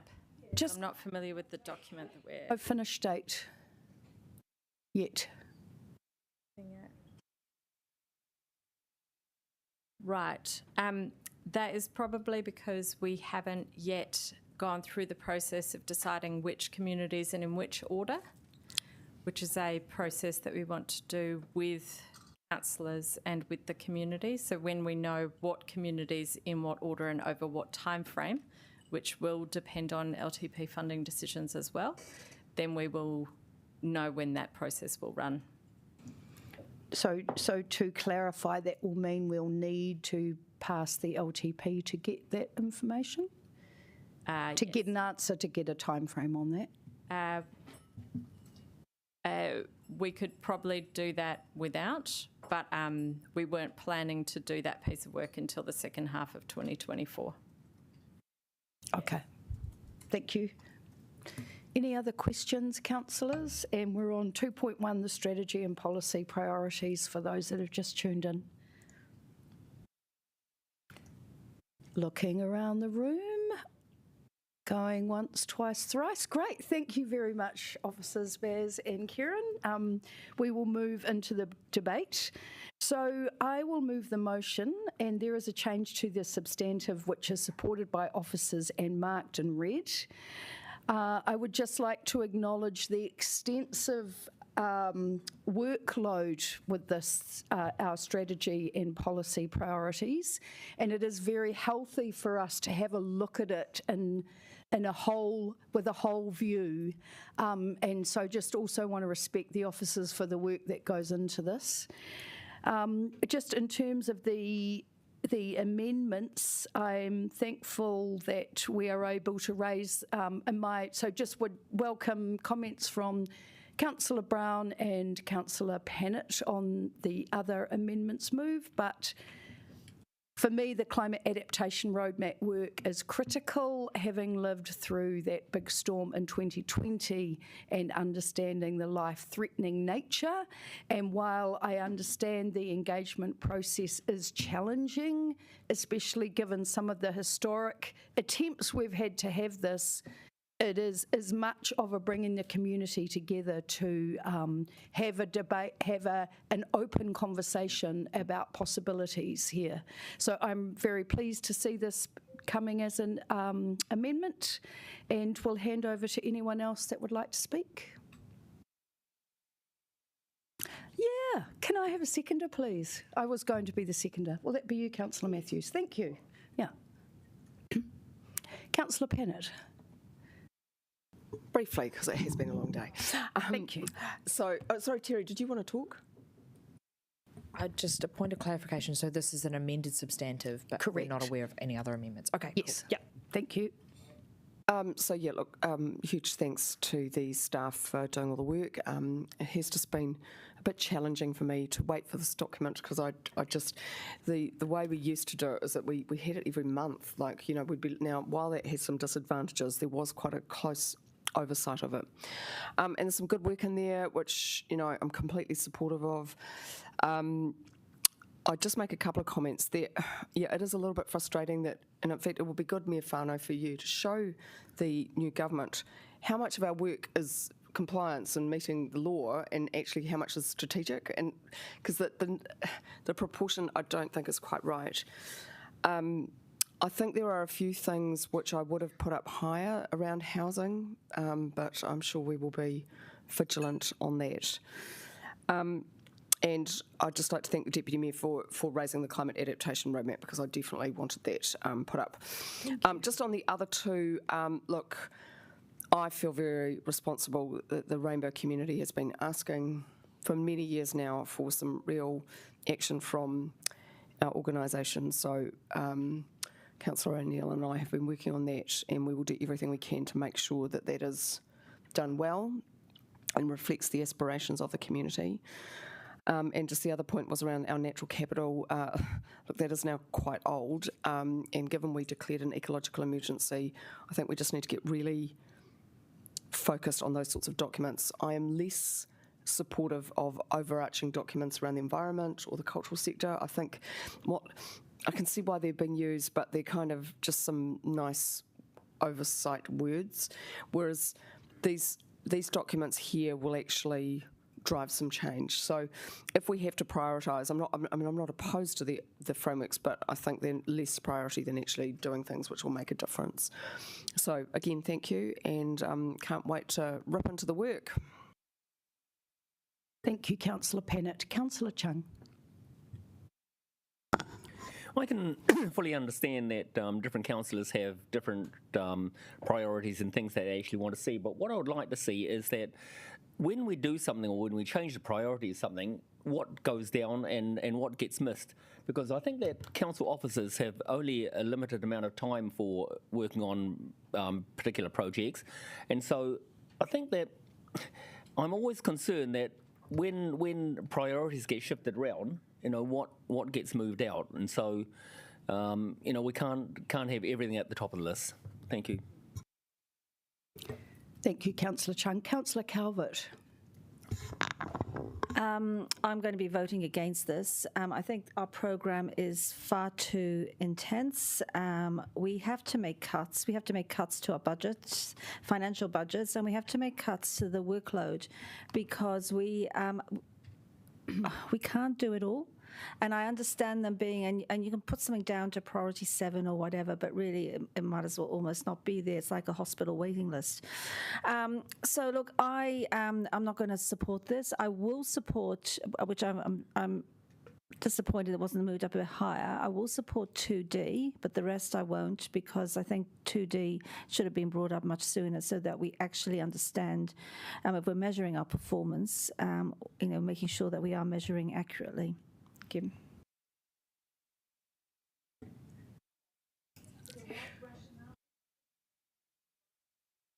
Councillor O'Neill. Thank you, Councillor Calvert. Kia ora, I'd just like to start by thanking Baz and Kieran and all the amazing officers that have spent so long on the strategy and policy priority program, and we've been chatting about this for a number of months. Just very briefly, I wanted to talk to confirming the rainbow strategy. We know that in Aotearoa, rainbow people disproportionately experience higher rates of anxiety, suicide and depression than the general population of New Zealand. And Wellington City Council is not a stranger to being a political player in terms of our rainbow communities in Wellington. In 1980, Wellington City Council Transport Committee refused to allow Lesbian Community Centre to advertise their space on a Wellington bus. A number of groups of lesbians marched, but the Mayor Michael Fowler did not budge at that time. Currently in 2023, it is really awesome to see Wellington City Council making strides to be an inclusive and welcoming city for all. I'm incredibly proud of the setting up of the track Rainbow and Takatapui Advisory Council, including as a part of their advocacy has been this rainbow strategy. Lastly, I'd just like to thank my colleague on the advisory group with me, Councillor Pennant, for always kind of pushing and helping to get the ball rolling on these things. Kia ora. Great. Okay, and thank you, Councillor Pennant and O'Neill, for your work and bringing the rainbow strategy today. I'm very excited about that. Just to acknowledge that, yes, the size of the work program, and Councillor Pennant, I'd look forward to you bringing this point at the Future of Local Government hui as well, because that was brought up as a common theme amongst all councils, so I think it is really important that we raise it. So with that, I will ask you all to the motion that has now been moved and seconded, so you will please. No, I said we take the stuff separately. Thank you, Councillor. No, so we need to vote. I want to be able to vote on number 2, and then you've got 2A, 2B, 2C, 2D. And you would like them all separately? Yes, please. Great. Thank you, and just thank you for your patience with me. Or you can put A, B, C together if you like, because I particularly would just want to vote against. Oh, no, I particularly want to vote for number D and vote against the others. Okay, can we do 1 and 3? A, B, and C, are you talking about? Or 1 and 3 together. Oh, yeah. Great, so we'll do 1 and 3 together to start with.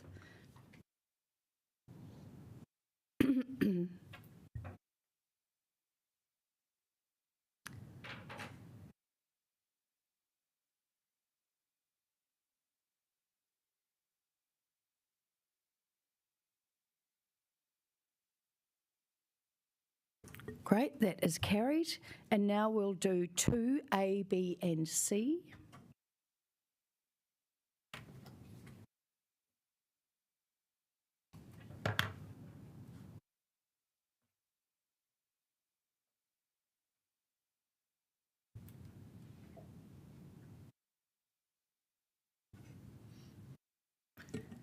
That has carried, and then we'll do 2D.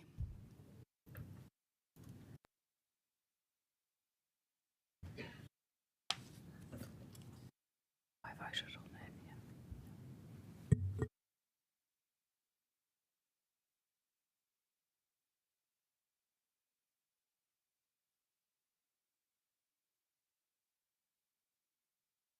Also carried. Great, thank you. I like the speed, councillors.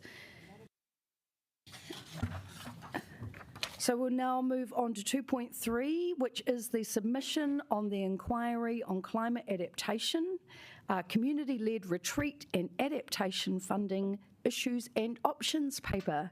Can I please invite Officer Alison Howard and Jamuna to introduce the report?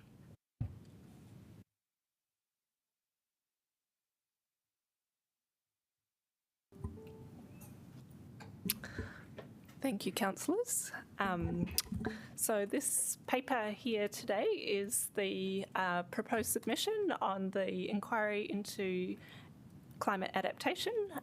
So this inquiry has been opened by the Parliamentary Environment Committee, and the inquiry looks into some of the key challenges in community climate change adaptation planning around who decides and who pays. So these are some really key questions that councils around the country are grappling with. So this inquiry is open until the 1st of November, and the purpose of this inquiry is to inform the development of the Climate Adaptation Act, which is expected to be introduced as a bill sometime next year, although we note that there is some further uncertainty regarding the future of that policy, given the change in government. So the issues and options paper that the inquiry looks into is based on an expert working group report, and the consultation document has 43 questions covering 8 topics spanning many different issues, including climate adaptation planning processes and decision making, participation of Māori, funding and financing for climate change adaptation planning, with a particular focus on managed retreat as an adaptation option. So thank you, councillors, for your feedback in the workshop that we held last week on the 17th of November. We've taken on board your feedback as best we can. And just to summarise the key points in the submission that are outlined in the cover letter of the submission. So firstly, we welcome the inquiry, that the inquiry is a timely and relevant thing for us to submit on as a council. Our key feedback that's outlined in the cover letter is that that we reiterate the importance of the Climate Adaptation Act and suggest that it is urgently needed to bolster our capacity to plan and implement climate change adaptation, particularly for managed retreat options. We note that Council cannot adequately deliver on planned relocation or managed retreat without new powers and further clarity on funding and financing. We stress that local communities and mana whenua need to be part of creating local solutions. And we suggest that while we firmly support community-led principles, we have actually disagreed with the language around community-led managed retreat. Firstly, that we think that the term retreat is not empowering to communities, and there's international best practice literature that has other language which we have suggested in the submission. And secondly, that the phrase community-led could potentially be misleading for communities where they're not genuinely able to influence decisions on climate change adaptation investments. We also outline that the planning process for community adaptation, especially for managed retreat options, really needs to be firmly founded in te tiriti o Waitangi to ensure that mana whenua are fully empowered in the process. We also suggest that there needs to be further alignment and national standardisation with more tools and practical support for councils to be able to plan effectively, efficiently, and to improve equity outcomes for communities. And lastly, that the submission, we suggest that there needs to be greater alignment with the draft national policy statement on natural hazard decision making, which is also out for consultation at the moment. So thank you. Thank you, Jamuna. Any questions, councillors? Kia ora, Councillor Chung.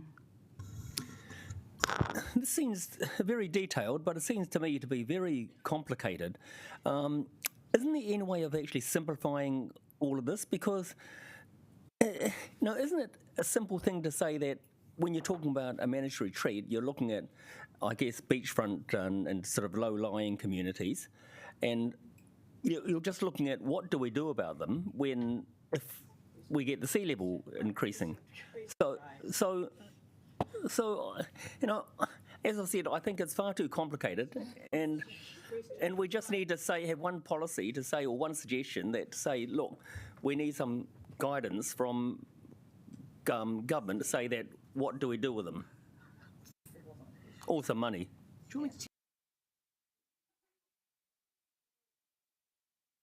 Are you clear on the question, Jamuna and Alison? Okay.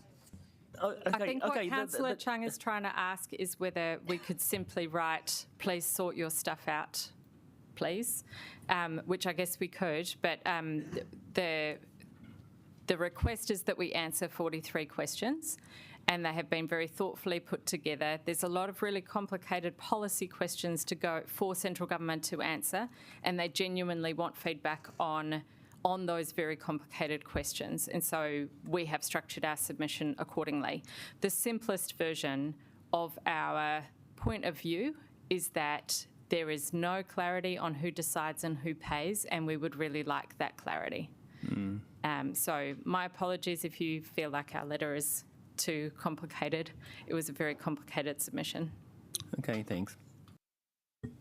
Any further questions, councillors? Fabulous. Okay, thank you very much, Jamuna and Alison. Much appreciated.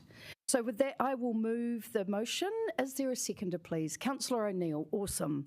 I just want to say thank you to our team for the work and the thorough work, and that is an important conversation around who decides and who pays, and I suspect that our local engagement will be at the same really boil down to the same questions. I also support that this act is needed urgently, and that I ask all of us to keep our pressure on the government to make sure that this act is passed urgently. And so with that, I will pass on. Would the seconder like to speak? Any further debate, councillors?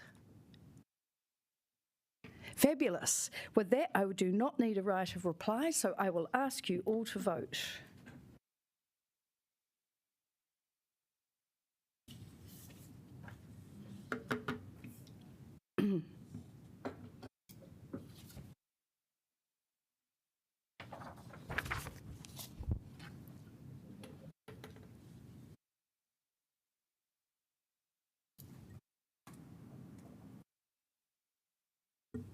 Great, and that is carried. Thank you very much, councillors. Okay, we're moving on to 2.4, the Wellington District Licensing Committee Annual Report for the year ending 30th of June 2023.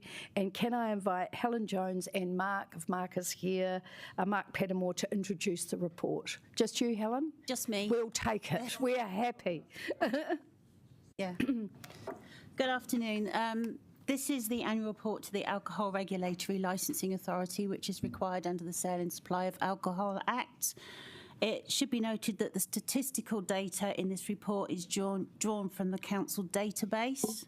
However, the commentary is provided by the chairs of the District Licensing Committee. Happy to take any questions. Kia ora, Councillor Pennant has a question for you. Thanks for your work, and apologies if my question wasn't clear. I read your commentary around the public participation. My question was, is it working in terms of reducing alcohol harm? Like, you know, it's been over 10 years since we've had it, and maybe this isn't the time to address that, but I think we do need to have a look at it. My response to that was there's definitely over the years been more and more community awareness of public participation. So, sorry, harm from not community participation is great. All right. It's the harm from alcohol. Whether the intent of the act is actually we're seeing it coming down through our city and making a difference. So that it's actually meeting the intent of the act in the first place. I would say that anecdotally we haven't seen a reduction in alcohol-related harm, but it's not just in relation to the alcohol legislation. There's a lot of factors at play. Yeah. Yeah. Councillor Calvert. So I'm just seeing whether there's any correlation with this report to what we've been hearing of, in particular from Courtney Place bar owners about being able to get licensing and that sort of thing. Have you got any comment in terms of that? Because, you know, looking at this, it doesn't necessarily seem to represent there are any issues. Maybe there isn't, but we've got one thing in the media, and then we've got this, and I can't seem to correlate the two.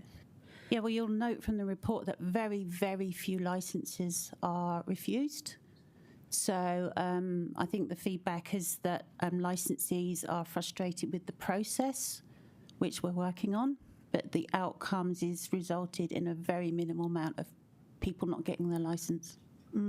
So should there have been a comment about the process in here rather than just talking about the outcomes, which obviously if they've been stuck in the process, they're not going to get to the licensing committee for a decision one way or the other. You should note that these are direct responses to questions raised by ALA. They haven't specifically asked us that question, so we haven't responded in that respect. Okay. Do you think it would be, because given that they're looking at all of this, would it have been appropriate for us to put something in there? Or are we only just responding to direct questions? We're just responding directly to questions. Okay, thank you. Kia ora, Helen. One question from me, and just my memory is fading because we've been slightly on another topic. But just, is there any historical data in that report in terms of graphs so that we can see trends over the years? Yes, you'll note from the supplementary, from the questions that, yes, we did include the numbers that we could gather together at short notice. So there hasn't really been any trends upwards or downwards really in terms of numbers of licensed premises. We may have seen over the past couple of years maybe more of a turnover. So some businesses going out of business, but they're pretty quickly taking over by new businesses. Yeah. Is that something we could do in the future in the main paper, like actually have a graph to just show that? Because I think that would be comforting as a councillor to just be able to visually see that historical information. Absolutely. That'd be great. Yeah. Kia ora. Councillor Abdurrahman. Yeah, I think it's about 660 bars for a population of 200 people. Yeah. Is that a lot in comparison to other cities? And if so, why?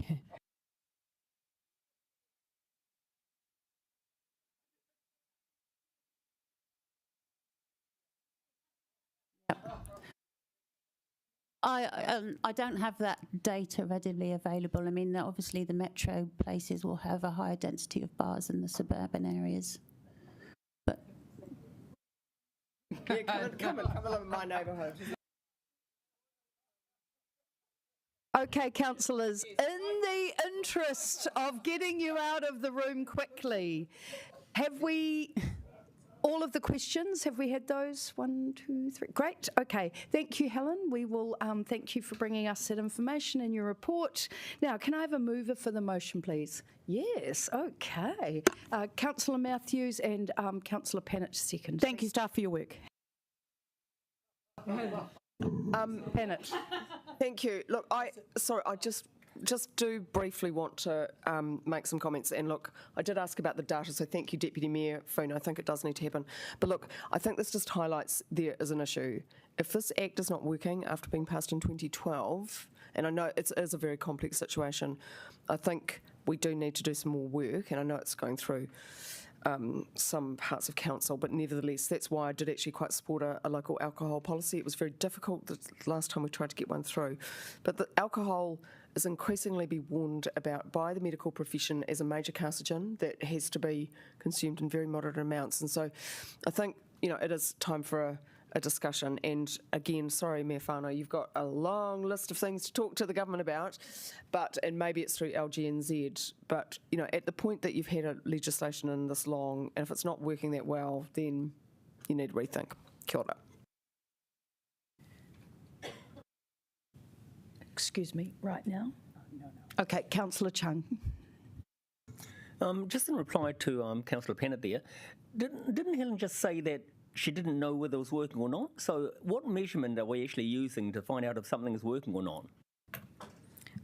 It's no questions now, it's debate. And also I just draw order to the intention of the chair. It's not typical practice to bring staff into debate otherwise because they can't reply. Great. So that would be misrepresentation potentially. Great. Okay. Is there a right of reply? No. Great. Councillors, thank you. Thank you for your debate. Can I ask you to vote, please? To accept the report. The Alcohol Regulatory Licensing Authority.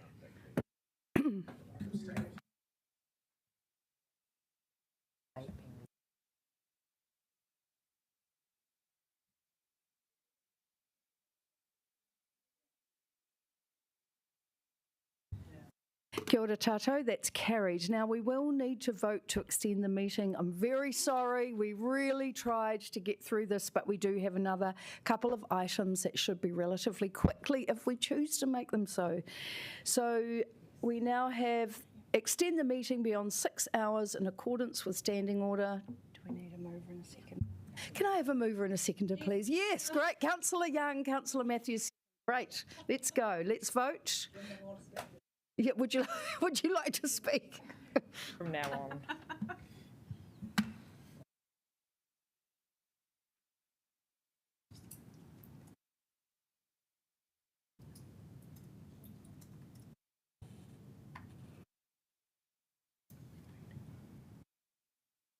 Are we waiting?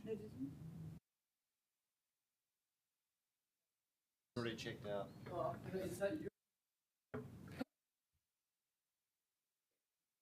Great, thank you, councillors. Really appreciate it. Apart from Councillor Brown. Just to be a red. Yeah. administrative challenges. Okay, so now we are moving on to 2.5, the proposed road closure. And is that for Kandala? I'm quite excited. Yeah, for the fair, yay. Okay, so can I please welcome Maria Toma to introduce the report for us. Kia ora, Maria, welcome. I'll hand over to you. So what I'd like to propose today is the road closure for the Kandala Fair on the 10th of December.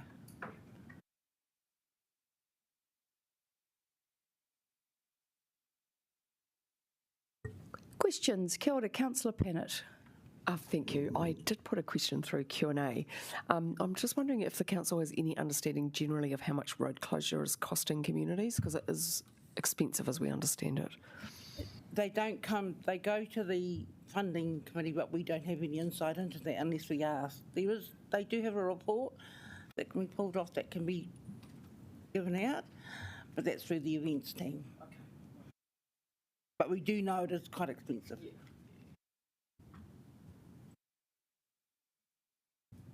No further questions, councillors? Great. Kia ora, Maria. Thank you very much for bringing that report for us, and we'll vote on it now. Thank you. So can I have a mover and a seconder, please? Thank you, come on. So Councillor Calvert and Councillor Chung to second. That would be great. Okay, so Kia ora, Maria. Thank you. Yeah, look, I'll happy to introduce this. I think it's been going for about 4 or 5 years now, and I think I've opened every single one of them. In terms of costs for traffic closure, because of the location of the road being closed, other than just putting barriers up, they don't have to, the costs are pretty negligible. And as most of you know, Agra Crescent, it's not Agra Street, Agra Crescent has been closed for 6 months pretty much through replacing our terrible water pipe. So look, and this is a real community event arranged by the local Rotary, and I ask for your support. Yes, this fair has, as Councillor Calvert has said, has been coming on for some years. Our Residents Association participates actively in this. It's always very popular, and that's why I would like to see it continue. Thank you. Any further debate, councillors? Great. Right of reply? Not needed? Fabulous. Let's take the Kandala Fair Road closing to the vote.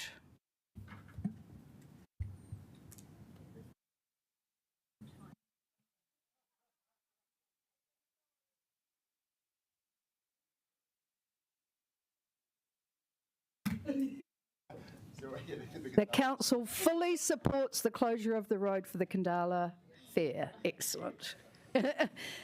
Next one, we have the road stopping, so the land adjoining 3 Liffey Street, Island Bay. Just as the team come to the table, I do just heads up, Councillor Abdurrahman, that I've asked you to move it. Kia ora koutou. Thank you for your time and perseverance in extending the meeting. This is an application that came to us from the owner of 3 Liffey Street, an application to stop approximately 23 square meters of what is now legal road land, and for council to dispose of that land to the owner of 3 Liffey Street, the adjoining landowner. It's quite straightforward in that stopping the land and selling it to them would just continue on the legal boundary from the west at 5 Liffey Street in a quite logical way, and the land, being only 23 square meters, is already being used by the adjoining owner under an encroachment license of different types. So quite straightforward. Yeah. He patai. Kia ora, Seth and Sarah Jane. Councillors, do we have any questions? Kia ora, Councillor Chung. How much are we selling it for? So the land has been valued by a registered valuer, but we don't put that information in the paper just because it is public and it is a private sale, but it is at current market value. Okay, thanks. Thanks, Sarah Jane. There being no further questions that I'm aware of, I will thank you, Seth and Sarah Jane, for bringing this paper to us. And yeah, Kia ora. We will now vote. We will now move, and we'll ask Councillor Abdurrahman. Oh, kia ora, Councillor Calvert. Oh, to speak. Sorry, I think I've got to be honest, I'm trying to pedal through, so I'll slow down. I know. Yeah.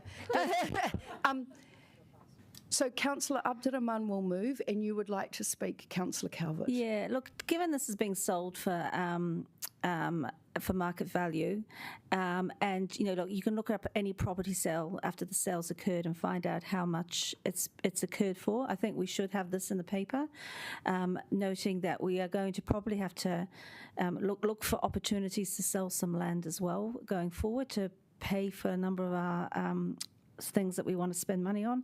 So look, but I just would like officers to take on board that I think this information list was commercially sensitive where we were going for a deal. I don't think there's any grounds to withhold it. Thank you. Kia ora. Councillor Abdurrahman. I will second, by the way. Yep. Cool. I think this is the logical things to do, but the only point that I would like to make is any asset that we sell, I think we need to make sure we are investing back into another assets. So it doesn't matter how small it is. I think that is something a bottom line for me. And I do understand Councillor Brown might disagree with us. So that's why he's white but he's brown. So that's my point.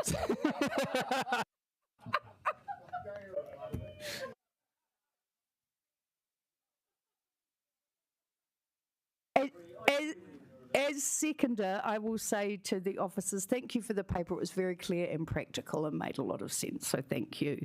Great. I think unless Councillor Abdurrahman, you would like a right of reply, we can move on and vote. No, I'll take back that joke, but just move on. Okay, thank you.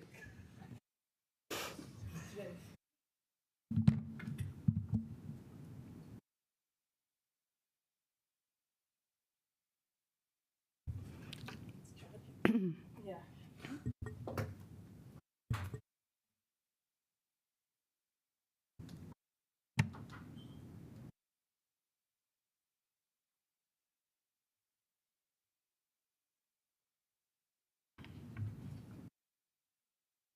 And that is carried. Thank you.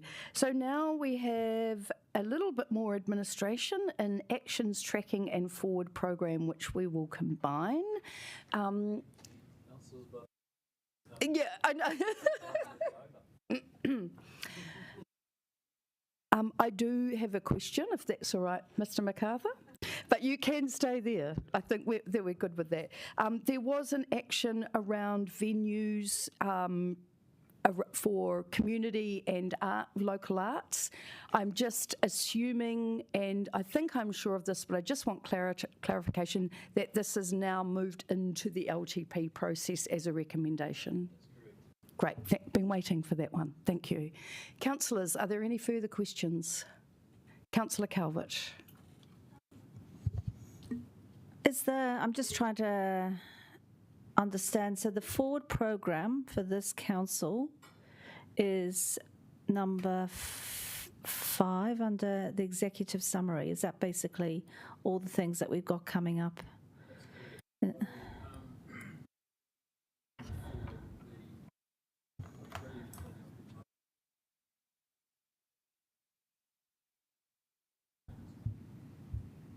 Okay. Thank you. Great. I can see no further questions and I will move the motion. Can I have a seconder, please? Councillor O'Neill, I was staring at you. Great. Is there any debate, councillors? No. Great. Then I don't need a right of reply, so let's vote.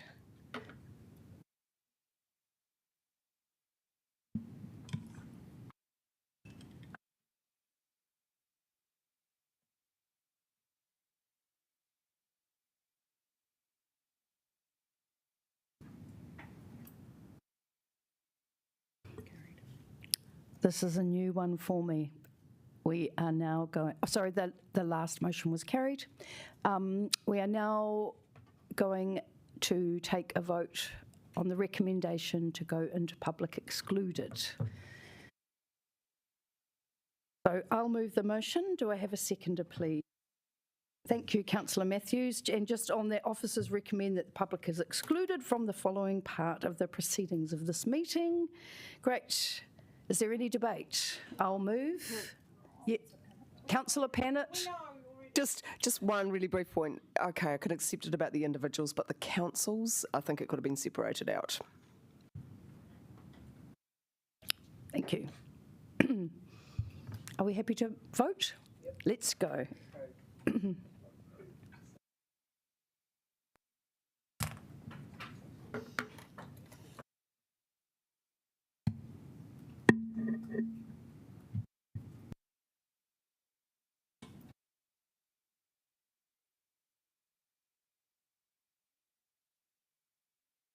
Kia ora, and that is carried. So if you can just take a breather while we go into public excluded.